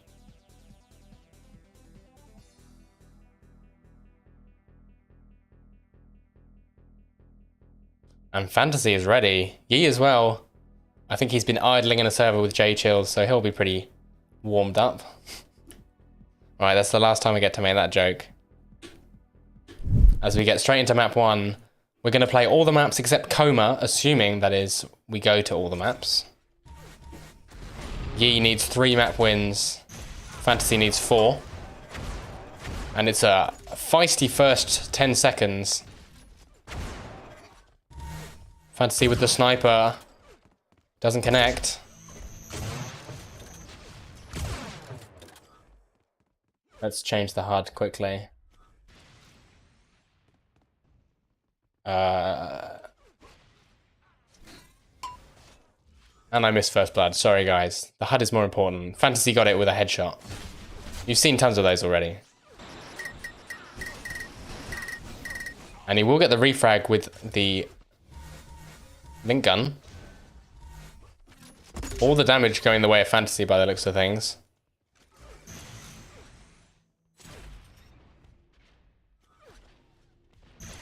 People in chat saying that Yi's not a fan of ASDF. You'd expect that Fantasy has a big advantage then, given that he's been around for many years and ASDF is probably the most played map.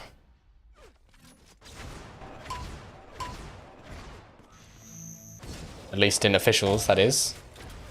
And the pressure from Fantasy is not being responded to by Yi. Fantasy a bit early on this armor though. Which means that he has a chance for some damage. Misses the snipe. Fantasy will not miss his, however. More damage trades, favouring Fantasy with the higher stack. And Fantasy dodging, cutting off the health packs from Yi, who is completely wiped off the map. And finally, Fantasy will pick up these vials that he's been saving. Ooh, nearly a big combo. This belt's up in 5 seconds. Looks like Fantasy, composed, will pick up the belt. He's down to 1 HP. Part of me thought he was going to get away with there. Oh, he denies the air rocket. And a rapid killing spree for Fantasy. And he'll deny the 50 armor, pretty crucial. Picked up that shock as well. Looking very comfortable on ASDF. And already that one map advantage that Yi has, looking like it might be neutralized by the ASDF plays from Fantasy. 3 minutes in. Totally dominant, even though Yi's getting these armors. Doesn't seem to be able to get anything done with them.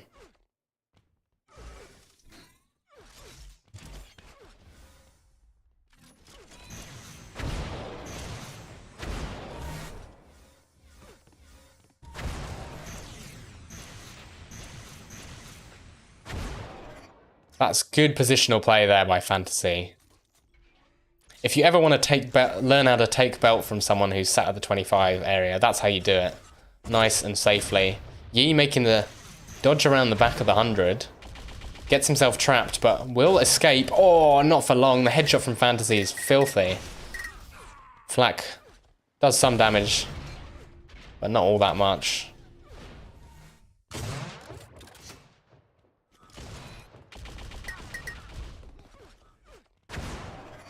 Even the link damage is good for Fantasy at the moment. Not a player you typically associate with link. 8-0 now. Only 4 minutes into the game, and he keeps getting these armors, but it's just not enough. Fantasy's only had 100 armor, and he's been in control the whole game essentially. Just been running the 50s, the belts, occasional 25. Yi is making a play for this belt, however, and this is a 50-50 fight. Fantasy makes the snazzy slide through the gap, hits the full flak secondary, but that belt keeping Yi alive. And now this is where Yi gets to capitalize on having all these hundreds. Fantasy not able to get a word in edgeways on that 100 grab. And will be picked out of the sky. Oh no. This is, if Yi doesn't get this frag, he's going to be quite disappointed. He just needs to take the lift, I would have thought, but decides against it. And Fantasy's hitting his shots. That's really unfortunate for Yi if he allowed that one to slip.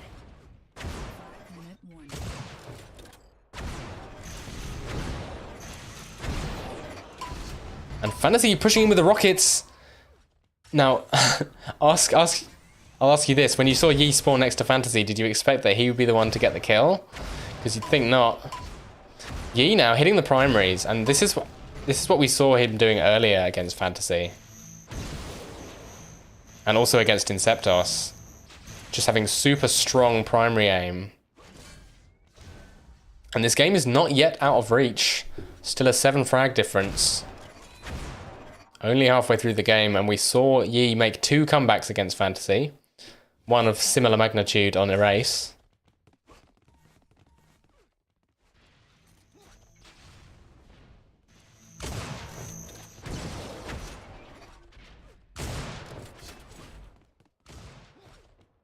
These shots that Yi is looking for are kind of risky considering Fantasy's hitting so much. And Fantasy even making the play, rushing with the minigun. Yi hitting so much defensive sniper. That's literally best case scenario for him, and he still goes down. Does spawn on the 100, however. And Fantasy, I think he just hammer jumped towards the belt. I mean, whatever it was, it worked. Picks up that belt. Ooh, doesn't detonate Yi with the combo. And the rockets from Yi are pretty solid. At least the first one was. And picking up that shock rifle gives him a bit more presence on the map, but he's throwing away his health. Has the 225s to back up on. But jumping for this 100 is risky. Gets sniped. And now is vulnerable. He goes down to a headshot. And concedes the game, 11-2. Doesn't want to play that one out. And Fantasy will equalize the score, neutralizing that one map advantage.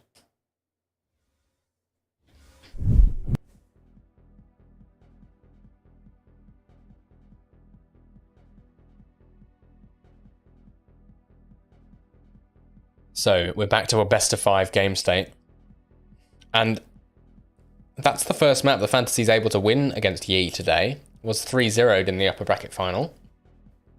Proving to everyone that he can do it. Although I'm sure we all knew that.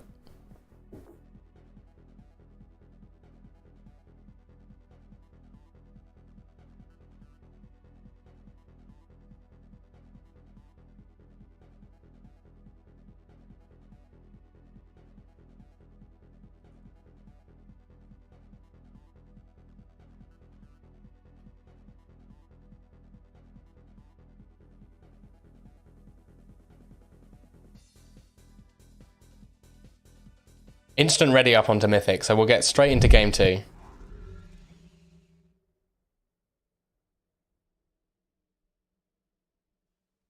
Three, two, one. And I'm trying to think back to the series that we watched earlier. I can't remember if we watched Mythic between these two players. We might have done. I know we definitely saw Mythic in the rookie game. And Fantasy took that fairly convincingly. A lot of good flak play. But this is Yi's map pick, so they are just going to alternate picks. Until one of them gets 4.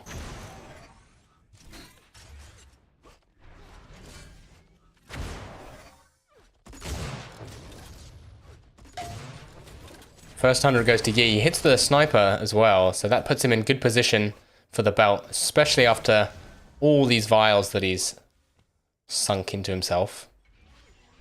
And he's slow walking towards the bell, opts to go via the rocket launcher. And Fantasy has some presence there. Lobs a grenade or two. But is not going to commit too hard to this fight. Ooh, Yi hopping over the rocket and under that one. Big stack to have on this map. Generally the vials are not too accessible on Mythic. You have to kind of go out your way, and this big fight over the 50 armor room has potential to go either way. So Yi's going to back straight out of that one. Doesn't want to test Fantasy's flat cannon. And these smileys are scary for Yi.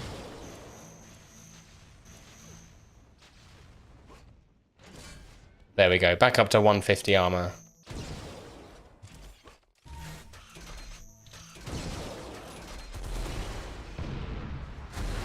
Oh man, if those grenades had been just a second earlier, then Fantasy would be 300 damage lower. But Yi's gonna drop onto the belt regardless. Fantasy actually dives on him. Bit of a risky play. Big flak damage from Fantasy. And a spawn from Fantasy. Potentially fantastic here, but he can't get the rocket off. Wouldn't have KO'd. Wouldn't have killed Yi regardless. And a couple of nice rockets are gonna make this a 3-0. Make that a 4-0. Fantasy, he's picking these close spawns because he knows Yi's not too healthy. And if he can get a big damage flak off, then that can stem the bleeding. But he's ended up just throwing away a few frags here. And I actually don't mind the play he made at the belt. Dodging down, getting a ton of damage. Essentially stripped all the armor off Yi. But the follow-up play from Fantasy just a bit too risky. Sometimes you got to make that suicide push to break the massive stack that your opponent has. And you see Yi, he's not got many vials now. Well, we'll pick up these 3. So he's going to have to work on getting those health vials up again. Anti-combos Fantasy. But does step on a grenade. 100 armor is up. Some Quake-like gameplay here. Reminds me a lot of Campgrounds. That center room. As the players fighting down in the tunnels. Yi's actually come out a lot worse out of that situation. Fantasy hitting a nice snipe on him. And this 100 armor's up pretty shortly. Fantasy doesn't exactly need it. Would prefer to have this shock. And he's going to go looking. Yi hits a good rocket and Fantasy chases him through the teleporter. Which means that Yi's probably getting this 100. And Fantasy's probably getting this belt. So honestly, pretty good play by Yi. Baiting Fantasy out. Winning himself some armor. And he's going to slow play this. Doesn't want to take the risks. Ooh, comes around the corner with the rockets. Big flak from Fantasy. Fairly even on the stacks. Now fighting over this 50 armor. At least Fantasy is. The 100 will be taken by Yi.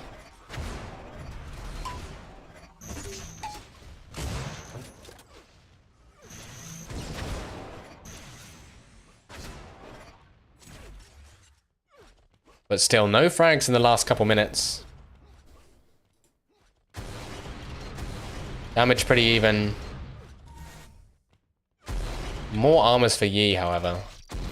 And that's kind of reflected in the score. He had those couple minutes of good control where he chained together 4 frags. But it's Fantasy with the belt now. And it's going to chain this into an armor grab. I like that Fantasy's using the minigun there to quickly grab the 100 armor. And he's taking this fight without picking up shock ammo, so he has to commit here. Goes through the teleporter with the minigun. There's a first frag for Fantasy.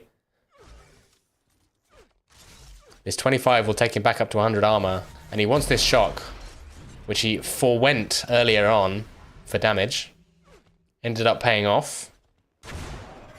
Or misses the shot in the back. But that's alright. Dodges over to the 100. And he's got an opportunity here to do some damage before the next belt. That's a good start. Does eat a bit of flak. And replenishes his shock. 25. Not picked up, actually. It's unlikely that that will matter, though. Well, Yi actually picked the 25 up. And now will survive a headshot. So if Fantasy headshots him here, then it will have mattered. But as it stands, Fantasy just prioritizing that shock rifle. And he's playing this well, but he looks like he's playing with a score lead at the moment. At some point, he's going to have to commit to something. You know, you can wait long enough for the perfect fight, but on Mythic, it's hard to force that. Good shock primaries from Fantasy, but again, defensive rockets from Yi will hold him at bay as he picks up the 50 armor, expecting Yi over the 25, which is exactly where he is. The rocket's not connecting. Fantasy has to go towards the belt, and Yi knows that, so he'll just back off. 3 minutes remain. Oh, I like the aggressive play through the doorway. And Fantasy actually pushing very aggressively here. Lots of damage, and Yi's going to dodge over towards this belt, but I think Fantasy's prepped for it. Yeah, it is the case. And now he's got time to get to the 100. Just needs to avoid the tri-rockets of Yi, which will be achieved. Oh, chasing around this donut area is so awkward on Mythic. You really do have to try and trap your opponent or catch your opponent off guard rather than going for the straight up chase.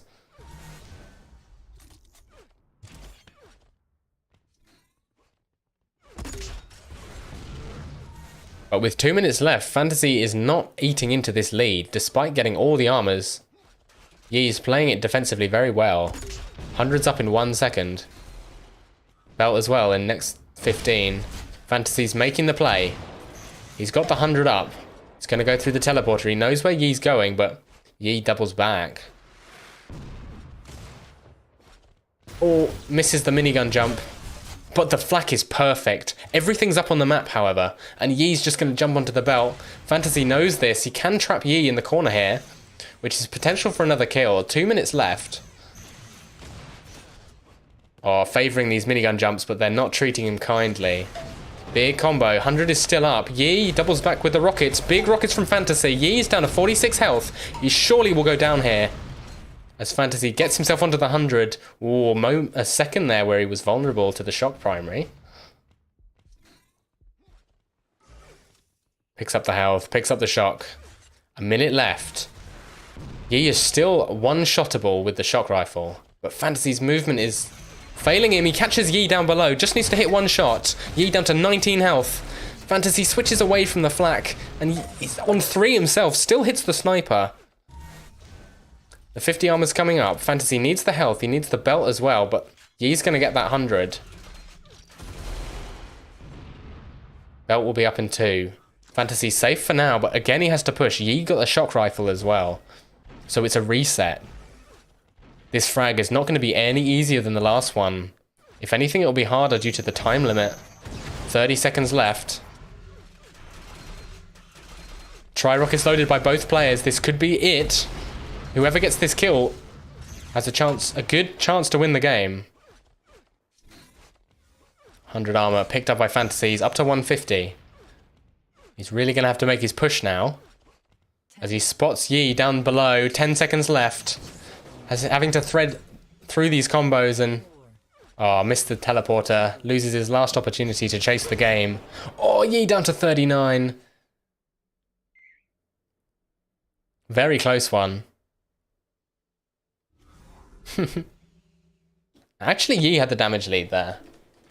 And Fantasy, 900 armors. At one point, he only had 1, I think, to Yi's 5. So, dominant on the power-ups in the last half of the game. But this is Mythic.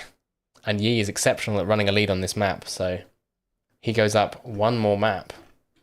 Just needs 2 more.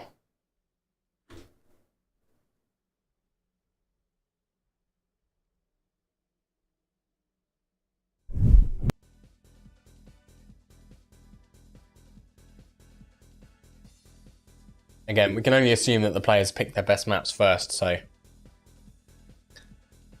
expected that they would trade on the first two, and as we get further and further down the map pool, the advantages become less and less clear.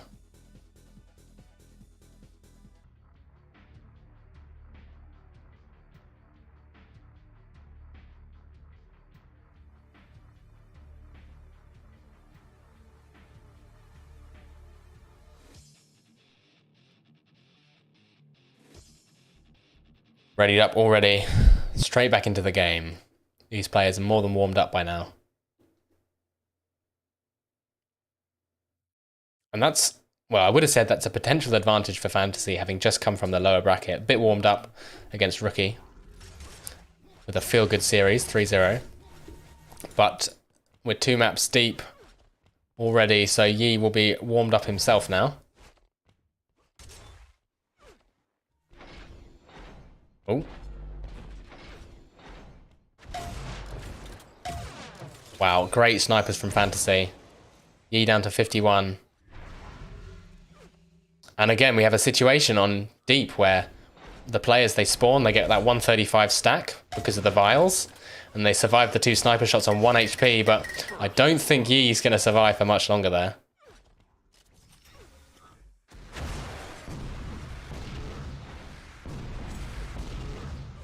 Some nice rockets from Yi, denying the space, but ultimately no damage. And Fantasy, he's pinned Yi in the corner here. He knows that he can fight this. Whoa, that was a lot of damage. And that's kind of the exact situation we saw with Snatch earlier. He got that free kill. Or, I think it was Fantasy. I forget. Yeah, it was Fantasy against Rookie. Goes up 2-0, gets the free kill, gives up the 100 eventually, but making the push makes all the difference. As Yi, it's his turn to go aggressive with the flak, but can't connect. 100 armor up in 7 seconds. Nothing is up on this side of the map for Yi. And messy fight here. Sniper does not connect through the grate, as the 100 goes to Fantasy, and he's pinned Yi down by the flak. Yi feeling a bit penned into this corner here.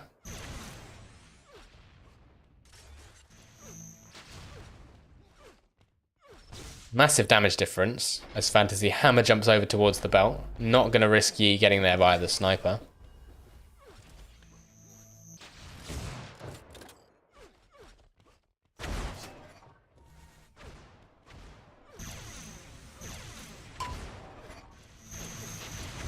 Oh, aggressive move by Yi onto the 100 armor. It's not going to pay off as Fantasy gets the armor and he's pushing with the link gun. Secondary comes out. Yi did so much damage there regardless, but Fantasy gets the kill. Yi, we could see a push here with the link gun, but the combos are enough to deter him. Oh, Yi denied the health there. Interesting move. Pistoned himself, but he's wasted so much time that he couldn't go for the 50 armor, getting a bit ahead of himself, I feel like.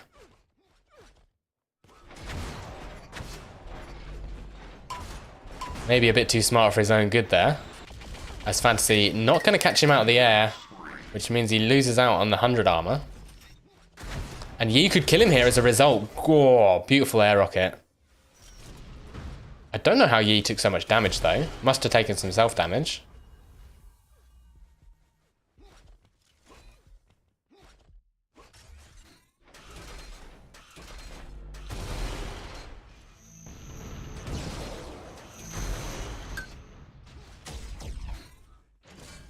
Armor goes to Yi, healing off that shock primary damage. And he wants some hit scan at the moment. He's got no sniper, no shock. There we are. Shock in possession. Duel up top. As Fantasy will pick up the vials. Stack advantage loosely in favour of Yi. As he runs face first into Fantasy. Fantasy getting the better of the engagement, if I'm honest. Now on 62, Yi picks up the health. And his belt in 10. Yi wants this 50 before he challenges the belt. But that gives Fantasy some time to set up, and with this shock rifle, it's going to make this approach awkward. Yi, flubs the combo, but it's enough to get himself onto the belt. He's stuck with Sniper out. He's not going to pull out this rocket launcher. And jumps for the health. Still will die to one sniper shot here. Needs some health. Fantasy blocks the snipe. And the shots are not connecting for Yi.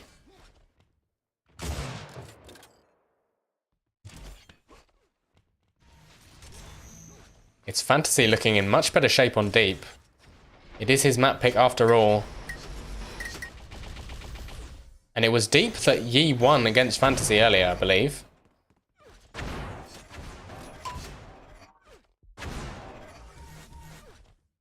To be fair, the game started similarly, Fantasy ahead. And then slowly pulled back by Yi. Great headshot from Fantasy. Just seems to always headshot when he needs. When he needs that big damage hit.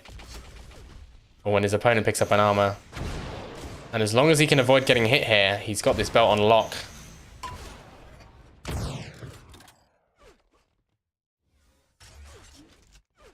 Up by 500 damage. But relatively similar armors overall.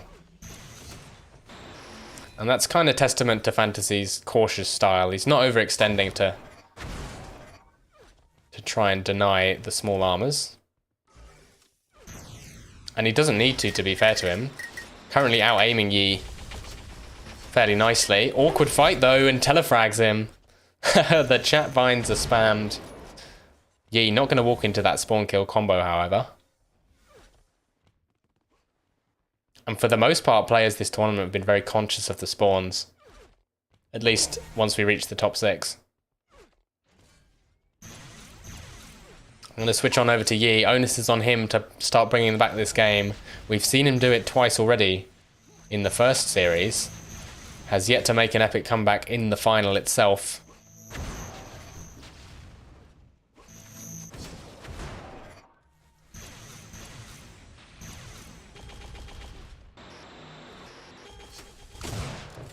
And these fights, they're not really going anywhere for Yi. That's a good start. Big shock damage onto Fantasy, who's now on 16 health. Another fantastic flak secondary, however. Shot blocked by the shield of Yi. He walks away with his 100 armor. And much stronger presence on the map. Fantasy will die to one primary still. Not after that health, however.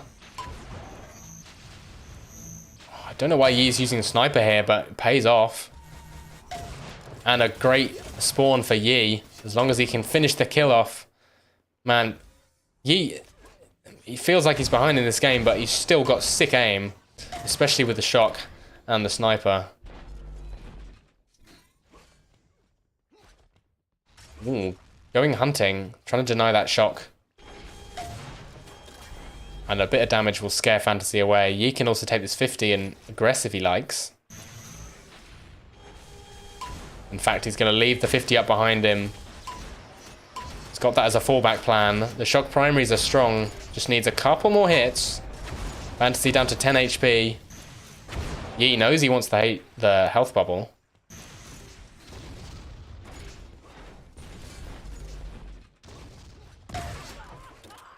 And now Yi's only down by 2. 2 minutes remaining. Oh, great shot off the spawn. He could rush this with Link Gun. That's exactly what he's going to do. Oh my god. I thought we might see another telefrag there, which would be fair. Yi wants this 100. It's up in 5, but there's not much time for him to get over to the belt, so he has to make a tough decision here.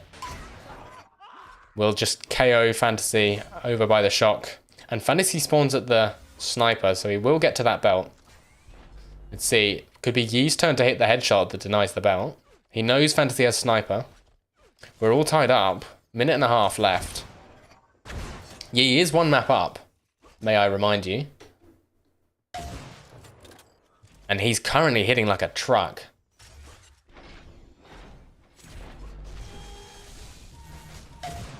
Oh man.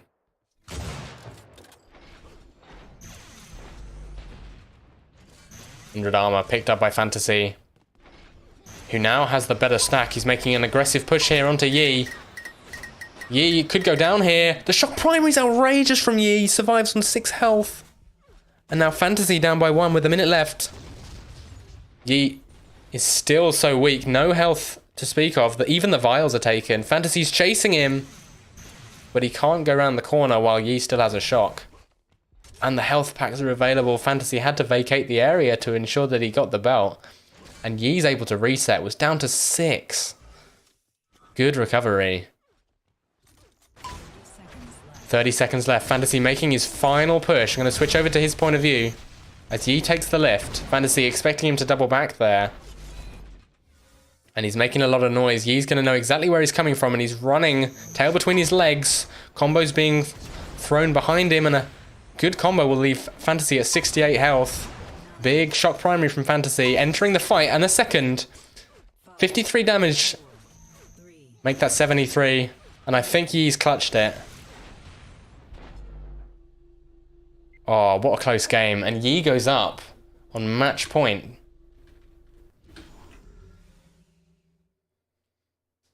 Again, a slow comeback on deep by Yi. Fantasy up 5-1 or something at the start. Looking comfortable, looking like he wasn't going to lose this game, and just slowly gets away from him.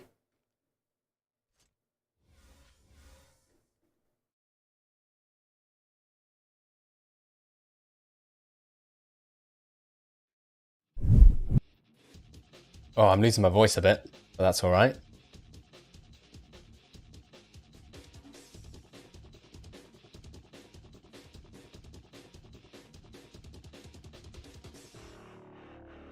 As we go into a race. FYI, Deep was Fantasy's map pick.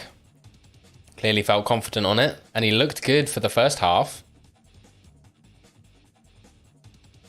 Currently 3-1 for Yi.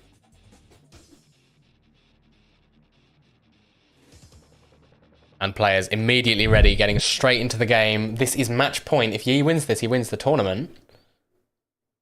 Fantasy has to win 3 in a row. 3, 2, 1.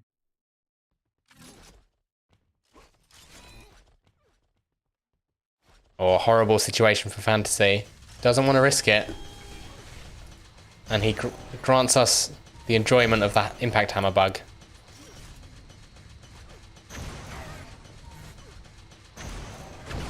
It wouldn't be a UT Cup if we didn't have this bug at some point.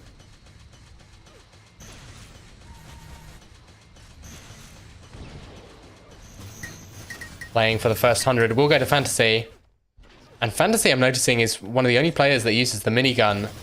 Especially that secondary as he pins Yi by the health, but the shock primaries from Yi, again, are so clutch. And you could argue that it's the shock primary fight that won Yi the last game.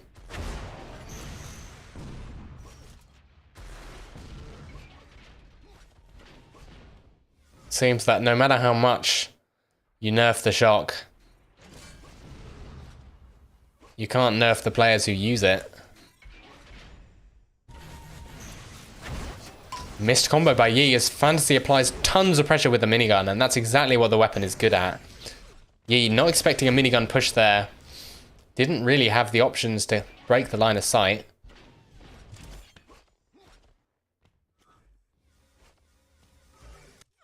As this 100's up pretty soon.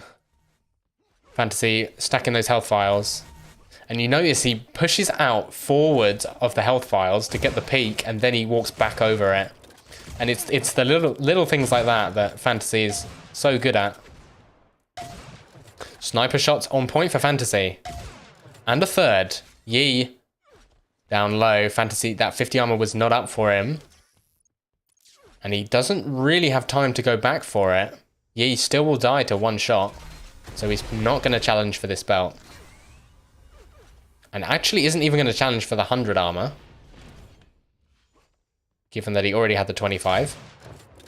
Sniper shots traded. And Fantasy knows this 100's up behind him. So he's just going to back up onto it. And finally we'll get himself a shock rifle. The first one of the game for him.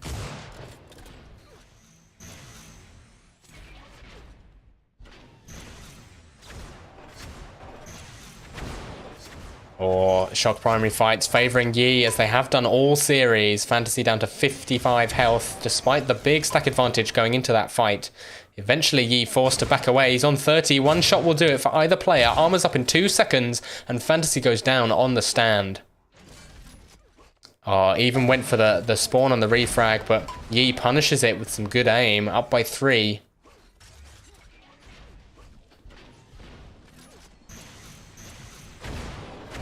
Goo play from Fantasy. Yi has to dodge over the bio blob, but Fantasy's caught the defensive flak. Not too much. Not getting too much out of that. As armor's up in 3. Yi in a good position for it in the middle of the map, able to punish.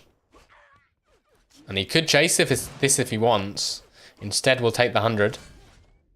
Wise move.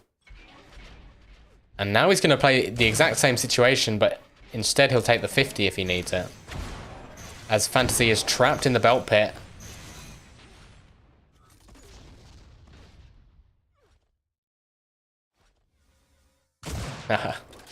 Players both very aware of what the other is doing. And again, I don't believe Fantasy has a shock rifle. And I also don't know if he actually picked the gun up. I think he just got the ammo, so... Don't know. Regardless, Yi gets the belt, Fantasy gets the 100. We're approaching the halfway point.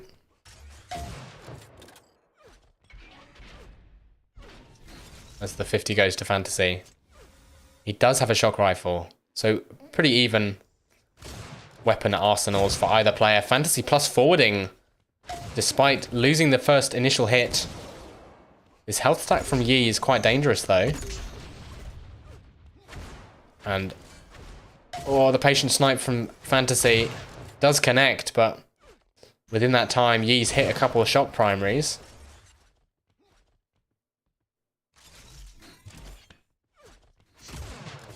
And it really feels like Yi is just one step ahead this game. Up by 4. 5 minutes left. Still a very doable scoreline, of course. We saw Yi break an 8 frag scoreline on this very map earlier. And Fantasy's going in with the rocket launcher here. Yi does still outstack. He hits the first bit of damage, but it's returned by a sniper from Fantasy. And Yi looking pretty comfortable in these fights. Has the 50 to fall back on. This 100 armor's not up for a few seconds, so has time to get over there, and Fantasy's knocked down to the belt pit.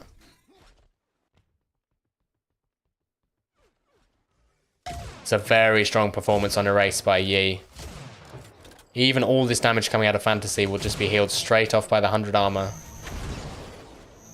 And while he has won himself the 50, it's... It's going to be difficult to tell who'll win this belt fight. Fantasy doesn't really have time to go for the 50 now. Hits the first snipe. Probably needs a couple more. He actually dropped in behind him. No, he didn't. Just a UT4 sound issue there. As Fantasy will chase this down. Isn't hitting quite the same number of shock primaries as Yi does. Eventually gets the kill. 100 armor's up. Yi gets the shock spawn, so Fantasy could punish this with a sniper. Oh, Yi ran away from the 100 and will go down. 25 is up for Fantasy. He'll take that. As he spots Yi off the spawn. Down by 2. 3.5 minutes left. As Yi pushing in with the link gun. The flak that's been so good for Fantasy all tournament will not betray him, as it has done to so many players. And almost another kill here for Fantasy. Just needs the flak to connect, but he can't get it done. 5 HP for Yi. We could see an enforcer kill here. Yi spots Fantasy off the spawn and takes a beeline in the opposite direction. Still the 2 frag game. 3 minutes left. And belt's coming up. Fantasy will pick this up. Oh, I missed that. Spam rocket. Yi is trapped in the corner here. And a great rocket that doesn't do any damage. Good prediction by Fantasy. But ultimately Yi will get held up in the 50 area. A good sniper keeps Yi honest. And a second follow-up as well will put Fantasy within 1. He's not run for the 100 armor, expecting Yi to spawn over by the sniper, which he does. Reminder, this is match point for Fantasy. If he loses this, or rather it's tournament life for Fantasy, if he loses this, he's out. And Yi will be the victor. And he's caught Yi by the 50. Yi has used this time wisely to get some stack. They're very even in the stack. Sniper goes to Yi, hitting 2 shots in a row. Now has the shock out. Huge combo from Fantasy. Yi's down to 60 health. One sniper would do it. Not after that health pack, though. And Fantasy, oh, he has to extend here. Great sequence of events there. He's tied up the game, and Yi will pick up this 100, but Fantasy punishes with a nice sniper. That might prevent Yi from aggressing on this belt. It has done. I must admit, I'm rooting for Fantasy here because I want to see more games between these two players. But he's got a bit of the pressure has been let off now that he's equalised the game. He doesn't have to chase. Can afford to wait for the perfect fight, which generally is what he seems more comfortable doing. Although these clutch snipers have been great from him.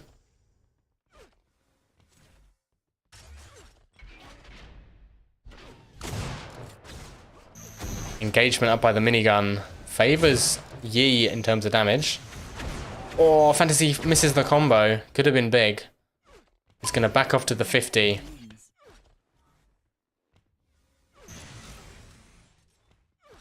As belt's up in 8 seconds. Fantasy's a bit early here.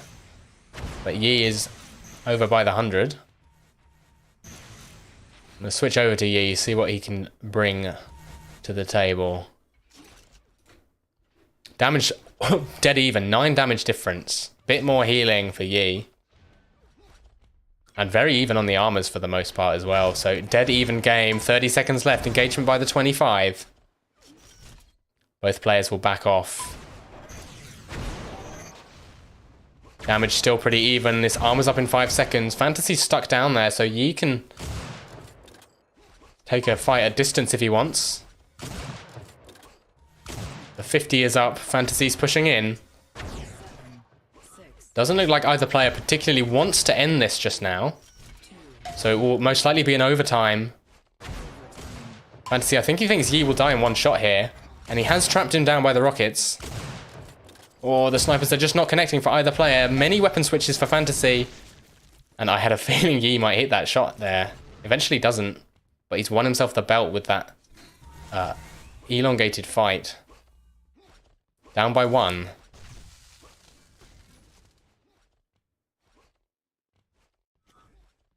Damage still very even, slightly favouring Yi. But now he has to push. And a great combo from Fantasy is going to make that difficult. That belt advantage stripped down. 50 armor up in just 5. Yi pushing in with the tri-rockets here. That means that Fantasy can run over towards the 100. Or needs to watch his back. Or massive combo. And that gives him the space he needs on the 100. He also has an idea that Yi's around this corner. And he comes at it with the minigun. Yi was not expecting that and will surely go down here. Had a chance with the rocket launcher, but it's not to be. And that is a combo that,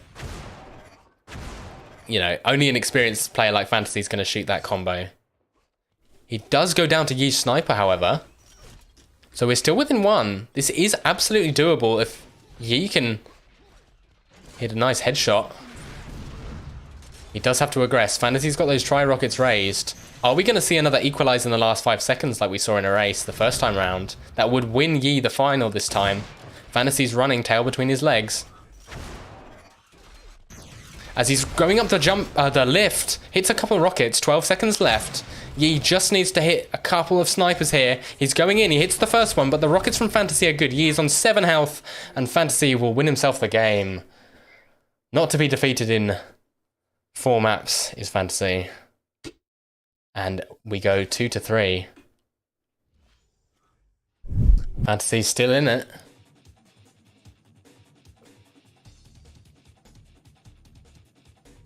Potentially 2 more maps in this series. If Yi wins the next one, he's the winner. But we're 2-2 in maps, but Yi has that one map advantage from coming from the winner bracket. So very different story from what we saw in the upper bracket final, at least in terms of map wins. Those games were extremely close. And this feels like the set we were owed from the winner bracket. As we move on to solo. Both players winning their opponent's second map pick, by the way. Fantasy did pick deck, Yi picking erase. Sorry, not deck, deep. I don't think there's a single world where Fantasy picks deck. Although it's possible that Yi would hate deck even more than Fantasy does. And we'll go on to solo.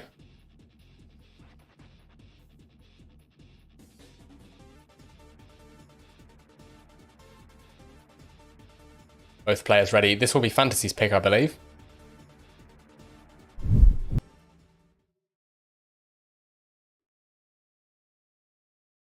I think Fantasy loves a good version of deck. He doesn't like the UT4 version of deck. It's Fantasy with the sniper. Not looking for the headshot on Shock just yet. But Fantasy could get all the vials here, which is pretty neat. No, Yi's going to get those 20.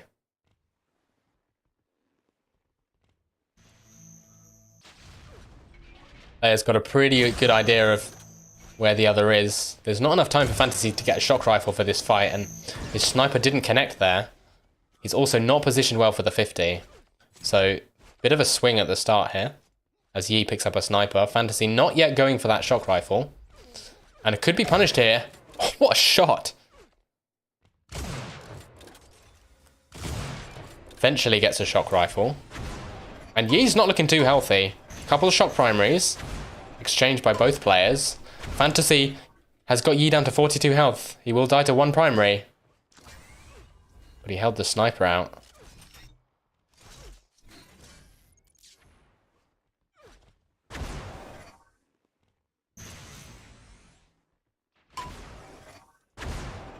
Fantasy's waiting to take some damage here. Yeah, there we go. And then he'll pick up the 50. As Yi goes for more shock ammo. So slow first minute and a half on solo. A lot of respect being shown.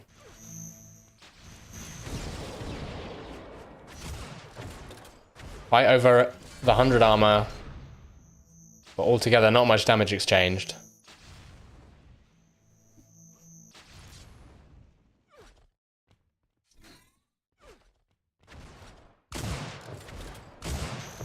He's got a good position here, but Fantasy's made him work for it, especially with the rockets.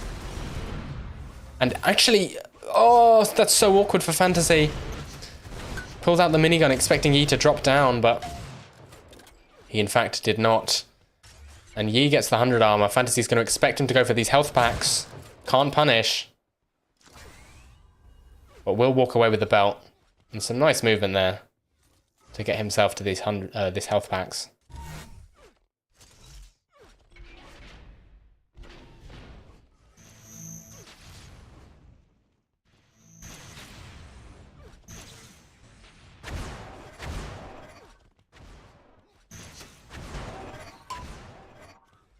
Couple primaries exchanged, which will be healed off immediately by Fantasy. Although no such luxury for Yi, who has to sit on the 25 armor. Two great shock primaries. Man, the shock primaries by Fantasy this tournament have been something that, you know, you wouldn't normally consider Fantasy as being proficient with. More of a sniper player. And to be clear, his sniper's been on point all day as well. He's loving the minigun as well. Does forego the 100 armor for the belt. Probably wants to think about putting a delay on that if he gets the next one. But Yi, he's equalized the stacks with those two shocks. But this is the power of the belt, and it's 100% absorb, is that you can stack up vials underneath it, and your opponent can't touch that health stack. So if you get a couple armors, then you've maintained your health lead. Oh, that's an outrageous primary to hit if you're Yi. Yi as well, stacking up those health files. Fantasy's almost at max stack on the health.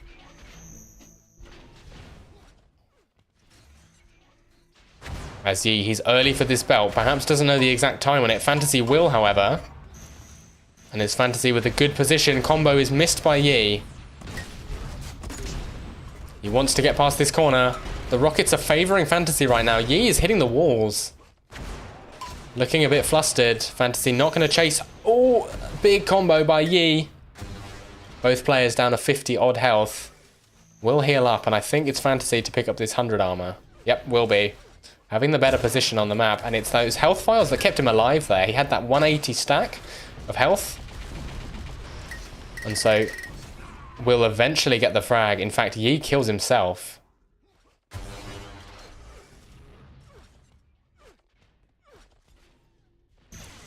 And the respect being given by Fantasy onto Yi means that he'll get a shock rifle, but that's a lot of damage to have to deal with already. Yeah, I thought we might see the minigun pulled out here. As Yi goes down, first blood officially goes to Fantasy. And he's already looking to deny the belt space from Yi. Looking good on solo is Fantasy. Needs to win this game to stay in, of course. And then we go to a tiebreaker. Oh! And Yi kills Fantasy with a headshot. I think someone's just pointed out that, yes, the players have swapped teams, so HUD should be correct now.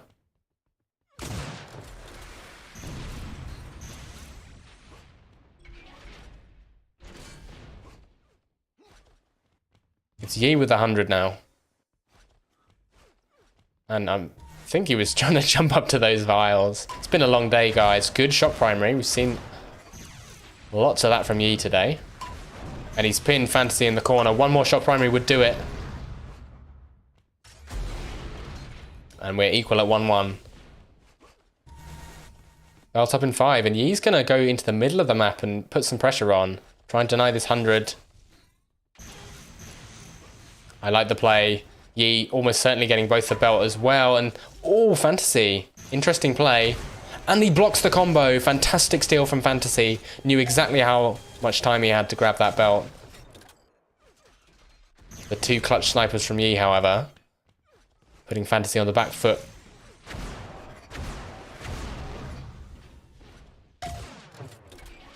Oh, man. Now it's Yi's turn to just hit all his sniper.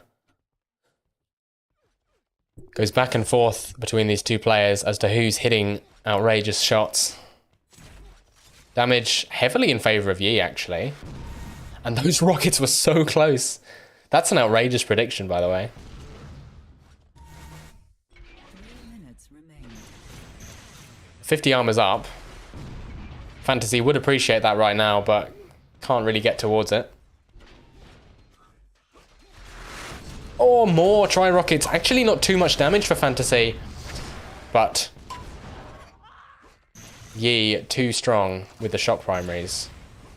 100 armor's coming up. Fantasy is going to lift jump up there. Yi not able to get an angle on it quickly enough. And the sniper from Fantasy puts Yi at a stack disadvantage. A follow-up sniper from Fantasy.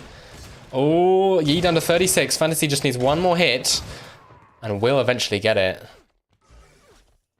Equalizing the game. We only have 2 minutes left. This game's gone so quickly. Are we going to see Fantasy clutch another game and take it to the last map? Scared away from the 100 armor. And Yi has a great idea of where Fantasy is right now. Flak ball goes whizzing past Yi's head. It's not enough to deter him from getting the 1 point lead, however. Up in terms of damage. Up in terms of 100 armor grabs. Not nearly as many belts, and I think again the belt will go to Fantasy, provided... Oh, he narrowly avoids that sniper before grabbing the belt, and he's already taken 2 snipes on the exit. And a third. Yi's got him down to 7 health. Fantasy. Oh, he's missing the armors. Missing his pickups. Only has Enforcer at the moment. Somehow manages to escape the situation and get to the health packs. Still only down by 3, but you have to assume that Yi will go up by 2 now. And Fantasy just calls the GG with 2 minutes left. That means Yi is our victor. Fantasy clearly didn't feel like he could take the rest of that game. Has been playing for so long today. Well, there you have it, guys. That concludes the final tournament, which I imagine won't be the final tournament, given that UT4 UU exists. But still, street cred was on the line, and Yi finally gets his tournament win after all those second places. Fantasy, the curse continues, I'm afraid, coming from the lower bracket, ending up second, 2 tournaments in a row. But nonetheless, exceptional performance, and honestly a really great tournament in terms of the games that we get to see. Impressed by a lot of these players on day 1 and day 2 actually. So good to see. And I'm glad I got to bring you all these games.